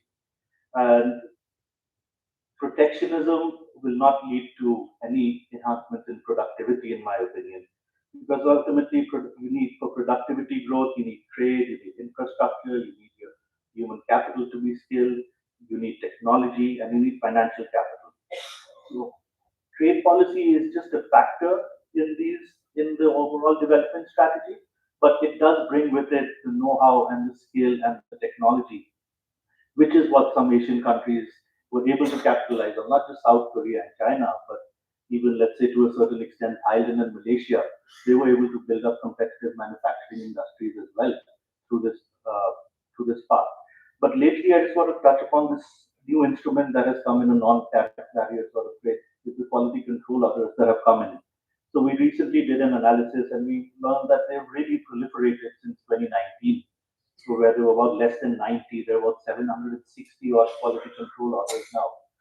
And the impact of these quality control orders falls disproportionately on the small enterprises. It adds such a cost to trade and it raises the cost of inputs. See, what we also have to realize is to export, we also have to import. The entire value chain of any industry, if we talk about global value chains, does not reside in one country alone. Even today, if you look at it, China imports about $380 billion worth of semiconductors every year. That is more than their oil imports. Even domestic value addition in manufacturing in China, maybe it was 20-30% when they started, but now it's gone up to 50-60%. But the point is that the entire value chain cannot exist in one country as well. So we have to be open to imports, especially in intermediate goods. And these non-tariff barriers to trade that have come up in the form of QCOs and other NTBs instead of tariffs also have to be reviewed and really applied selectively by the government. And I think broadly, if I were to say one key message of competitiveness that often gets overlooked is regulation and ease of doing business. It can really add to the cost of doing business, and it's often far underestimated in India. I have my colleague Diwakar, he can speak firsthand as to how complicated the process is to actually set up a firm in India and do some sort of imports for your inputs. It can really add to the cost of doing business, whether it's your land laws, whether it's your labor laws, etc. These need reforms. And CP was talking about firms staying small. I mean, there's the Factories Act, which is part of the labor law. If you have more than 100 employees, you need government permission to fire workers, etc. So these are laws that are impeding our growth. In the post-independence era, they were enacted with the purpose of social growth, but unfortunately, they've had the opposite impact. Even though our labor laws were designed to protect labor, instead, manufacturing has moved more to contract labor, where they have little to no social protection. So they really haven't served the purpose they were enacted for, I believe. And I think I just want to end with that competitiveness. I feel it's not just about trade policy. It's about a myriad of factors that I've mentioned: infrastructure, skills, capital, technology, and of course regulation are the parts of it. So if we really want to build our competitiveness, I feel action on all these fronts is required together. Trade policy must be made more enabling. We need to be more amenable to imports so that we can export more and move up the value chain. Thank you, Ranjan. And I think the most important part which you mentioned about the entire value chain, one thing which we have always observed, misconception about what we call as the Atmanirbhar Bharat. Every time we call it Atmanirbhar Bharat, that means everything has to be produced here. It is impossible. I will give you one example about the API. We all know that India is considered as the pharmaceutical hub in the world. We are producing large number of patented, generic, or the branded pharmaceutical. But the critical component of or the raw material of pharma industry is API. That's the active pharmaceutical ingredient. And unfortunately, we do not have the capacity to provide that. We have to rely on China. So when we say no, stop trade with China, just think about the pharma units at Patti in Himachal Pradesh. what will happen to them? So when you talk about the value chain, you have to think about each and every supply component, each and every raw material from where we have to get it. And rightly, Ranveer rightly mentioned that entire value chain cannot be developed. You talk about US, you talk about China, you talk about any developed nation. Even in US, now there are complaints that the prices are going up because they do not have the capacity to produce the units which an Indian firm can produce it. So with this thought, let me invite Dr. S.P. Sharma. Please, sir, your opening remark. If you would like to speak from here, you could. Yeah, please.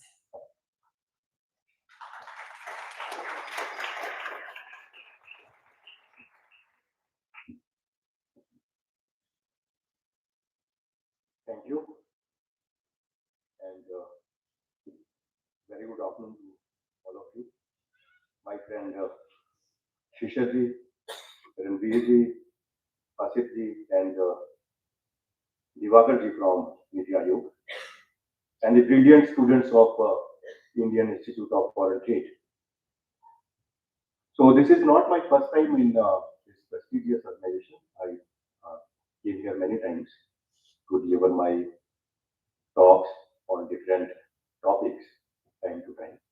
So today, TradeWinds 2025, I appreciate that this is very important and timely subject to be discussed, because we are facing the winds since the last many years,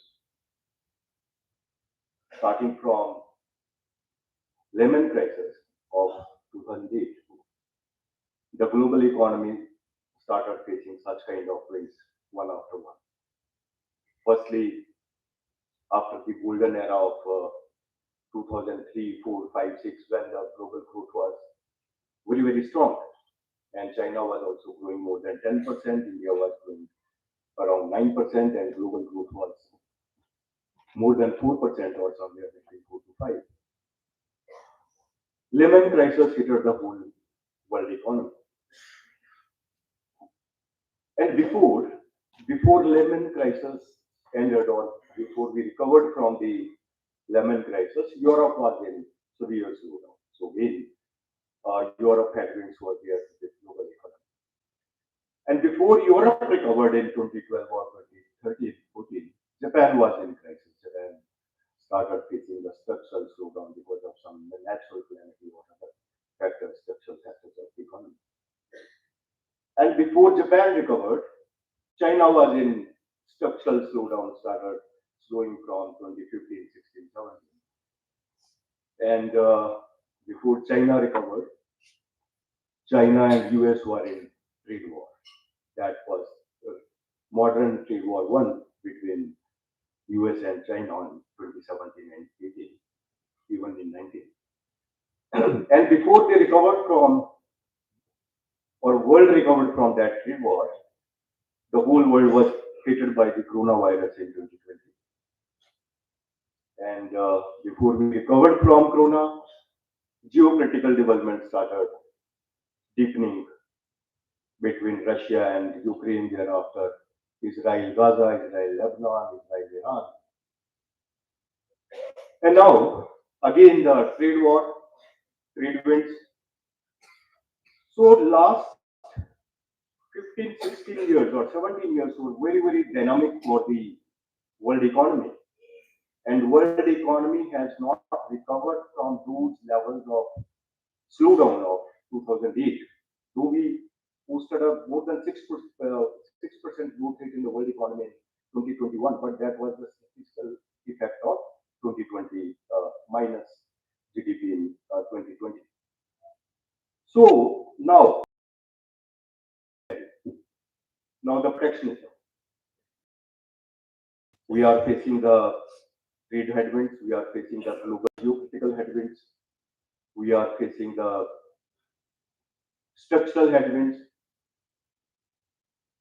and the whole world is impacted. Majorly, the global economy is now challenged by the three major factors. Firstly, trade tussles. Secondly, the shifting alliances. Now the alliances are shifting. Some countries are falling to the other, friendshoring is happening. And thirdly, new policy frameworks like the Trump tariffs to protect respective scenarios, trade scenarios. So as mentioned by previous panelists, that the definition of trade, why we trade? We trade for the welfare. To create welfare, to use resources efficiently, optimization of resources. But now that definition has changed. Now trade is used for the powerful. And the tendency is totally monopolistic. You know the monopolistic competition, those who speak loudly, they are dominating the game. देखा ना, like आप TV में देखते हैं, advertisement देखते हैं कि कोई एक कंपनी जो ज्यादा नॉइस करेगा, they are dominating the market. They create the entry barriers for the smaller firms. So that is happening. Now the nature is totally monopolistic, and they are capturing the sources, like the energy sources, rare earths, and they are dominating the new developments like the artificial intelligence or the semiconductor.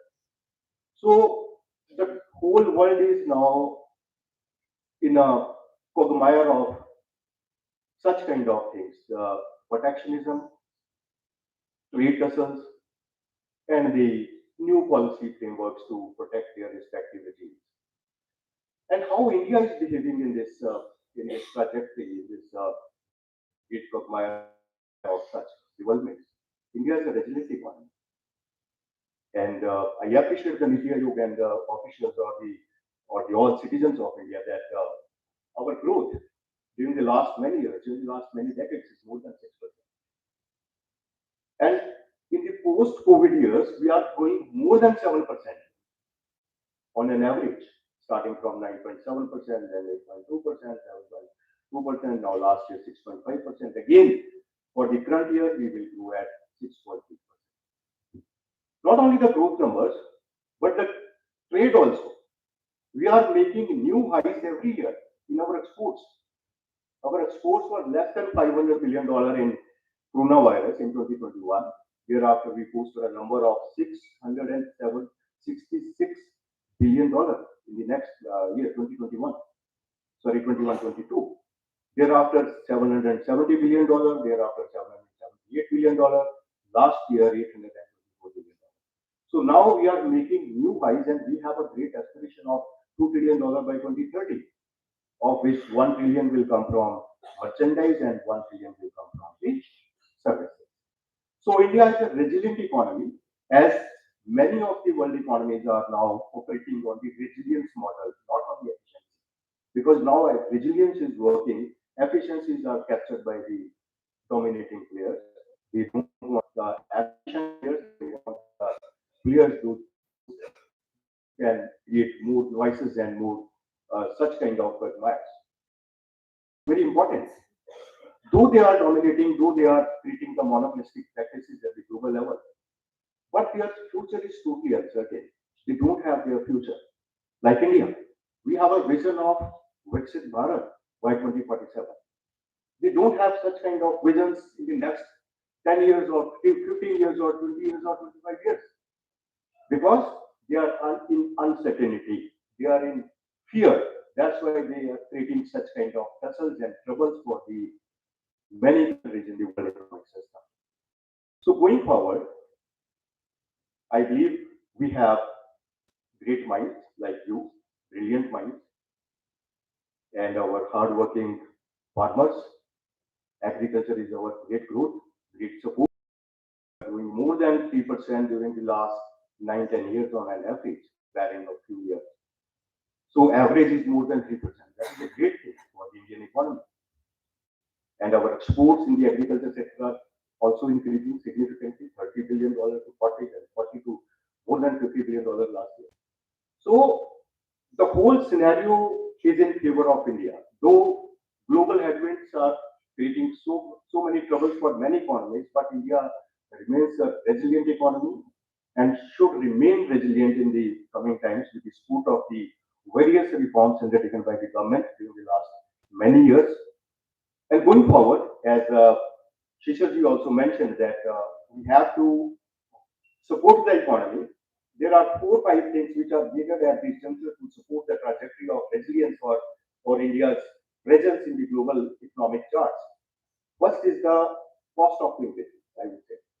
After spending my many years with the industry bodies and representing more than 1,000 representations to the government of India, I observed that some problems for the ease of doing business or some cost of doing business are still there. Though the government has undertaken a lot of reforms, really appreciate. But those reforms should percolate at the initial level, at the ground level. Now we are improving significantly in ease of doing business. In the cost of doing business, logistic cost is also coming down. Energy cost is also coming down. Compliances are significantly removed, but still we have to go a long way to make our enterprises more competitive in the global market. And I believe that is the example of Indian economy, that despite headwinds, despite so many troubles, we are growing more than 7%, and we are the fastest growing economy among the major economies. And we have a great future of Viksit Bharat. In the next 23-24 years, we will become a world economy, and with such aspirations, our workers, our students, our farmers, our businesses are putting their all efforts to support the economy to make it more and more resilient and prominent in the global economy. Thank you for your patience, and I am here for some questions to be asked.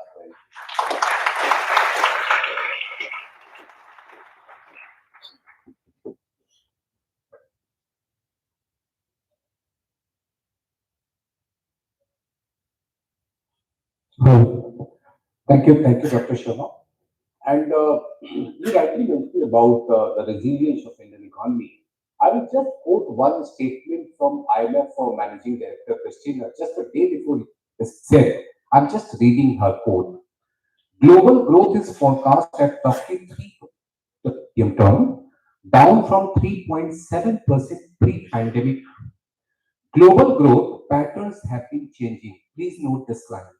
Global growth patterns have been changing over the years, notably with China decelerating steadily while India develops into a key growth engine. That is something which IMF has said.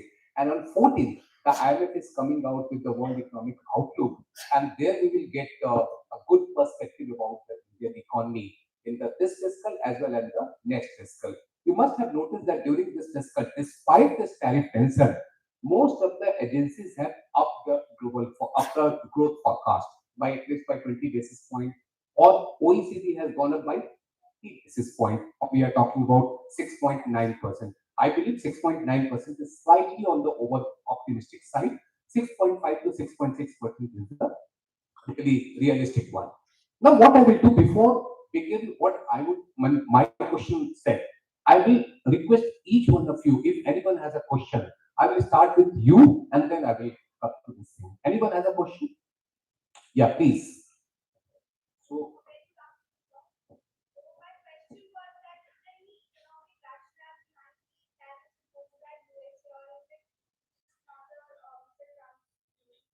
and this question is to all the 3 panelists? Okay, let me start with Dr. Sharma. Rational is only protectionism, actually. They want to protect their industry. As I mentioned, they don't have their future, actually. They have no vision. That's why they are creating such kind of tariff troubles. And that is also not in their favor also. That will elevate their inflation. They are already at 2.9% and they are trying to bring it down. But this is significantly higher than their tolerance level of 2%. But going forward, if the tariffs are continue and impacting the economic system, I would say there are many alternatives for it. I was going through some data that India's top 25 exports to US right? These are at around $65 billion in the top 25 products. And then I started finding out how these products are traded or exported to the other countries. We have many countries, and the same products we are exporting to those countries, the same products. And our volume of total of these 25 products is $162 billion.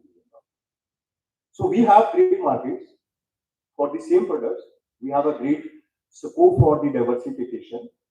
But now, as the shorter period is always difficult, so they have imposed, but they will also face the repercussions.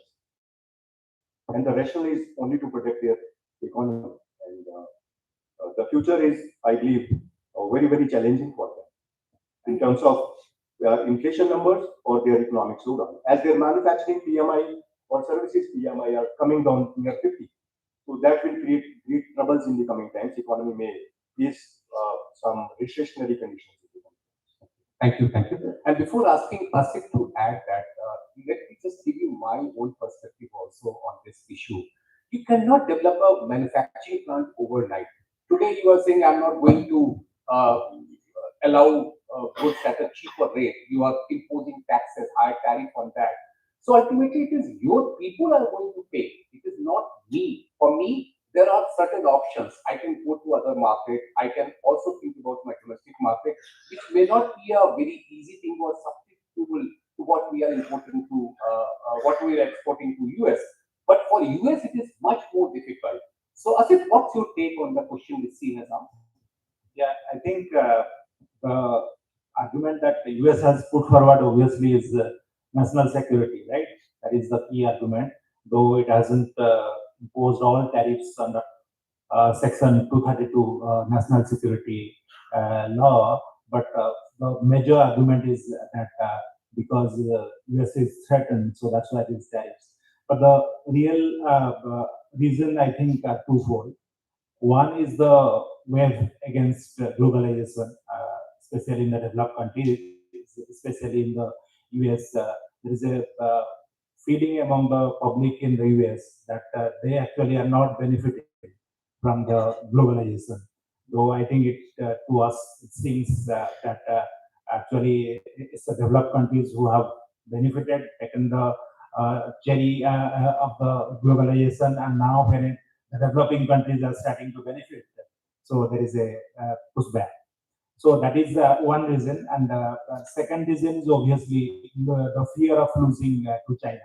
The leadership position that US has enjoyed for so long, now there is challenge, and China is challenging it upfront on all fields. I mean, nobody thought that on technology, on the frontier technology areas, anybody can challenge US. But look at the recent developments from chips to AI.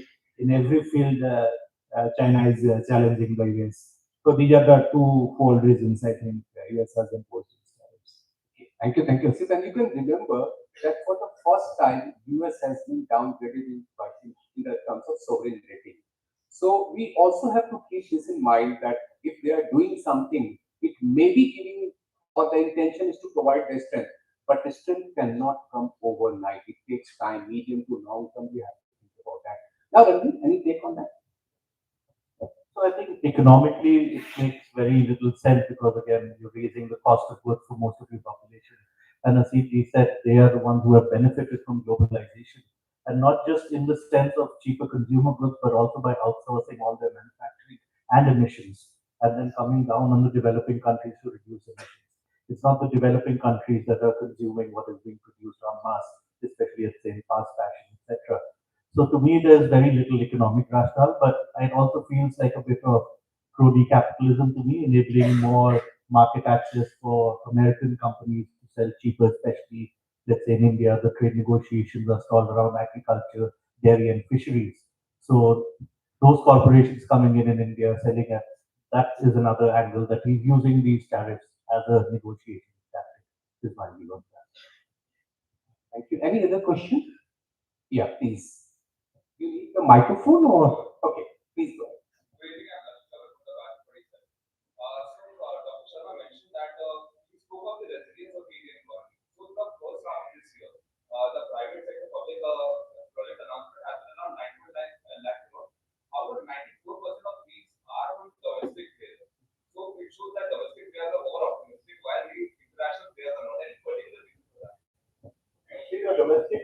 will also be very, very optimistic. That is a great thing. I think a healthy sign of we are strong in our pitch, then the corners will also become very, very strong to see our trajectory of investments or our play in the market. Strong factor, not a negative. Now, world is realizing that India is a great growth story, and we have proved that. IMF says that India is a great growth user, and we contribute significantly in the markets. Our capital market is every sector, from agriculture, the manufacturing, or level, but at the global level also, as is reflected by our export, the recent export numbers from April to August, these are also increasing at around 6%. That is a great thing, which has supported the exporters in such a troubled time for the private investments to happen. Earlier, private sector was not coming forward to invest more in our economy because capacity utilization was not happening that much. Now, with the reforms of GST or many reforms at the rural level, now the consumption segment is becoming more and more strong. Now, the capacity utilizations will also become very, very optimal for the growth of Indian economy, and they will come forward more and more to invest in the Indian economy, and the foreign investors will also follow the same pattern as FDI trends are indicating that that India is shortly going to become $100 billion investment destination in the foreign direct investment. Thank you. Have you seen this? So I will just add one line to that. I mean, when the budget was announced and the total capex for the fiscal year 26 was 11.21 lakh crore, and it was always said that it is the government which is putting more money rather than the private sector. So if I go by your number, that 94%, you said 94%. So 94% are the domestic players or the private investors who are coming, private companies are there. That means we are seeing some kind of green shoots. And that is a very positive thing at this moment. Also, please remember that India is, I mean, if you talk about the Indian market, we work on 5 Ds. Of course, we know about the democracy, we know about the demographic dividend, we know about the demand, but we also have to keep in mind diversified market and what we call as the digital India. So these two are also adding to the strength of Indian economy. So today, if you are seeing that out of 7.7 lakh crore, that's the number which you mentioned? 9.9, I'm sorry. So out of 9.9 lakh crore rupees, if 94% are from the domestic player, tomorrow you will see more and more foreign players are coming because they cannot ignore this 5 Ds. The market is very big. And that is one strength which we are having. When we talk about the US tariff tension, we always say that our domestic market is there which will provide some kind of support. And no foreign investor can ignore this fact. So that, I think that's the answer to your question. And I hope you are satisfied with that. Any other question? Yeah, please go ahead. Do you need the microphone? Okay, please go ahead.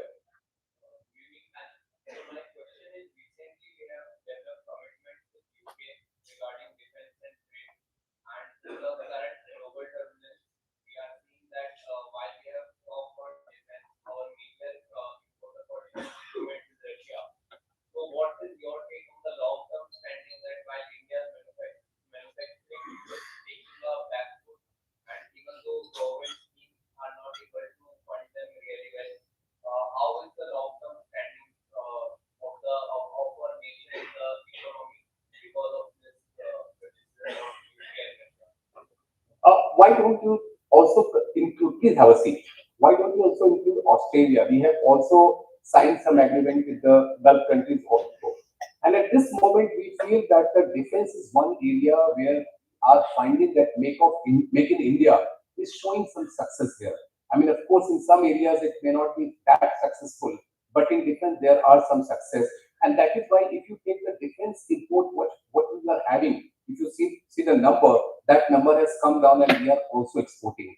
So now I will ask any of the panelists who would like to add this. Asif, you would like to add this, please.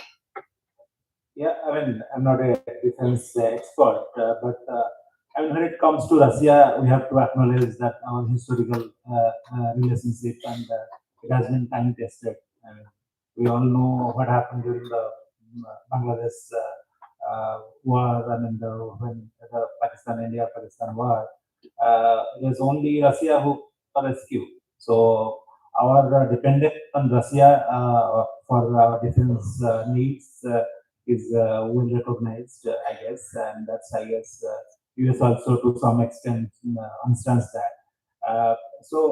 But on the need to develop domestic capacity, obviously, I think that is one of the priority areas for the government.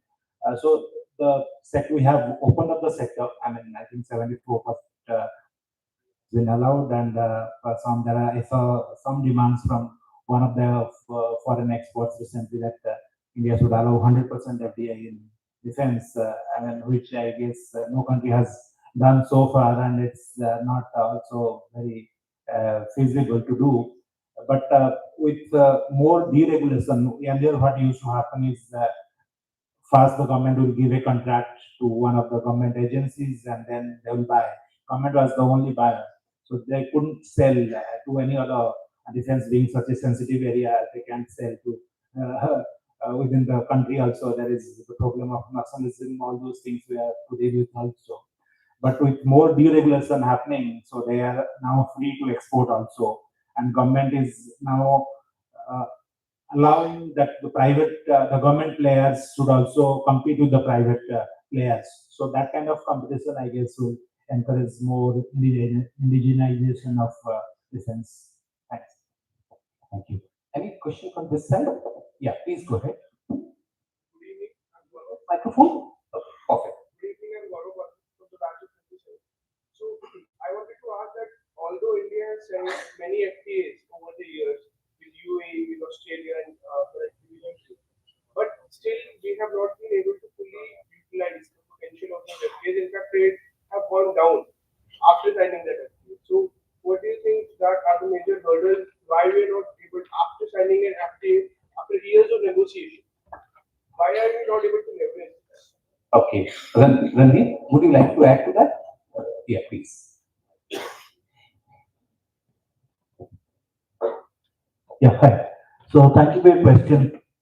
And I think to your question, yes, trade may have declined, but as I mentioned earlier in my talk, trade, I think exporting is not just a function of trade policy having market access. Your products have to be competitive as well. So, for example, just taking the example of garments, where Bangladesh enjoys, or at least with the EU, it enjoyed duty-free access, where India's garments were subject to a 10% import. And after that, the other cost of doing business that we mentioned earlier. So having market access, yes, is a good thing, but you also have to be competitive in global markets to be able to thrive.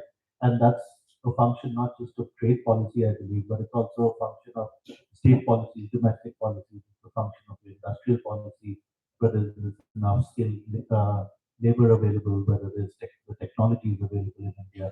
And if we start taxing inputs or putting quality control orders, then we're going to add to the cost of production. And they're not going to buy from India just because there's an FTA. It has to be price competitive as well. And the price depends on all these other inputs as well. I think that's the most valid point. When you are talking about the utilization under FTA, if I understand your question correctly, one of the critical factors is that how competitive your product is. I mean, that country has the option to take the goods from various other countries also. So at that point, you have to see which product is really giving you some kind of price advantage. In India, one of the biggest disadvantage which the exporters are facing is the logistic cost. We all know that logistic cost at this moment is in double digit. We are talking about it, bringing it to the single digit, but that's not so easy. So we have signed the FTA. This is the first step towards utilizing what we call as the excess capacity available with the Indian industry. The second stage would be how to improve the competitiveness so that you can be among the number one in terms of propriety when that particular nation is picking up the good. I mean, your product will be taken as the priority product, not just because of the FTA, but also because of the competitive power of that. And the most important thing is the quality. Many of the time we have seen that, of course, we have signed an agreement, we have all kinds of facilitation, but when our goods reach there, we found that that consignment has been rejected because of one particular consignment quality thing. And we have seen this particular incident in many of the agriculture Like mango, last year there was a big issue with the mangoes. So I believe the number one is the how to improve the competitiveness. Number two, how to bring down the logistic cost, and the most important is the third one is the quality. So if you have the combination of these three, trust me, in the medium to long run, these FTA will give you an advantage because you will have the access. Now you have to cement that access, and that cementing would be possible these two, three things through these things. I hope I've answered your question. Thank you. But Shishir, trade has also doubled with these FTAs. With Australia, trade doubled during the last 4 or 5 years from $12 billion to $25 billion. And with UAE also from less than $50 billion to $100 billion. And the trade deficit ratio also remains more or less same. So I think there is no disadvantage of such FTAs, and we are the utility, and I believe the capacity, utilization of the capacity, of course, that will be utilized. If you see what Dr. Sharma is saying, that the trade has gone up, but we also have to consider what was the base earlier and what is the things which we are achieving now. Now, the biggest thing would be that what will be that number in the medium term, that is 3 to 5 years. Asit, you would like to add? Yeah, I'll just add a little valid point. I mean, trade utilization is it's not only competitiveness. I mean, we were exporting, but still the same exporters are not using the FTA route.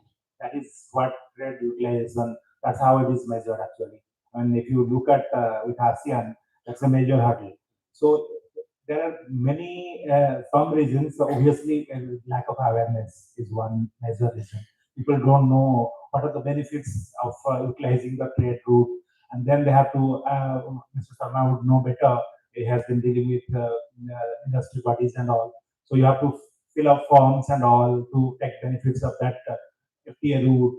And then from the other side also, they will uh, require you to for the where you have got the inputs and other things. And the challenges of that exporter. Yeah, so there are a lot of non-trade issues actually here involved. Why trade utilization has not increased, and it's not only for one country or the other. It is a major issue with most of the FTAs that India has signed. That's a very valid point which Asit has mentioned, that are we going through that route or not? I mean, we talk about the quality, we talk about the competitiveness, we talk about the pricing and everything, but important thing is that the mechanism which has been provided, whether we are using that or not. So thank you, Asit, for adding this value to this. Any other question from middle of this thing? Anyone? Yeah. Okay, let's go ahead.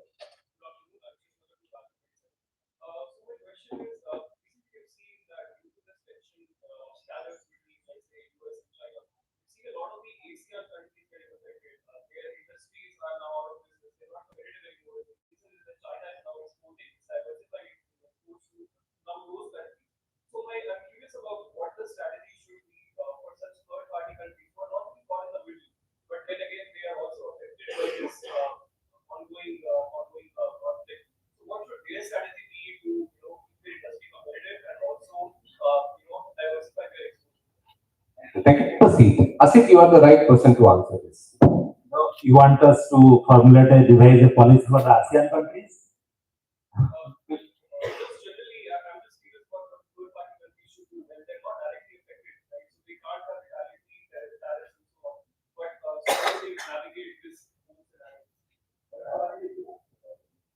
But your question is only for the ASEAN countries, not for India.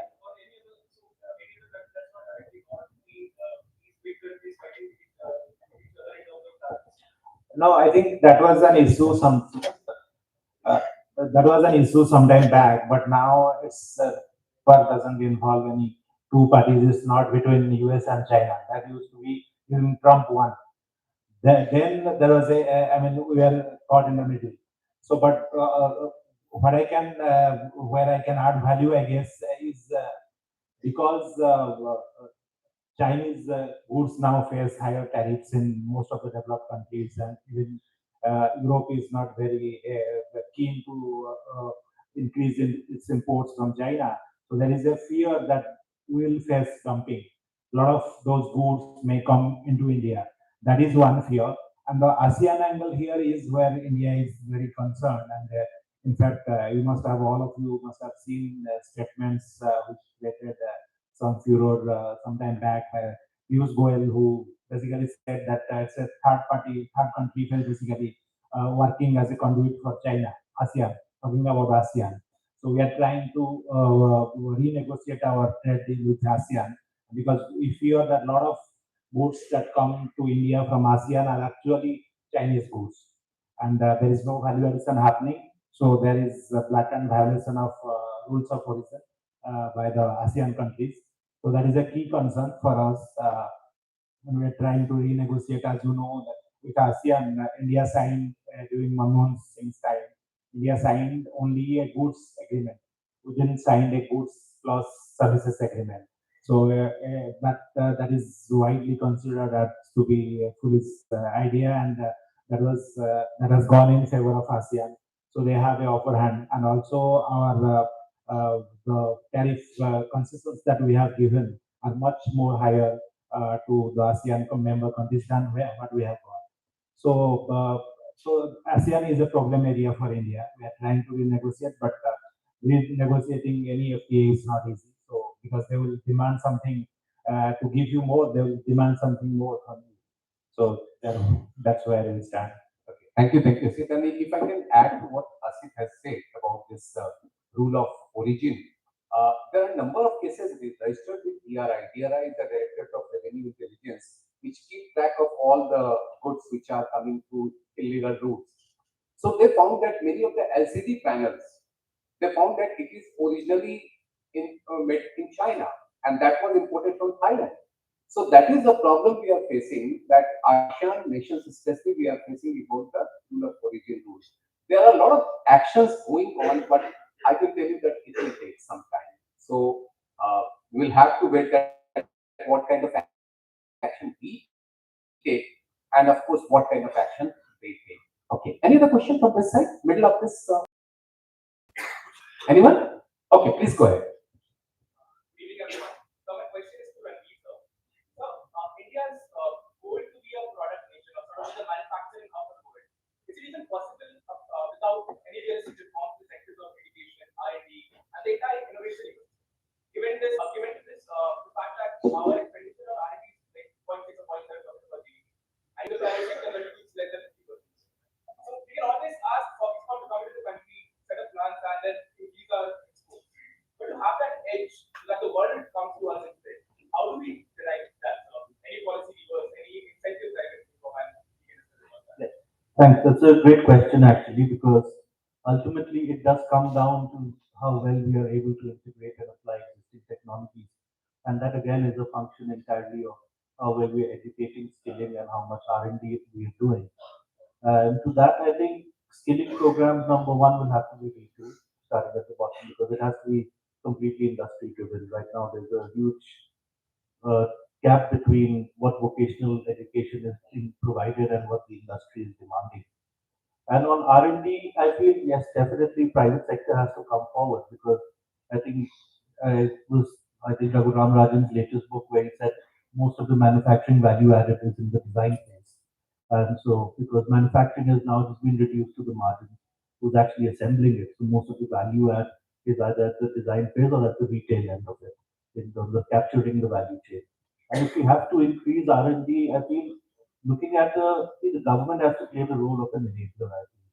And I think the DARPA model in the US, which has given a lot of innovation, where the government emerges as a buyer of technology and helps it scale, that is definitely something that we can look into, because that has given us innovations such as the GPS and the internet, which are now ubiquitous across the world.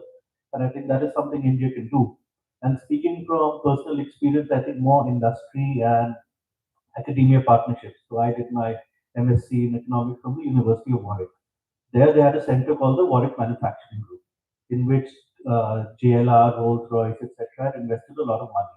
So a lot of the prototyping, testing, etc. and skilling program were delivered through the Warwick Manufacturing Group.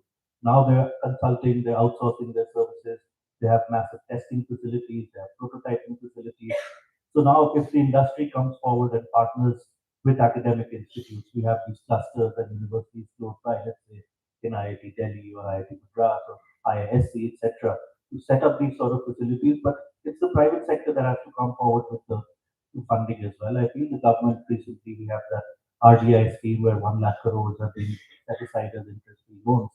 So the private sector working together with the government and academic institutes, I think that's the path towards building up and capturing the larger part of the value chain. Because you see, even in semiconductors, about a fifth of the semiconductors are designed in India, but they're not designed for Indian firms.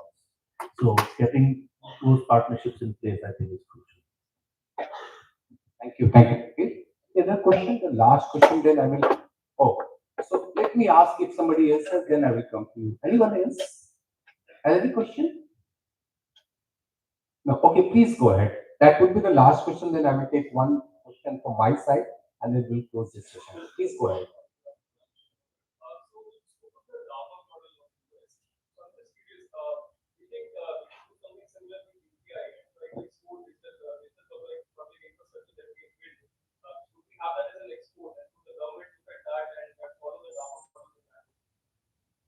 Yeah, I think definitely even during G20, etc., one of our major goals was to popularize our India Stack model. It's not just UPI, but India Stack, on which UPI is built. There's ONDC as well. So these are platforms which we can leverage in terms of international diplomacy and building up more partnerships. And definitely an open source innovation model is the way to go for a developing country, because that can emerge as a diplomatic lever for India as well, I believe. Because let's say China is engaged in debt trap diplomacy. India can offer these lessons globally. And I think the DARPA model is connected to it, but I think it's also separate to it. But more to it is that open source innovation with open standards and interoperability. That is the key. Even any grand challenges or etc. that we want to throw out will have to have open source and interoperability as key, because that's what really driven the adoption of UPI.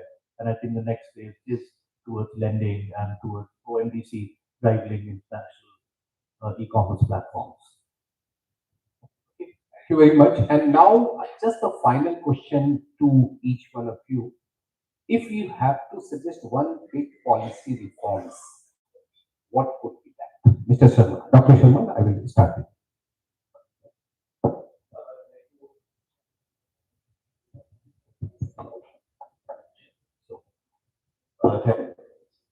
This is very important question. Policy reform. I think we should adopt a combination of policy reform. We have to create or support resilience, that already strong resilience. We have to put that resilience global, so the global troubles are not intact.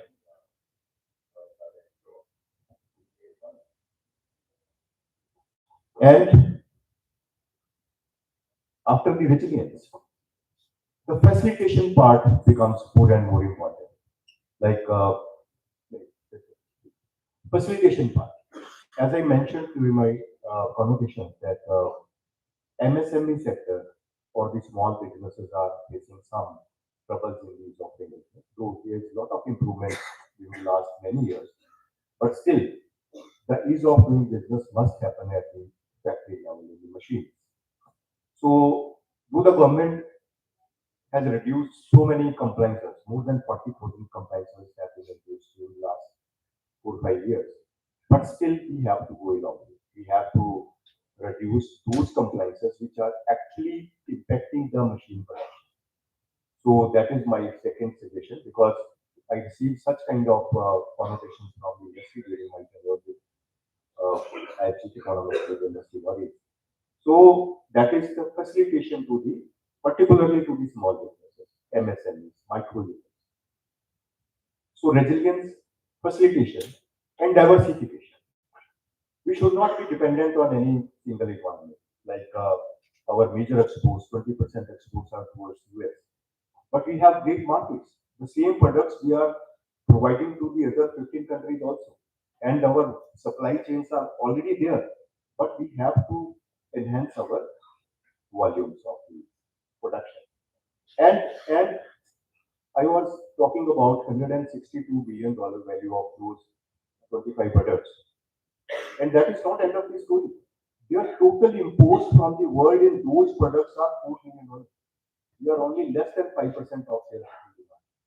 So there is a great scope to diversify our products to the other markets. And these markets are majorly Netherlands, Germany, Italy, Saudi Arab, Brazil, then Australia, UAE, and South Africa, Indonesia, and Nepal. All these markets are very potential markets for our export products, and we can diversify our products from US to these 10, 15 markets and compensate the loss from the US from these countries because they have great demand of Indian products. But our Yeah, I have spoken about in my initial speech about the missing middle and that we need to develop companies in the middle who can give employment stability to the economy. So apart from that, I think one major structural issue which the economy is facing is the rise of duopoly in many sectors. If you look at key sectors like aviation, telecom, so there is duopoly. That is not good for a growing economy which aspires to be a developed country by 2047. Only duopolies in some sectors is not welcome. So the government should, I guess, obviously government cannot go and start a new telecom company or aviation company, but it should, I think, actively encourage more competition in these sectors and should ensure that in other sectors also where there is a fear of monopoly or duopoly developing, the government should actively discourage that because I think that is also sending a wrong signal to the foreign investors. I think one of the questions earlier also why not only domestic investment is coming, foreign investment is not coming. I think that is also could be one of the reasons. So I think there is a fear that either government is actively encouraging duopoly or is knowingly silent about such developments. So the government should give this clear signal that we are for competition, we are for more companies coming to these sectors. I think that will help the economy. It will help employment also. It is very good. I think that needs to be done on a priority basis. Thank you, Asit. Thank you. Just to echo what Asit and Sharma sir had said, I think the number one policy change to me is deregulation and enabling private enterprise to thrive. What Asit said, entrenched regulation tends to favor larger firms and it also prevents disruption. So massive deregulation and investments in our startups and deep tech, that will lead to the transformation innovation that we're looking at. And I feel even if we look at the growth of India's IT industry in the 90s, it was the government, they created the software technology park, provided the connectivity, etc. And they didn't have to worry about training. There was demand for workers and the training institutes came up automatically. So let the market decide, create an enabling environment and deregulate would be my key message. So with this, we are coming to close of the session. And the most, if I sum up what these three gentlemen have said, I believe that this is not the age of protectionism, but this is the age of competition. So the thing which you started, that whether we should go for this or that, the opinions are out. We cannot think about the protectionism. We have to think about the competitiveness because that is the only thing. In economics, we always say that we have to think about medium term and long term. In the short run, you may have some gain, but for a sustainable growth, you need a medium term approach and long term strategy. And that will be possible only through the competitiveness. So thank you, Asit, thank you, Sharma sir, and thank you, Ranveer, and thank you to each one of you who participated in this discussion. Thank you very much.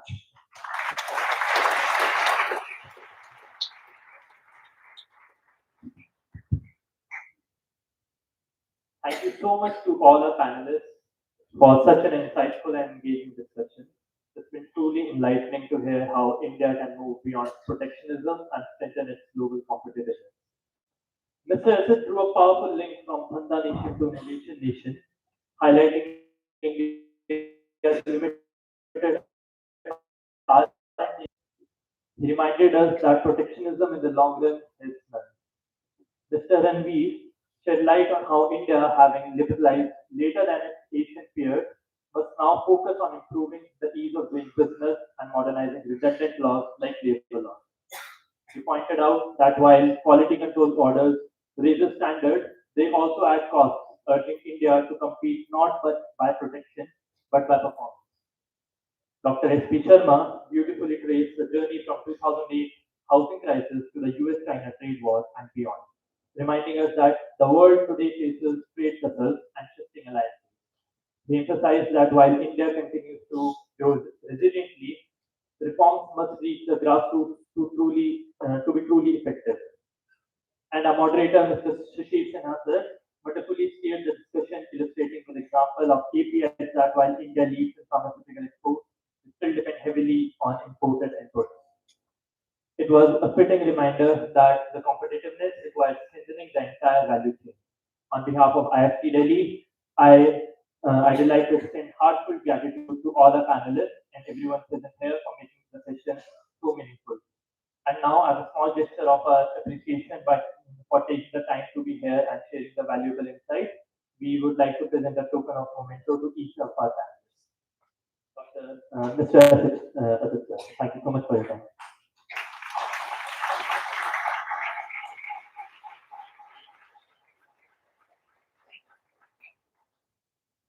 Dr. S.P. Sharma, sir, thank you so much for your time.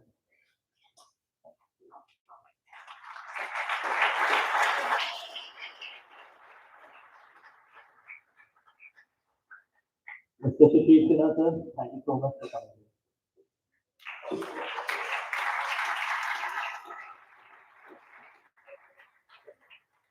Mr. Ranveer, sir, thank you so much.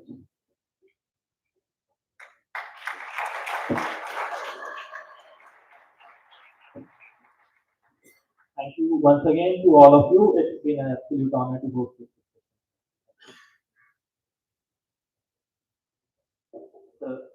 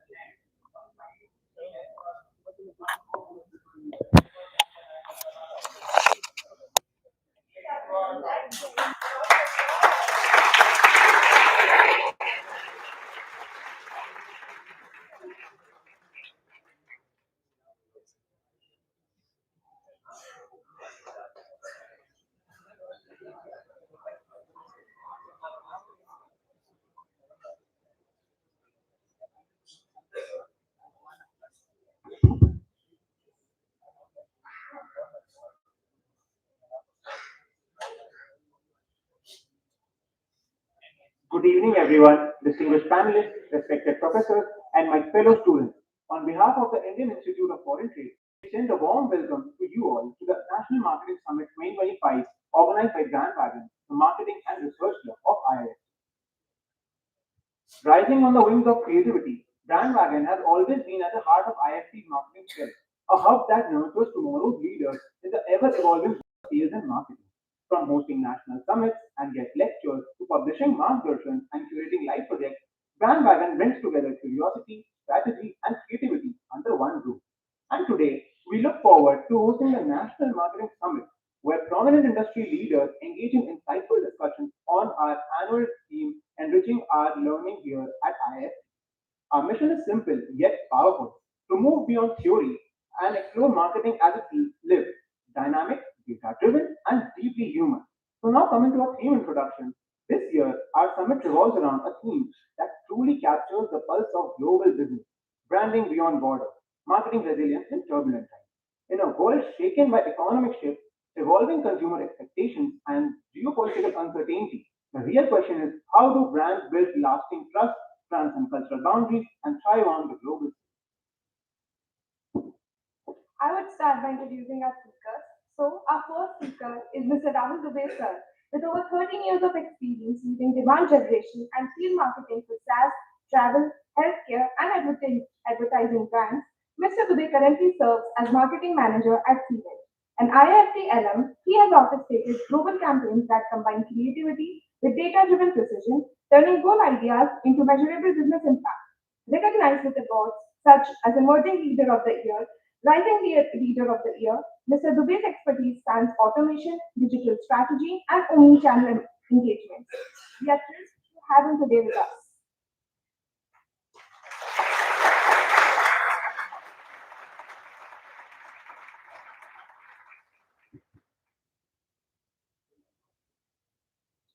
Our next panelist is Ms. Aradhika Mehta ma'am, a dynamic business leader with over 15 years of experience. Ms. Aradhika has shaped the growth story of some of the India's most loved consumer brands. She has led marketing campaigns for Aditya Birla Fashion and Retail, the body shop across India, Sri Lanka, and Bangladesh, and Lenskart. Known for her strategic acumen and creative storytelling, she has built high-performing teams and driven impactful brand transformation. Beyond her corporate success, she is also deeply passionate about mentoring the next generation of marketing leaders. She has also started her entrepreneurial journey with a media agency named Brand Architects. Please join me in welcoming her.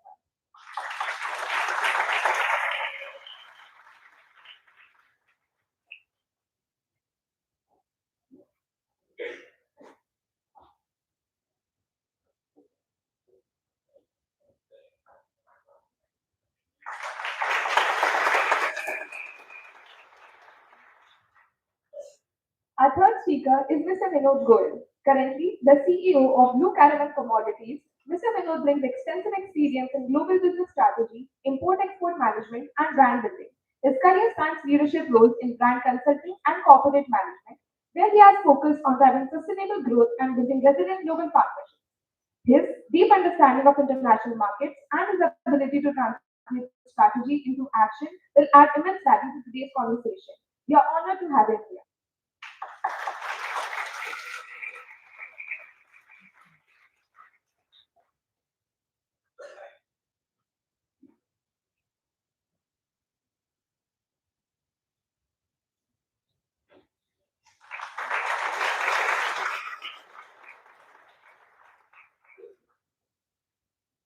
And now, to steer this exciting discussion forward, we are honored to have with us Commander Vipul Manocha, founder of Lava Global and host of the acclaimed podcast The Untold Story with Commander Victor Mike, a decorated naval veteran with over 2 decades of leadership experience in operations and technology management.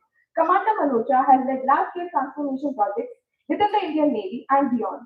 Known for his strategic vision and passion for storytelling, he now mentors leaders and entrepreneurs across sectors. We are delighted to have you with us, sir.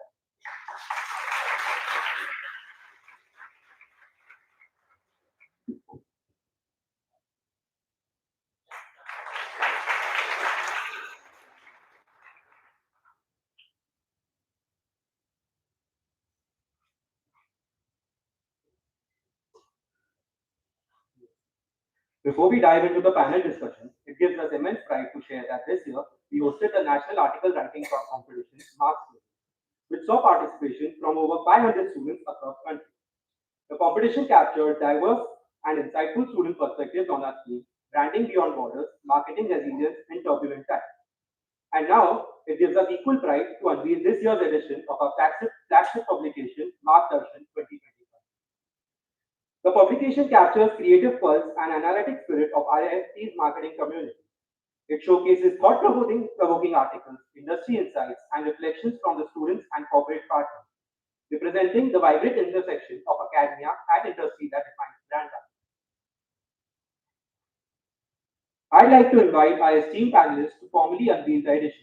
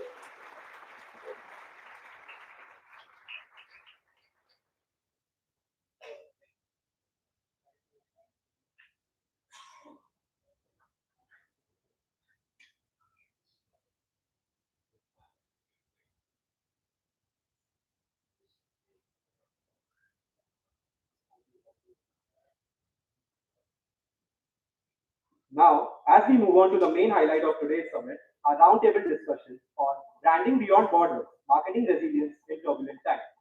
I'd like to formally invite our moderator to take over.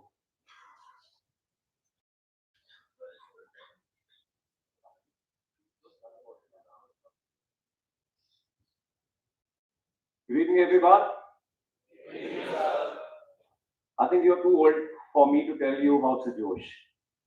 This is one quote I usually play as a trick when I go to the schools and I do the motivational talk.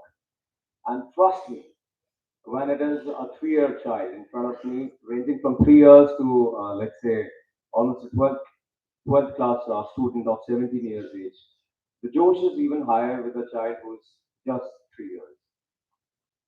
And I can only see beautiful faces, the young and the ignited minds here.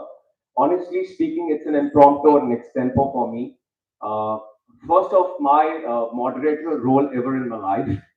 I've been associated for 25 years, not just the active, but a little bit of passive service with the Indian Navy.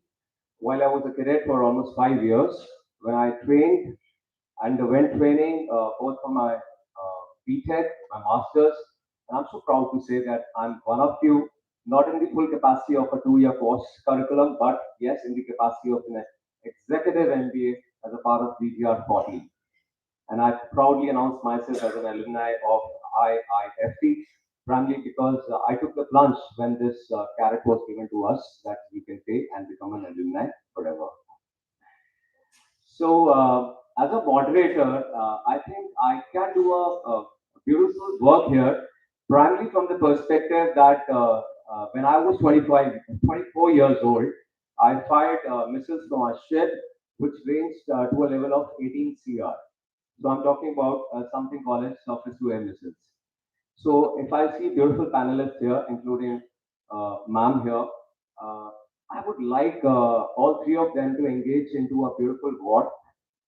I don't know if it can become a beautiful war, but it's a war of ideologies. It's a war of trust and faith in what they personify, in what they would like all of you guys here to understand and take from here in your further roadmap in life. The idea of such conclaves, is to understand that yes, this world is waiting for you to grill you. And honestly speaking, an entrepreneur's journey, ask me and trust me, it's never easy.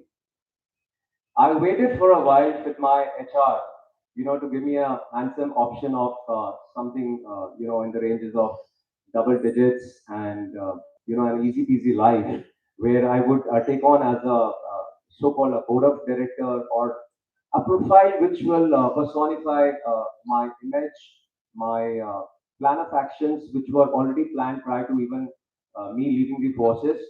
But then I waited for a month and I realized that destiny has had something else for me. And that's when I took the plunge and I joined or I created something called as Lava Global, which is actually an acronym for Land Air Water Adventures. And why I'm taking you on this roadmap is to make you understand that in times ahead, you will always be in a dilemma of choosing your path, which you will never be sure of. Whether it's right, whether it's wrong. From my school time, we were always, reading and reciting prayers of choosing the harder right. At every point of time in your life, you will always get an option to choose the easier wrong.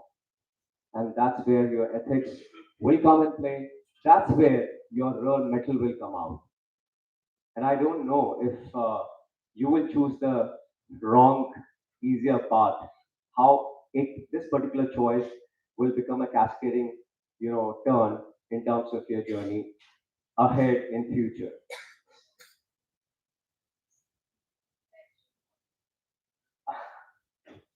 Thank you, ma'am.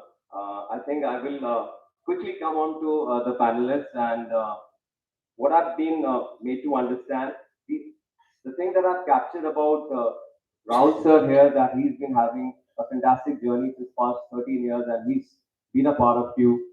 What I've heard a little bit about Vinod sir, that he has a journey of 25, above, more than that years. I would not say like me, but something on a similar lines.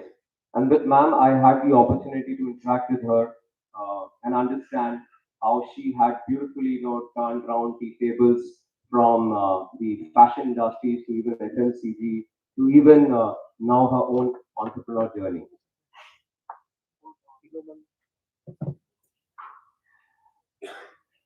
So, as a moderator, I have the leverage to be in the commanding position. May I now request my panelists to kindly introduce themselves so that they can have a personal connect with the beautiful students here. Uh, should I start with ma'am herself to introduce herself in a few words?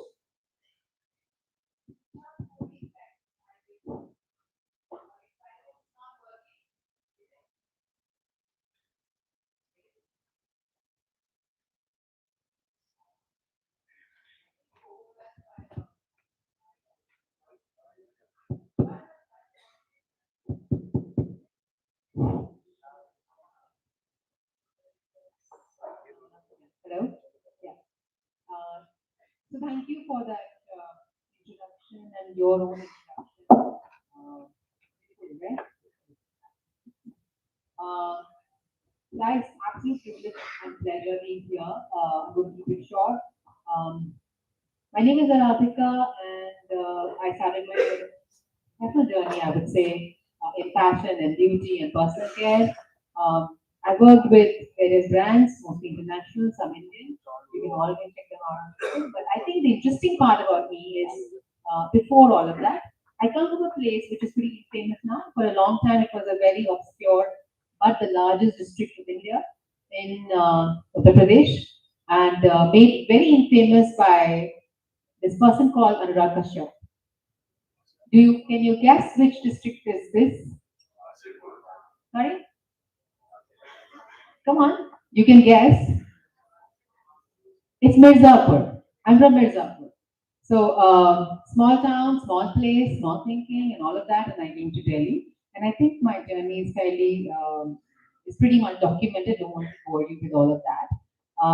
I do have one thing to say, which people mentioned that, the easier way out is always beyond anything. I would just say, have you watched this film? Um, Zindagi or Hello Zindagi, something like that. Shah Rukh Khan, Aliya. There's a particular dialogue in that, and he says, "You don't have to climb every mountain all the time." And it's a counter view that I'm presenting. It's not necessary कि हर बार आप मुश्किल ही रास्ता choose करिए अपने लिए. जरूरी नहीं है कि मुश्किल ही सही हो. जो भी चूज करें उसको आप सही बना सकते हैं. Rather, it's important to decide things and make the decision right. That is my way of thinking. If you chose a wrong profession or whatever, wrong or whatever profession, you can make it right anytime. Because the right and wrong does not depend on the decision. It actually depends on the step you take after the decision. Suppose you created a wrong thing, but the latter or the later part, you corrected it. Works out very well. So I think that's a good enough introduction. I am one of the rebellious lot, as I think I've already challenged the moderator. I'm not planning to go and war with my fellow panelists. I'm planning to really punch up with them and act co-buddy and actually challenge the moderator. अर्ज किया है गौर फरमाइएगा अर्ज किया है गौर फरमाइएगा उम्र भर गालिब यही गलती दोहराता रहा धूल आईने पर थी और अपना चेहरा साफ करता रहा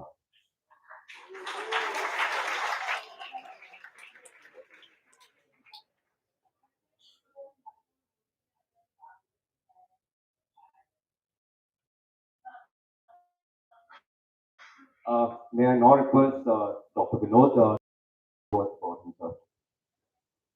To start with, I would say that I've been very fortunate. Fortunate of this is very few words. Somebody asked me that आप कहाँ के रहने वाले हो साहब? I said I'm हिंदुस्तान का रहने वाला हूँ. कहते नहीं ये कोई आंसर नहीं है.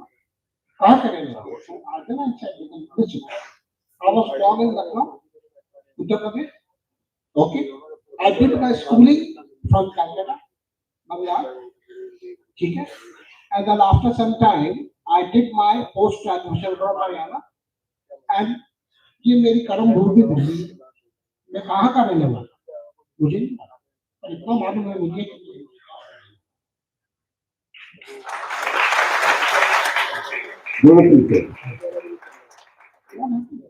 I did.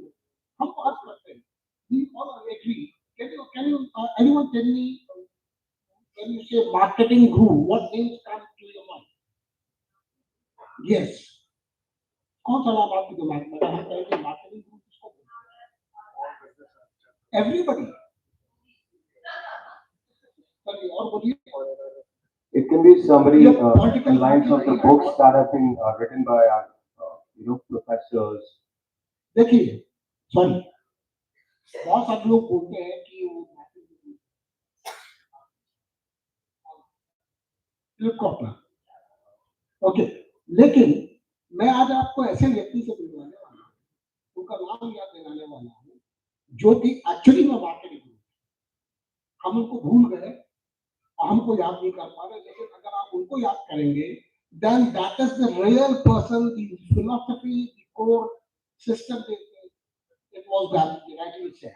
गांधी जी ने कहा था कि the purpose, the focus, marketing जो focus होता है वो consumer पे होता है. It has to be consumer focus only. If you have a consumer focus strategy of business, whether you are doing domestic business or international business, that is the main thing. उन्होंने कहा था कि the consumer is the reason of the business. Is not the disturbance. He or she is the purpose of the business. अब हम बताएंगे आपको ऐसा example कि टर्बुलेंस ऐसा नहीं कि बिजनेस में टर्बुलेंस हमेशा आता है. कभी महंगाई का होता है, कभी इकोनॉमी की आ रही है, कभी इंटरेस्ट रेट आ गया, कभी टैरिफ का आ गया, हम इंटरनेशनल बिजनेस में तो टैरिफ का भी आ जाता है, कभी स्टैग्नेशन का. I'll give you a very simple example. Life का अपना एग्जांपल दूंगा, जैसे आप उससे रिलेट कर सकते.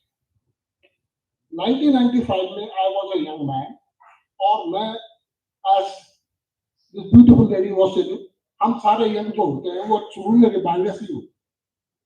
तो हमारा अपना फैमिली बिजनेस का, कमोडिटीज का, पेपर का, ट्रेड का, international. My father was interested trade at that time also. कहा कि भैया आप आके बैठो कंपनी में.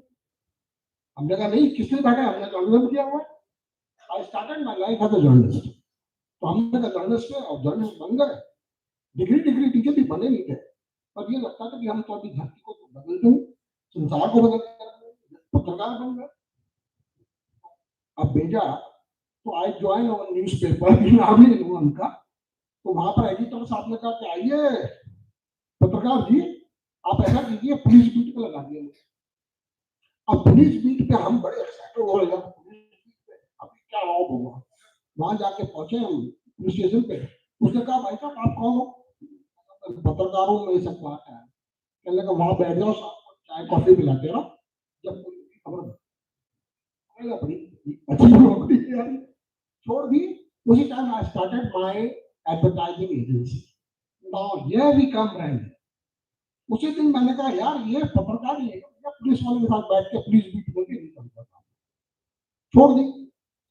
अब पापा के पास नहीं जा सकते, अकल दिखाई हुई, क्या बोलते हैं.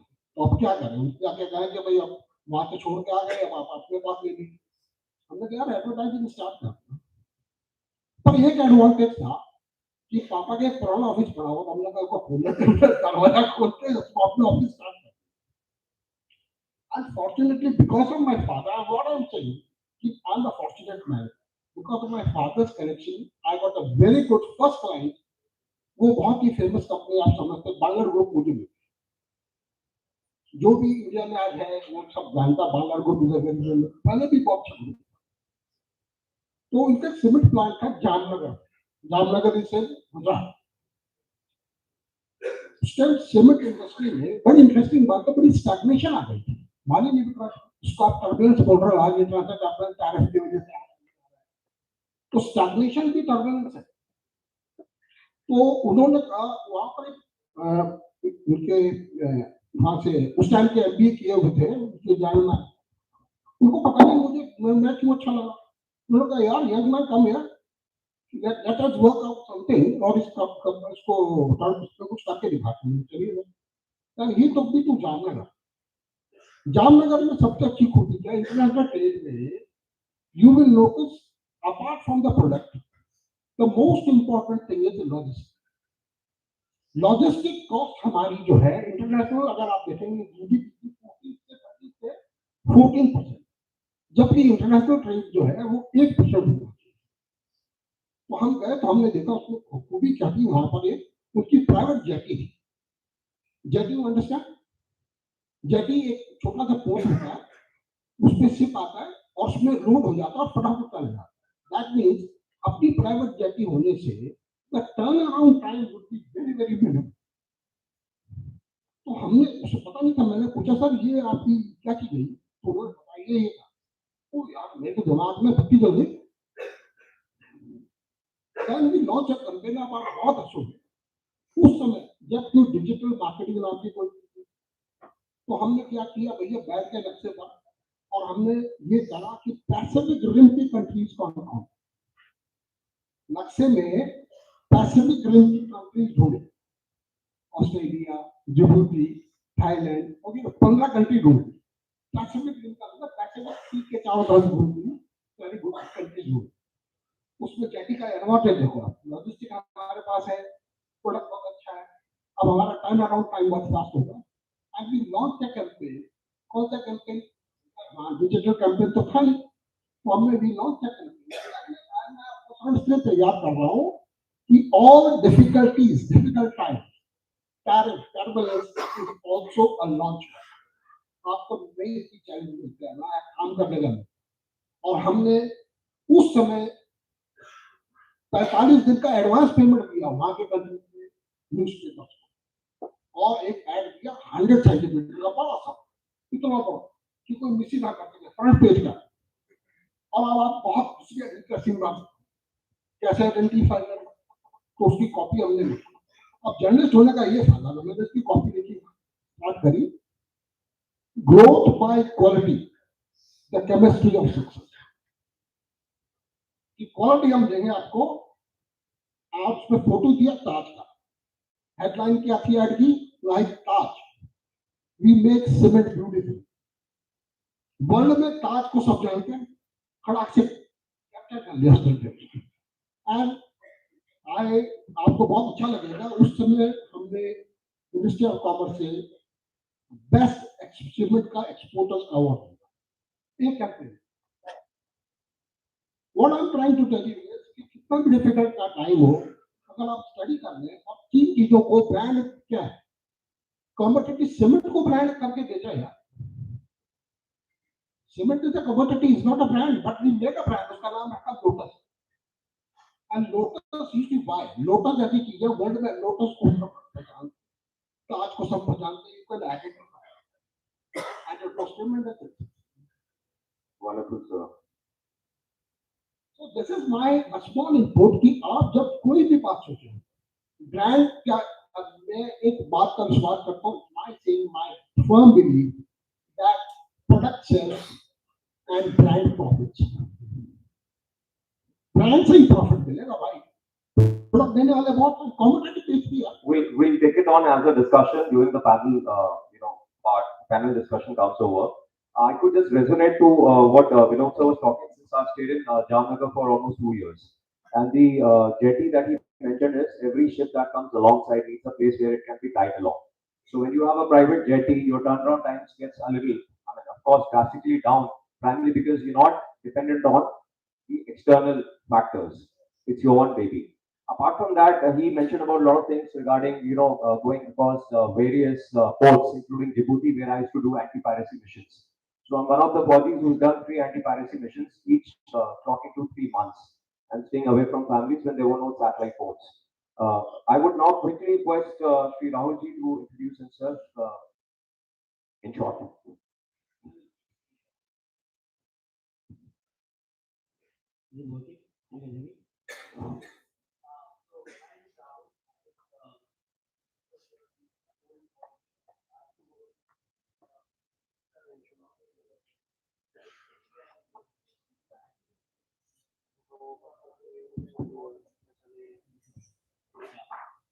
Industry from almost 14 years, worked with the different organizations, from marketing automation to healthcare to travel management company. Right now we're working with Event. It's a software-based organization for event planners. We create event technology and event technology for hoteliers also, and they're using it. And I think what he was talking about, and I want to add my one input here just for 10 seconds. What he was talking about turbulence, everybody saw the turbulence in COVID. COVID gave a lot of opportunity to lot of organizations to expand their product width and depth. And right now also when AI is taking over the market, because I'm from a technology, so I'll talk more about technology. So when the AI is coming in the picture, everybody's talking about that AI is disrupting. No, of course AI is disrupting at the same time as AI is increasing efficiency. AI is also giving a place to everybody to to think about it. What best can be done? Yes, we will take a lot of questions on AI. I happened to attend a curtain raiser just a couple of days back, and AI, generative AI, was one of the topics that was discussed. While how AI will take over the writers' minds, and how people will start writing their own books with the help of ChatGPT, which right now is on the fifth generation. My first question goes to the panelist, Mr. Rahul. Can generative AI realistically scale culturally sensitive localization at speed? And what human checks or KPIs should be in place to prevent these subtle bias and authenticity loss? It is exactly in the line of thought which I just mentioned about how AI can take over the human minds and the creativity. And if you give the right prompt, what's your name? Akshat. And if I feed at the very LLM model, if I start feeding my AI generative model about Akshat's every minuscule possible data, so AI will think with Akshat's mindset. What do you have? Did you get the question, or should I repeat? Yeah, please. Over to you, Rahul. Of course, AI, everybody, I think every organization is using AI to run campaigns, write content, write even books, right? Everybody using it. Of course, human touch is needed because when AI starts thinking, what you are feeding in the back end you would get the result. So the draft you are writing, what kind of output you needed, and what kind of input you are providing to the script. It depends on that. For example, I am writing a content for APEC and IMEA. I will write that description in the input file, and I will get the same output. However, it's always advisable for the marketing folks to do a human validation, because human touch can never be provided by AI, whatever you talk about. You might do a repetitive work, you might improve your efficiency, but if it comes on creativity, the creativity cannot be built with AI. Hence, human intervention will always be required, and the more creative you become in prompts, the better your AI helps you in generating a better result. Ma'am, you wanted to add something. So specifically because we talk about generative AI, which is not, let's distinguish it from AI.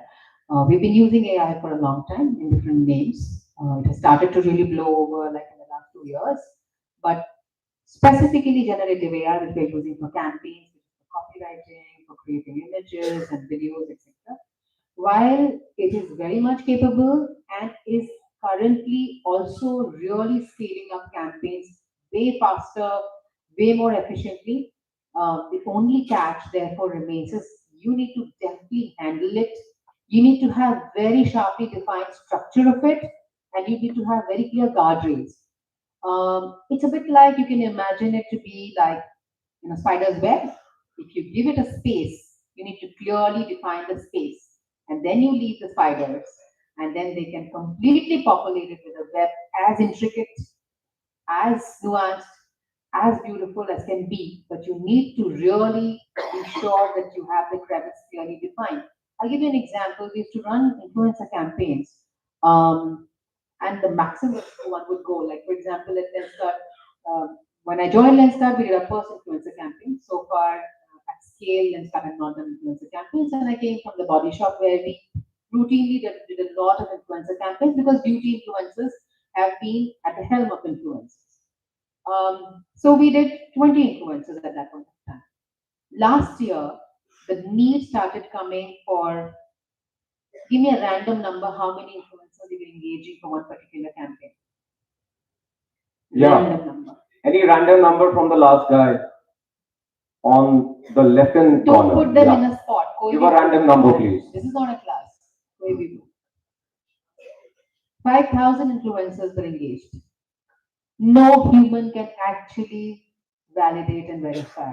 Yes. So what you're saying, no, it cannot happen. Human intervention is absolute, which is why you need to have very solid guardrails. You will go here, but you will not go here. The data input has to be stellar. Your guardrails have to be absolutely solid, and you need to define the entire structure. AI will take it to scale beautifully, which no human can.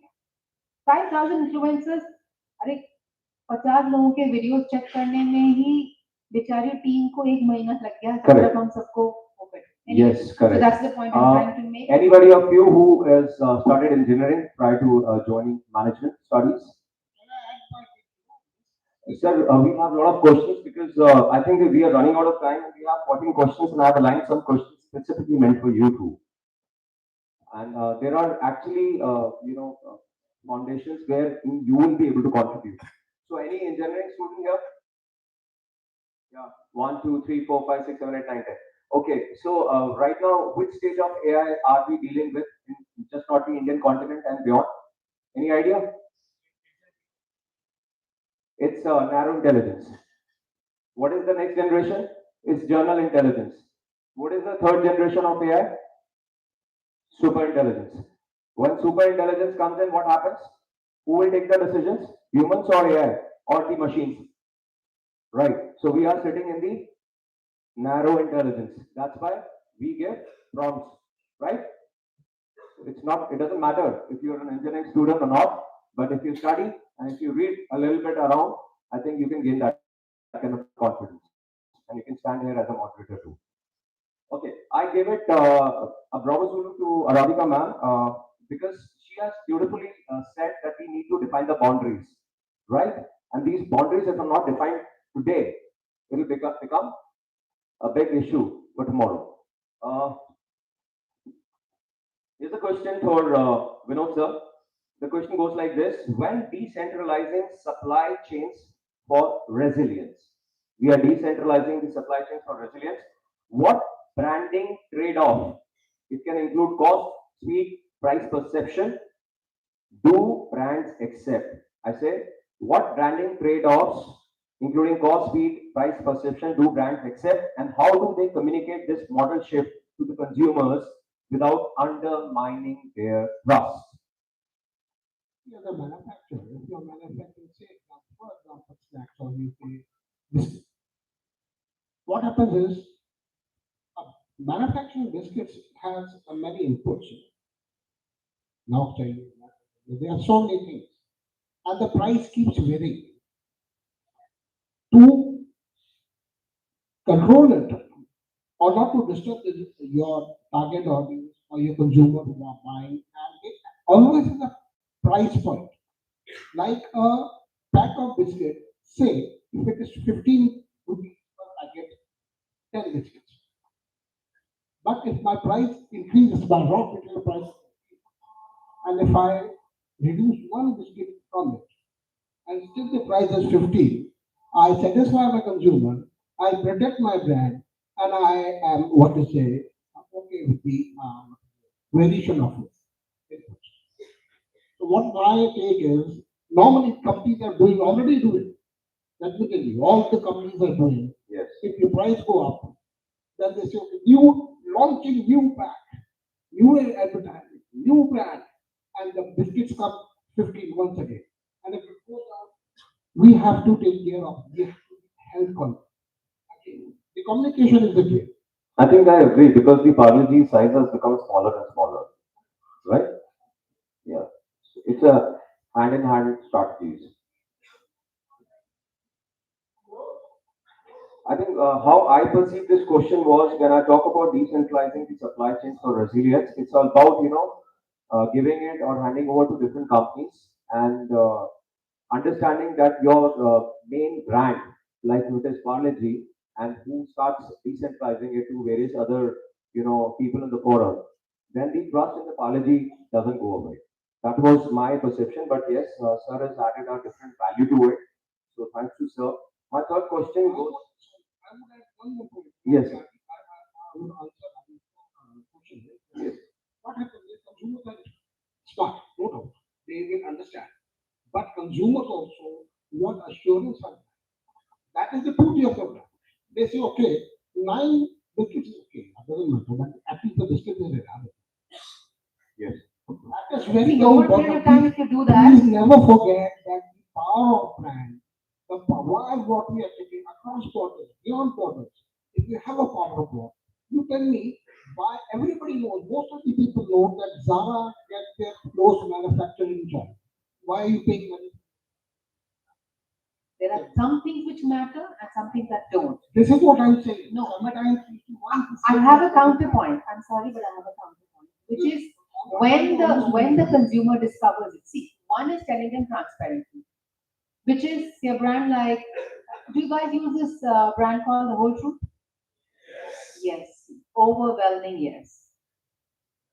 Shashank went online about 3 months back to talk about how the prices of cocoa and various other things were increasing, and therefore, and you can check his post, and therefore, he's bound to maybe some consumers, some will, but over a period of time, the trust eroded. And when the trust gets eroded, at least for Gen Z, I don't think they want to buy that brand. You can show by a raise of your hands, you guys are the consumers, if you agree with me or not, because honesty probably is far more important than just a, why, I mean, I'm not saying that you don't reduce it to 9 biscuits or whatever. All I'm saying is you must talk about it when you're making the change. Transparency is the currency of today. It is not about transparency. It is about beauty. When you're selling the market, you have to keep two things in mind. The consumer has a need for your product, number one. Number two is that the consumer is, you have the brand itself has made them conscious about the price point. If Nobody is price- anymore in love with brands as much. Actually, if you're talking of this gentleman, let me ask you, if the price goes down, will he come and increase the price? He will never do. He will. Obviously, that's the way it has operated so far. The current campaign shows.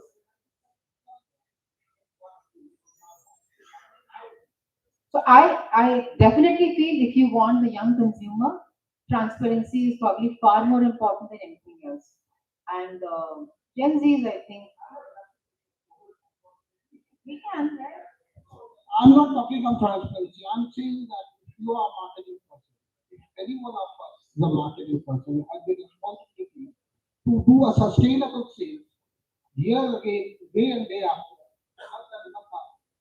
then you have to keep the cash register ringing. And if you decrease one biscuit or two biscuits, that doesn't mean that you are going to restaurants. Because you are maintaining the price point, number one. Number two is that you are giving them the release that because of the rise in the price of the raw material, we are not increasing. So I think to some extent, emotionally and very practically, I agree with Vinod sir. I would not have a very democratic opinion here of having a poll. You know, let's maintain as if we are back in the olden days of British Raj. Can I take it on to the next question when I invite Aradhika ma'am? Ma'am, this is for you, please. With consumers trading down under persistent inflation, something similar. With consumers trading down under persistent inflation, what concrete marketing moves, whether in product architecture, communication, or the pricing again, help protect perceived value instead of just shrinking margins? See, all three that you mentioned, while they're critical and important components of sales and marketing and the brand, but the brand sits at the heart of, the brand equity or the brand values sit at the heart of any business. And if they don't, sooner or later, it will not be able to. Why do you think at this point of time, there's so many legacy brands really, really struggling. Look at the social media of most of these legacy brands, and you can give me a few examples from a Dabur Real to a why? Because they're so dishonest. They have been so dishonest for so long. So my take is no product architecture, no pricing, nothing else will work henceforth because there are enough choices. Nobody is obsessively in love with any brand anymore. We want transparency. I think the new consumer wants honesty. And the marketing playbook today for any kind of, Well, consumer. ma'am, I thought people are still, crazy about brands like Louis Vuitton or any I don't luxury think brand. so. You need I mean, to. people who have a connect with a brand value, they Louis would Vuitton stick is to it. currently facing the biggest crisis at this point of Yeah, time. primarily because of the the public domain things coming up about their No, pricing no, it is elements and because all. luxury is being completely.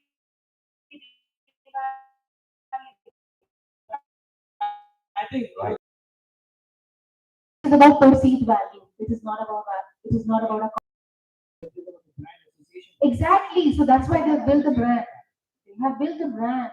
They have not made it about the product architecture, concept phone, concept camera. They have not built it about a certain price. They have not allowed me to finish, please. Let ma'am please complete her. So I'm not talking about that transparency. I'm talking about the transparency which they did. Tim Cook himself launched a sustainability campaign. If you see, that was one of their biggest campaigns last year. Why? Because they actually want to be seen as a green company. Whether it is greenwashing or not, that happened later, of course. At the end of the day, iPhone has its huge problems, but the way they've built the brand through advertising, through their retail stores, the way they build innovation, you can't even look inside the phone. This is not about product architecture. This is brand architecture. I think let me have the moderator role here, and I wish to make this chart beautiful, and I will allow the panelists I to have want a to say one discussion. last thing. Yes, ma'am. Today's marketing playbook has to be about brands being honest, human, and humble.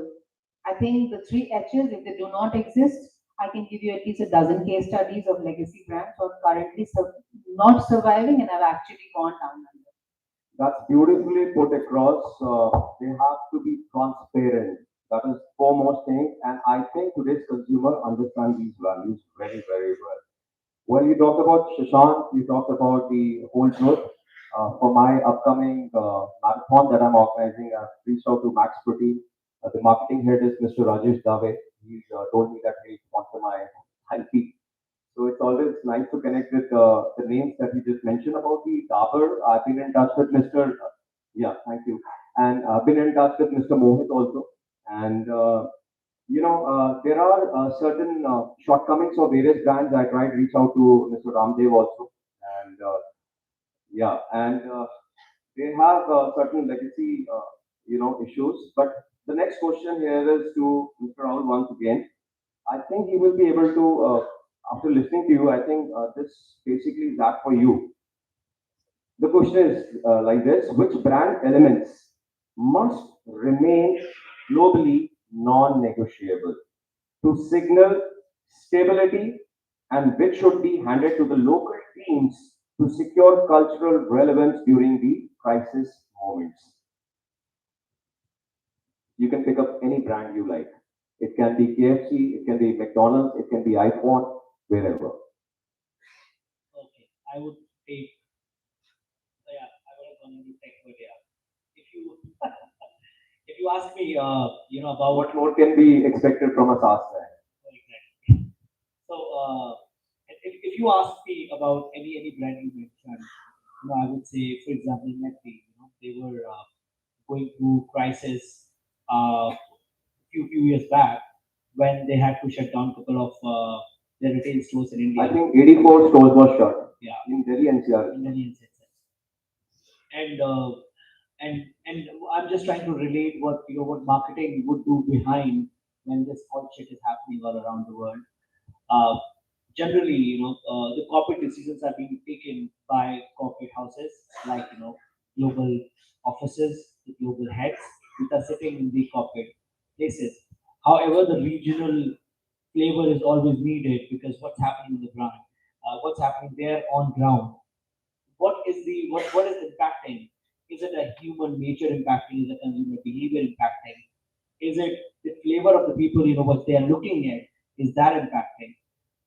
Or is our supply chain impacting? What you mentioned few minutes back, because anything which has a loophole in between, if your brand is going to fall flat. So what do you think are basically non-negotiable elements? I mean, on a global level. On a global level, for McD specifically, it's service and the quality. That's it. Okay, the taste itself. The taste itself, right? So I think in a bigger picture, so for example, if you talk about India, if you don't give them spice, if you don't give them a local flavor, they wouldn't like it. You can't have a burger here with extra stuff which is not available there. So they want it here. They will have a localized flavor. Hence, you always talk about localization, because you will have to have that global brand in mind, but always keep the local audience in mind when you are building any product or services. So I think the takeaway is basically service, which is non-negotiable element across the globe. So services can be in terms of any styling, any dressing up, the way you behave, how you briefed up your stuff, those kind of things. And then when it comes to taste, if a McD has a specific audience or a specific clientele which understands plant, then they would stick to it and would not venture into the spices management of any different cultures. So I think these are non-negotiable elements. We would not go on a micro detailing of various different facets of brands and the other. No, we are not talking about that. Yes, I'm talking to a larger issue. Yes, sir. As you were saying that, let us say services. No, I would say it is very important that. No, I'm not disputing that. What Yes. I'm saying is, across brands, technical brand, what is machinery brand, what is consumer brand, one thing has to be non-negotiable, that is quality. Beautiful. That is quality. If you negotiate, if you compromise on that, nobody can save you.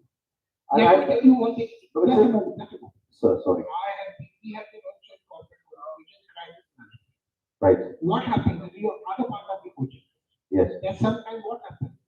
One issue stays here in India, but in other countries there is no issue. For instance, then you have to manage that particular issue. For instance, say non-veg. What is the burger? What is that? It was the only sector that they introduced aloo burger, tikki burger, और वो world में पूरी जगह वो चलने लगा. What I'm trying to say, you have a point. Different sectors के different market में आपको concern करने पड़ते हैं.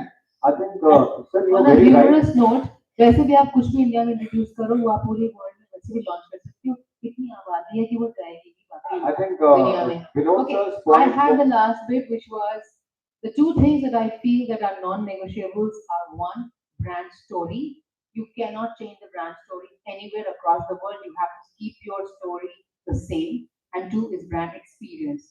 Everything put together, from service to product quality, everything there is something called brand experience. You have to feel, whether you go into a store in London or you go to a store in India or wherever else, the brand experience has to be consistent. I think Radhika ma'am has beautifully concluded this particular question, and that's how I was trying to conclude it too. When it comes to quality, which Vinod sir mentioned, it's on a macro level, but eventually, it consists of everything, and how Radhika ma'am brought out the brand story. This comprises of every single ingredient a brand has to offer. So I think as marketeers, you need to understand your brand very, very well, and their ideologies, what you need to serve on the table. My next question is to Mr. Vinod. Primarily because I somehow feel that Vinod sir has a very extensive experience dealing in the international forums. Given uneven macro resilience across regions, given uneven macro resilience, जिस तरह आपने अभी पहले भी बोला, across regions, how should global brands reallocate marketing investments between the higher growth emerging markets and, of course, the stressed developed markets without appearing opportunistic? Fantastic question. Thank you, sir. I salute you for this question. Thank you. And I salute the students of IIT Yes, for sir. this question. It's a fantastic question. And I would love answering. We were waiting. Please don't ever forget that nobody can decide which part of the brand campaign costing is working and which part is not working. Nobody in the world can decide that. So you have a stress market, keep it budget. If you're not increasing it, at least don't increase it. And emerging markets, if you forget them, and if you don't penetrate those markets, what will happen is you will lose your growth. So as far as the budget part is concerned, you have to balance it in such a way that stress market will lose it. लेकिन किसी ने कहा कि अगर आप चुप हो जाएंगे तो लोग आपके बारे में पता नहीं, आप चुप ना होइए, आप चुप बोल रहे हैं, ज्यादा ना बोले तो उतना तो बोलिए, ठीक है। और आपकी पुरानी पहली वाली बात में एक बात जोड़ूं, जैसे राधिका जी ने बहुत अच्छी बात कही कि हमारे यहाँ पे गाना भी सुना होगा कि वो जवानी जवानी नहीं जिसकी कोई कहानी नहीं। तो ब्रांड में अगर जिस ब्रांड की कहानी नहीं हो, आप उन्हें छोटा सा एग्जाम्पल देता आई वाज ट्रैवलिंग, तो हम वहाँ उतरे क्या करते हैं, क्लास की कमी है, तो वो थोड़ा ये स्टाइल था काफी पे, तो कहा कि आज जरा घूम फिराइए, हमने क्या एक क्लास में तो बैठे मार दो, I went out, so I could smell some aroma of coffee. So it was wafting around in such a manner, it pulled me in. Literally. It pulled me inside and I said, oh, let's have coffee here. So I had just had coffee in the place. When I went inside, I was very shocked. The aroma was magic. No. There was written on that, on the main cash counter. Cool coffee. Cool coffee. COORG. Cool coffee. Okay. And I, my God, ये cool की coffee यहाँ कैसे आ गई भैया? That guy had asked, it is really from India, this coffee you are roasting and the beans you are roasting, definitely, sir. But I said, let me check it out, whether they really know something or not. I said, it is Robusta coffee or Arabica coffee? This guy suddenly woke up. He said, the gentleman knows something. He said, sir, this is Robusta. Are you looking for Arabica? I said, no, why should I look for Arabica? Robusta coffee is Robusta. इसमें extra पंच होता है, इसीलिए India की coffee बिकती है। तो आप जो बात पूछ रहे हैं, मैं आपको ये बता दूं कि हमारे साथ बहुत सारे एडवांटेज हैं, लेकिन हम कहानी नहीं बनाना चाहते। आप कहानी बनाइए और ब्रांड को किसी भी रेट पे बेचिए, किसी भी रेट पे बेचिए। देखिए अभी एक ब्रांड क्या कोल्हापुरी वाली कंट्रोवर्सी हुई है, आपको याद होगा, मैं नाम नहीं लेना चाहूंगा ब्रांड को, क्योंकि मैं तो खुद ब्रांड वाला हूँ, तो ब्रांड को बता किसी को भी नहीं सकता। No, it's you, don't. Everybody knows it. पता है अच्छी बात है, पर मैं क्यों नाम लूं? लेकिन वो चप्पल अब कम रेट नहीं होगा, वो इतना साफ करेंगे एथिकल प्रैक्टिस के लिए कि वो एक जो उनकी कॉर्पोरेट है उनसे लेना शुरू कर देंगे बस, पर वो बेचेंगे 1 लाख की। तो अगर आपका ब्रांड स्ट्रॉन्ग है, nobody will guide you कि ब्रांड में जब ताकत है ना भैया, कॉस्ट सब एक तरह रह जाएगी, जब आपकी ब्रांड में ताकत होगी। I think, sir, we'll have to take it with a pinch of salt. That when you are getting into an emerging market, there has to be a very sustainable model of your marketing analysis and what kind of investments you would like to do. Beyond a threshold that you should not look to opportunist, and there is obviously a difference between being opportunist and being optimist. So I think this dilemma always stays with brands, but yes, I totally go with your stand that when the brand is a brand is able to propel its brand image without boundaries because of the product line itself, then I think it doesn't matter. My next question goes to Radhika ma'am, and I'm so thankful, ma'am, you've been so beautifully crafting the answers here, and the so-called the coffee hamper will go to you, I guess, as we are coming closer to the closure. Please the organize question, for Karan also to give it away. I'll just quickly He used to take be the question. brand ambassador of Lenskart at one point in time. Who, ma'am? Karan Johar. Oh yeah, the great Karan Johar. Ma'am, when geopolitical flashpoints demands a stance, whenever the geopolitical flashpoints demand a stance, what governance framework, it can be timing, the spokesperson, escalation, should guide how a global brand decides whether or how publicly to engage. Without sounding, what should I say? I think this question itself is the wave of the TradeWinds today. So Yeah, I'm but- giving you that opportunity now. But someone who's been selling to Indian consumers, to be very honest, this question is not appropriate for me. And I was going to be a little bit, humbly saying, pass. Next question, please. Honestly, because I think I've seen some interesting questions there as well, which I would love to maybe respond to. Okay, I have another question for you, ma'am. How can brands reconcile centralized brand control with strict conflicting local regulations like data localization or packaging claims while keeping customer experience seamless across markets? I think that's a fantastic question, and I think it goes with some of my personal experiences running some of the brands as well. I think decoupling governance, which is basically allowing the local heads of marketing to take decisions to decide on campaigns, is one of the biggest truths of today. I'll give you an example of Levi's, for example. Within Levi's, for the last almost 10 years, the brand ambassadors have been Bollywood celebrities for sure. But in the last 4 or 5 years, it has been entirely a local flavor. If you remember the Deepika Padukone ad, which was an 80s hit that was, who plays at the back. The whole insight is an Indian consumer insight. It's not talking about, the US ads would be talking about entirely different things, whereas Deepika, leading the Levi's women's campaign. And why I'm also citing it is because the campaign was successful both in terms of its popularity, but also the women's wear category has grown because of that. And which is how it should be. The campaign should not be just seen for how many views, how many likes, and how much engagement that is getting you. At the end of the day, it has to translate to business. So whether it is that or even at Lenskart, in fact, I wish I could show you two campaigns that I did simultaneously, one for India and one for Singapore, and how we did it differently. India one had Bhuvan Bam. You're aware of Bhuvan Bam, right? He was a brand ambassador for almost a year. Amazing guy, and one of the biggest YouTubers of the world, possibly not just India.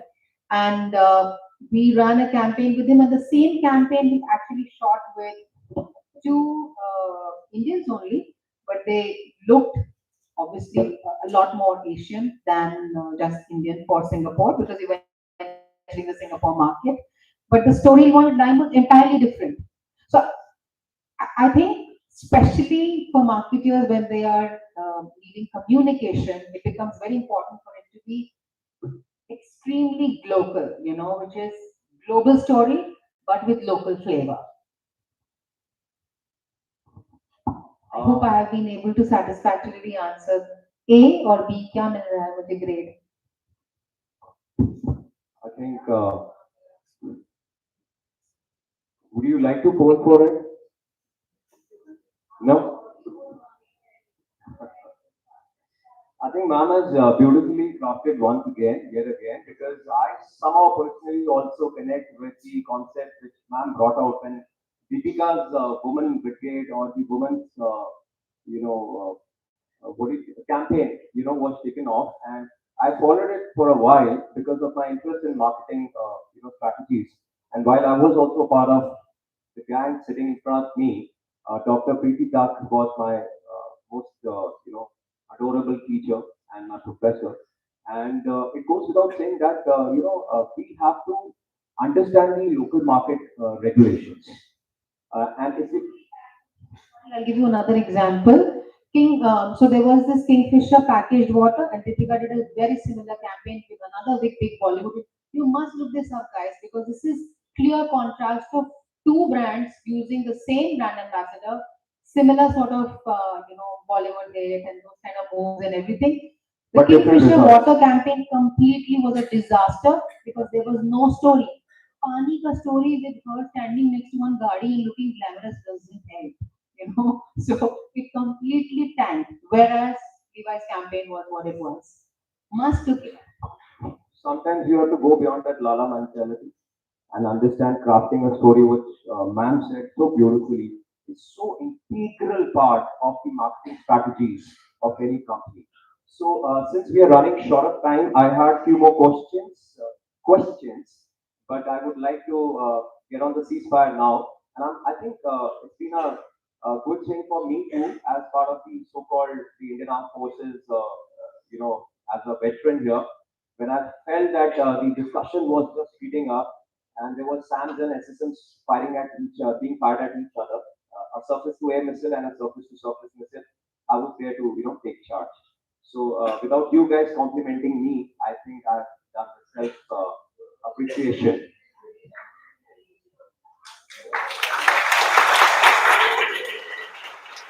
One more very interesting thing, again brought up by our panelists, which is not part and parcel of this, war game today. However, since ma'am has opened the forum for any one of you to come up and ask any question, this involves just not one a loop-sided discussion, but this involves, a two-way communication. That's when we feel that we've been able to, give you something which you can use it in your future journey. Any question? और आपकी आवाज इतनी बुलंद होनी चाहिए कि आपको mic की जरूरत ना पड़े। ये आपका कमांडर विक्टर माइक बोल रहा है। Please don't forget to like share and subscribe to my channel Commander Victor mic.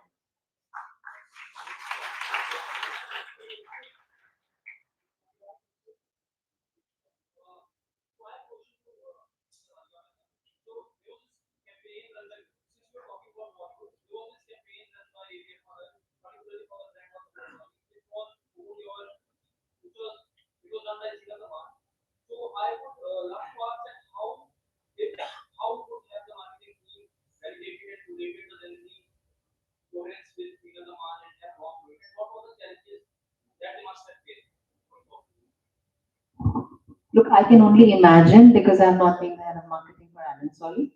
Frankly, I think that they have taken the brand to the dogs. It's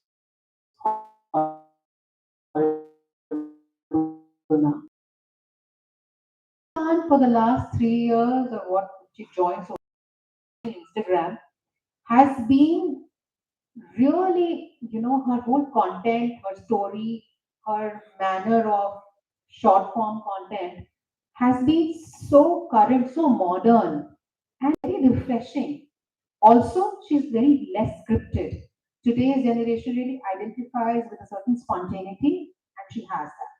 And which is why, with the lens, if you keep a very hard lens of say, how old is she was relevant then, etc., then she won't make it. But keeping a lens of really the same, Alan Solly's storytelling on the consumer insight, where they wanted to possibly have a fresh, new feel, I think Zinat Aman fit right in. And therefore, possibly they would have chosen her. So what I feel, because every campaign meant to be for a specific audience, right?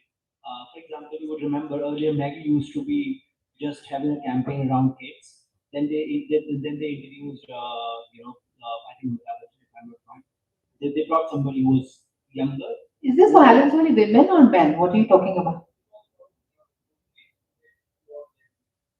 It was not gender specific. So it depends on who that campaign is meant for.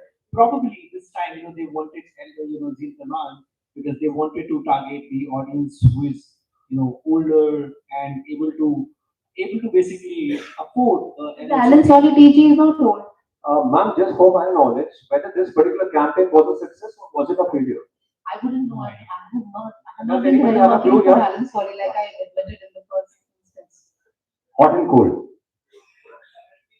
See, it's also about when they take on influencers because they want the whole aura of the influencer to add on to the brand aura. You know, like you're taking on Amitabh Bachchan. Abhi, most of the times Amitabh Bachchan is not been taken कि भाई आपने ये मूंगफली बेचनी है कि आपने ये बिस्किट बेचनी है. Amitabh Bachchan is this larger than life brand. It piggybacks on you. You become this large. Everybody says, oh, they've taken Amitabh Bachchan. It's going to be a solid brand. You know, Yes. it's that. It's not about that product at all. What happened here? Very rightly said. Amitabh Bachchan की बात कर रही है आप. तो अमिताभ बच्चन तो actually में कोई ब्रांड नहीं है. क्योंकि अमिताभ बच्चन जब आ जाते हैं तो अमिताभ बच्चन ही होते हैं. हाँ, अपने आप को तो अरे भाई आप कुछ ऐसा पूछना चाह रहे थे. एम्बेसडर के लिए नहीं होती. मैंने जाके पूछी जैसे मेरे हाथ पहले किया था मेरा बाप छोड़.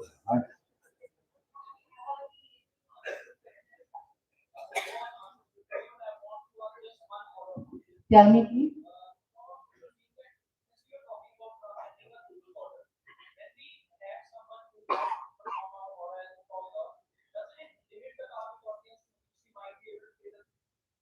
See, there are both sides. There is an upside.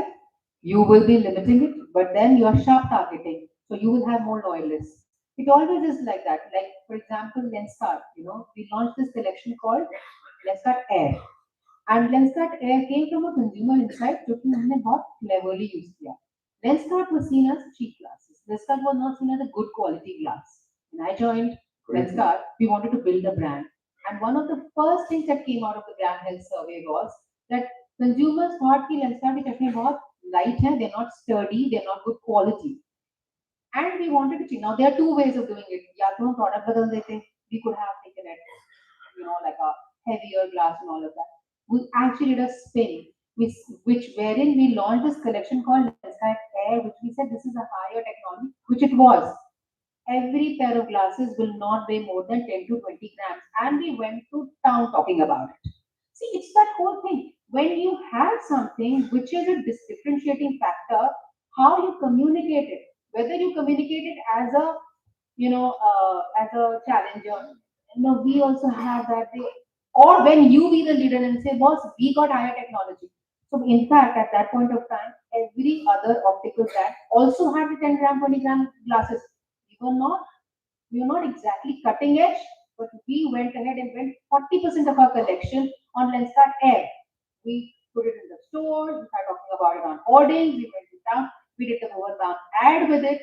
We spent an enormous amount of money on it. The results, till date, 40% of sales come from Lenskart Air, which we launched. Correct. So, I totally agree, and I'll later add on something to it because I have read the Lenskart story too. Vinod, sir, you want to add something? Yeah. You see, I would say that for every brand, most of the brands, you see, वो जब सब एक ही technology से बन रहे होते हैं, you have to differentiate as you rightly said. Then you have to catch on and latch on something which is everybody does, but you have latch on. It becomes your unique selling proposition. I'll give you three examples. एक cement company है, वो कहती है कि ये जल निरोधक है, एंटी रस्ट है, जबकि cement What has it got to do with rust? Yes, cement by nature, by composition, by manufacturing is rust proof. Because अगर rust रखता तो गिर जाता है. Rust, R-U-S-T, junk निरोधक. And every refrigerator, एक कंपनी ने बोला कैल्विनेटर, ये पफ वाला है, पफ, जबकि हर रेफ्रिजरेटर पफ वाला है, उसके बिना कुछ बनता नहीं. दूसरा, तीसरा एक आपको देता हूं. A company said, Colgate, ये झाग वाला है. अरे झाग तो सारे टूथपेस्ट वाले होते हैं, पर उसने कह दिया तो आप दूसरा कोई नहीं कर सकता, उसकी यूएसपी बन गई. ये difference. So what I am trying to tell is that USP is also very necessary. You have to find or create or identify. I think that go with the Radhika ma'am. She beautifully brought up there are certain ups and there are certain limitations when you're transversing from one geopolitical scenario to another geopolitical scenario, depending on various factors. You know, what is the calling point? What are you trying to push? In terms of Lenskart industry, it was an eye-opener for me too, because I'm one of those who like to wear Burberry, right? But when when I understood through my cousins who've been working with Turbulence or Bosch Lofts, they tried and explained me that, brother, you're living in a very cave state. If you come to the market, this is what Lenskart is today. And in today's world, Lenskart eyes for maximum 250-meter distance or minimum 250 meters distance, and they can have another store. So it's become a, India, within Indian continent, it's become a global, brand. And that's how I opened up my eyes, and I was feeling that I'm still a caveman, right? Still, I will pursue to wear what I like because of certain brand values and all. But nothing against Lenskart. I have already approached Lenskart to, sponsor my event too. So, yeah. So, is there anybody else who would like to ask a question? Okay, we have. I'm so sorry, ma'am. I'm so sorry. Okay, women power, Nari Shakti first. Good evening, I'm Ishani Mira from the batch of 27. Come, just, yes, please go ahead.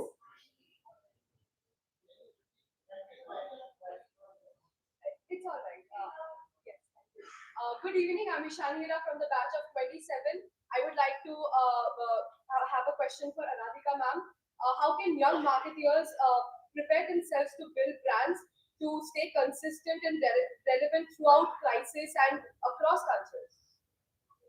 You guys are, see, frankly, you will need to do a marketing class with me for that. And I'd love to be here again because I honestly, not because people said it, but I think the quality of questions is definitely way higher than most of the questions that I receive. And yeah, so I'm pretty impressed that way.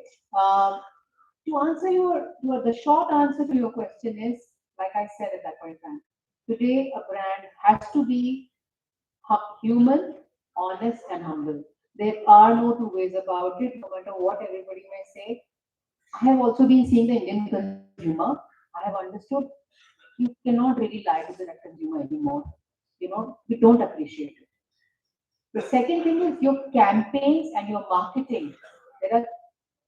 We say 4 P's all the time. I'm giving you the 4 P's for a campaign today.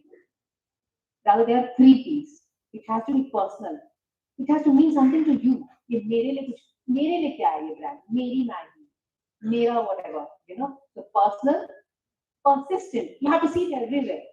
Literally, when you are in love with something, it has to pop up everywhere. It has to be persistent. It talk to you some banners, some emailers, everywhere.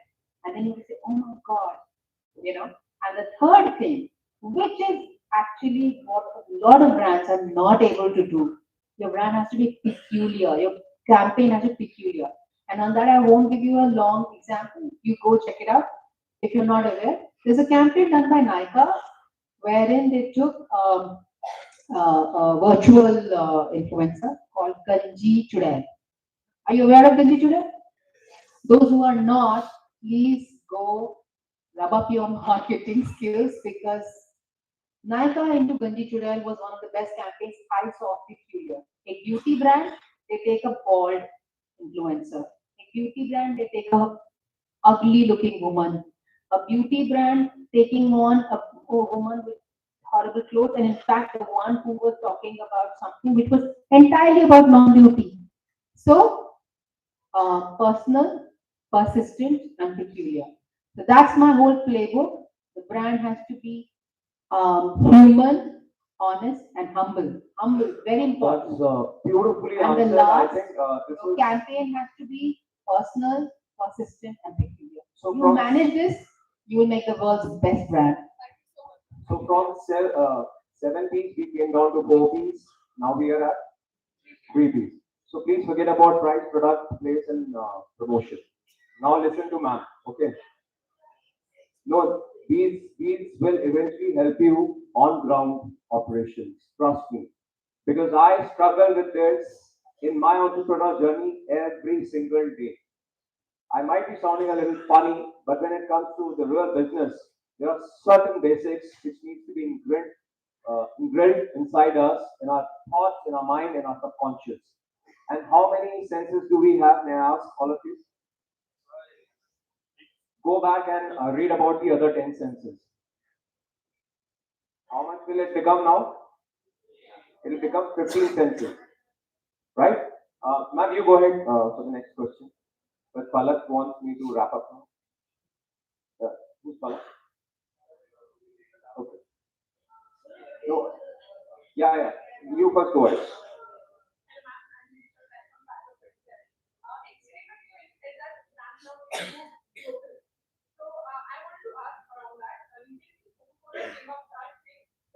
In India, you cannot consider India just one part of it.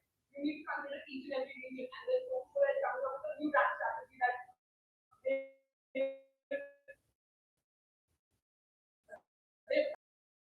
India is very diverse. I will let you my consulting see. Okay. But no, seriously, you see that question pretty much is at least a 2 month exercise, to be honest. And there is an Indian brand, and there is an international brand of lab grown diamonds that is entering, and I am consulting with them. But I mean, if a short answer were to be given, India cannot be considered as one. There is no doubt about it. And I think marketeers have known this for as long as they've known.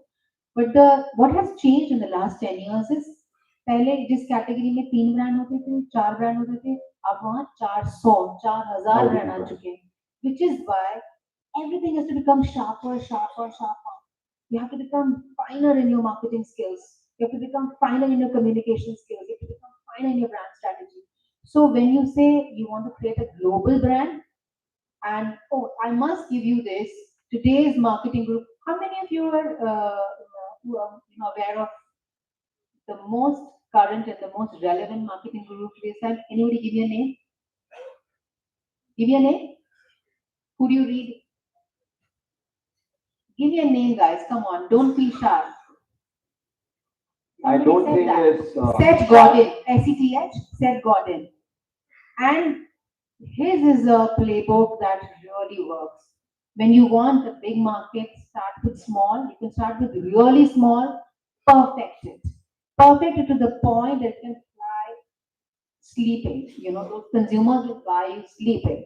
And once you perfected that, then you start going big. Then start scaling.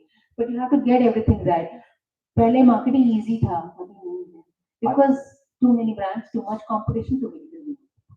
I think she's answered your query while it was more of a consultation question. And I think you were preparing for your interview when a foreign brand is sitting and asking you this question. That if I'm entering Indian market, what would be your advice? Can I get the last question, please? Yeah, before. No, it's okay. I mean, quickly you can go through.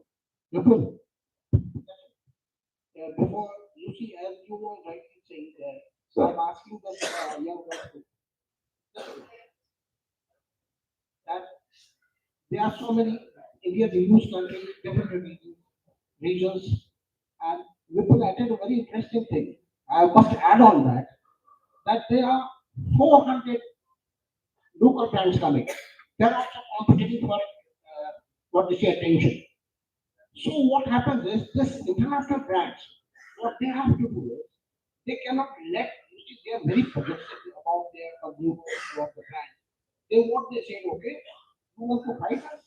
Come on, guys, we'll show you. They'll introduce a local brand also. So that is the strategy. So it is not necessary that the international brand will have a one pan-India campaign. It may have different campaigns for different audience for different reasons. Okay? Without charging money, no pay to it. So now you have multiple answers. Should I wrap up here, or should I take the last question? Your question is to Rahul, sir. Yeah, please go ahead.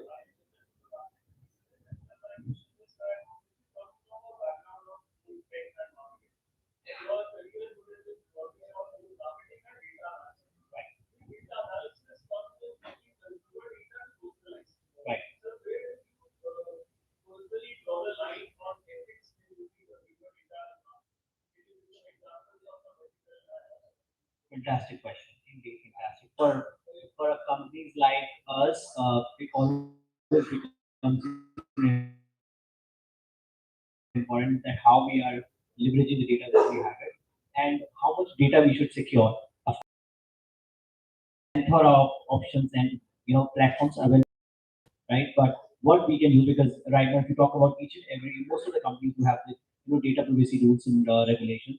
So first and foremost, it is important for us to adhere to those privacy rules which we have. For example, in Europe we have GDPR. So without anyone's consent, we cannot email them. And if we have if they have unsubscribed, we cannot email them again. And in Europe, for example, we have GDPR, and they will have to double opt-in. It means that you will have to say that I want to receive an email from you, then you will receive it. Be it you say no or yes, we will need a consent from you. So whenever we go for, so I give an example. Let's say we attend so many trade shows in a year in different countries. So when we are connecting with people, we get the data from them, and then we get the the tick mark from them then and there that you would want to receive an email from us. Those will be promotional emails or an operational email. Okay, if we have a promotional email, then they say, okay, yes, you can send out as an email. Then we go, put them into a nurture campaign, which we will be running in after event. So that's how we segregate and demarcate it. In India or in international region like APEC and IMEA, the data privacy rules are not that harder as we have in European region. So we have a very thin line when we are trying to use that data in order to do the analysis that how much data we are able to use and how much we are able to leverage for our marketing campaigns. Wonderful, wonderful. I think it's actually a very thin red line nowadays in the Indian continent. And I, for one, work on the RDBs, and we have data of lakhs and lakhs of our customers. And all we are doing, like you would have seen Insta stories, people going on Shark Tank and claiming that they have almost how much percentage of Indian continent's data with them, and you can buy it within some 999 rupees. So I think we've got beyond that concept of ethics in this domain here. But of course, as beautifully Rahul has brought out, it is something which we need to ponder on. And in this, our standard operating protocols or procedures of the companies is very, very stringent. As in, what do we want? Whether we want it for promotion purpose or whether we want to personalize this by personalized ad campaigns. And how far can we ensure that these data doesn't go beyond a boundary that is a no-claim zone? And just to add, a lot of companies like tech companies who have a governance committee inside, they are regulating the data, what data you are getting, what is the quality of that, and are we exploiting the data or using it in the right way for a brand? Because one miss in the data, it can lead to a like complete destruction of a demand. The marketing and a part of the governance committee. Yeah, it is. लड़ाई हो जाती है marketing head की. We are. Honestly speaking, what ma'am just mentioned, the undercurrent, it is true to some extent. Lie ho hi jati, because a marketer would not even think, once, twice. I'm dealing on a daily basis. I know, and I know you are a sandwich. You are sandwiched between two different ideologies, and I can understand. But you look at from my perspective as an entrepreneur. What do I want? I want data, right? So I do WhatsApp blast. I do email marketing. And that's my everyday's campaign, and I survive on it. Depending on what's my cost per lead, I don't care at times. Depending on how many conversions, I don't care. So Vipul, an interesting fact, till 5 years back, when we were meeting at a marketing, whenever we used to meet a marketing forum, somebody tried to write, "Yaar, हमने WhatsApp में ban कर दिया है," because it was a bit like कि हमने इतने पैसे भेजे, हमें ban कर दिया गया. Literally, we would share the call कितनी बार. I'll just add on to it. One of our friends, he's running. Just one more thing. Sorry. Yeah, please. So when you are talking about that, हमने इतना banner कर दिया India में, the marketing, the WhatsApp marketing or messaging marketing, because I did my internship with SMS Country. I don't know whether you guys heard of. So 160 by 2. So 160 by 2 was the first company in India. They introduced laptop to phone messages, and they used to do the email, the message, the text messages campaigns. They exploit the data because let's say they will get my number 958289380. They create a series and they just sell it. They don't know whether the number is right or wrong, what they do, but they're running the business. So I'll add on to it. A friend of mine, he's running a company called as What's Boost. And what this man brought out a couple of years back, that's a little older story. Now the technology has taken over. We work on virtual numbers as what Rahul is bringing up. So every virtual number will be allowed permission of 50 messages per day. If it doesn't get blocked, it gets doubled the next day. I should not get a block report. ना उसमें चला जाता है. It goes into hibernation for 3 days because it says okay there's a bot sitting there. 72 hours तक आपका freeze. So anybody who wants to consult for some troubleshooting, I'm available. Ma'am, I think we've had first of all, may I invite for a beautiful round of applause for our panelists here who's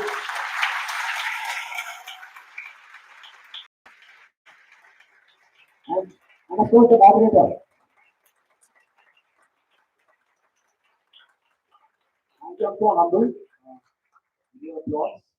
We don't know that whether we deserve it or not, but when it comes to the thumping, appreciation, it always makes a beautiful day for us. Last शेर है आज के लिए. दरारों के दरमियां बनती हुई ख्वाहिशें.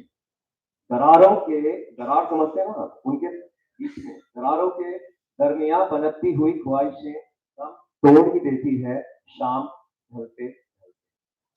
So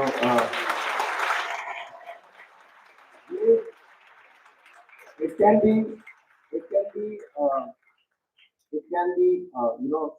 closing of this evening, but always remember,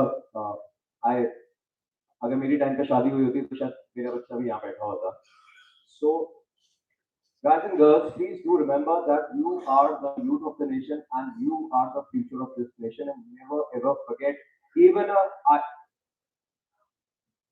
so you never forget that. And all I am trying to, I'm living for a purpose, and the purpose is either women empowerment or youth of the nation. And I see these ignited minds, tomorrow's future. So even if you're sleepy, doesn't matter.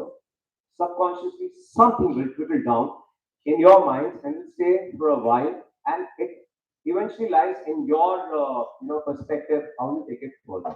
Without further ado, may I please request the further felicitation part, and I'm sincerely apologizing for taking so much of your valuable time.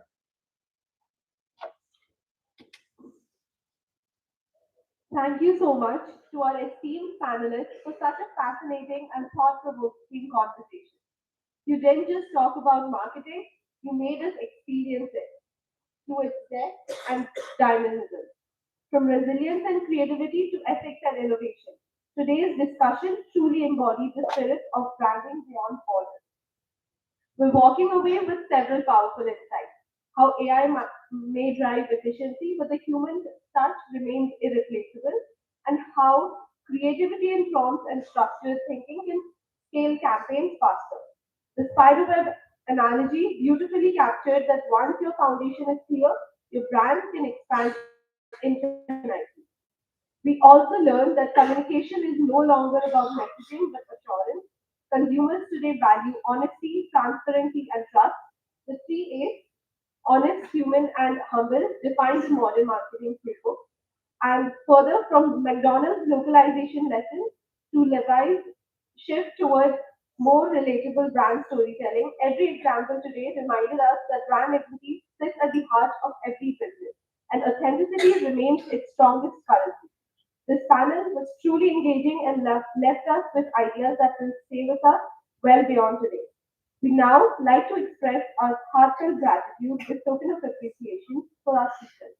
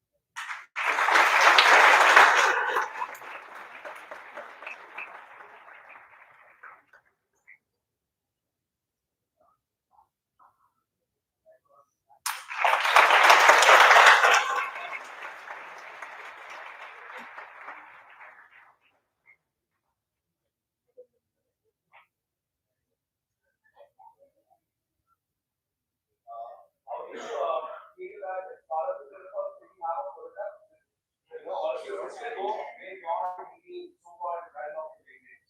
And this is exactly what we need to.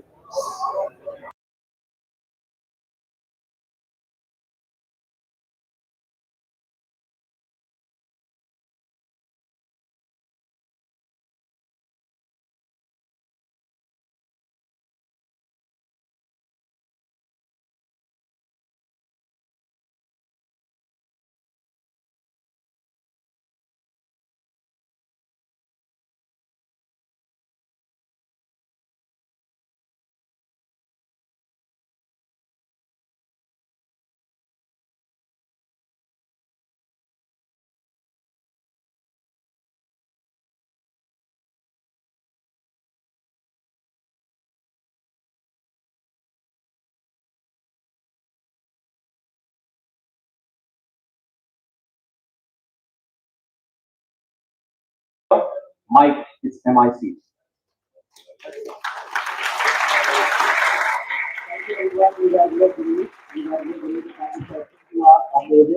All the very best.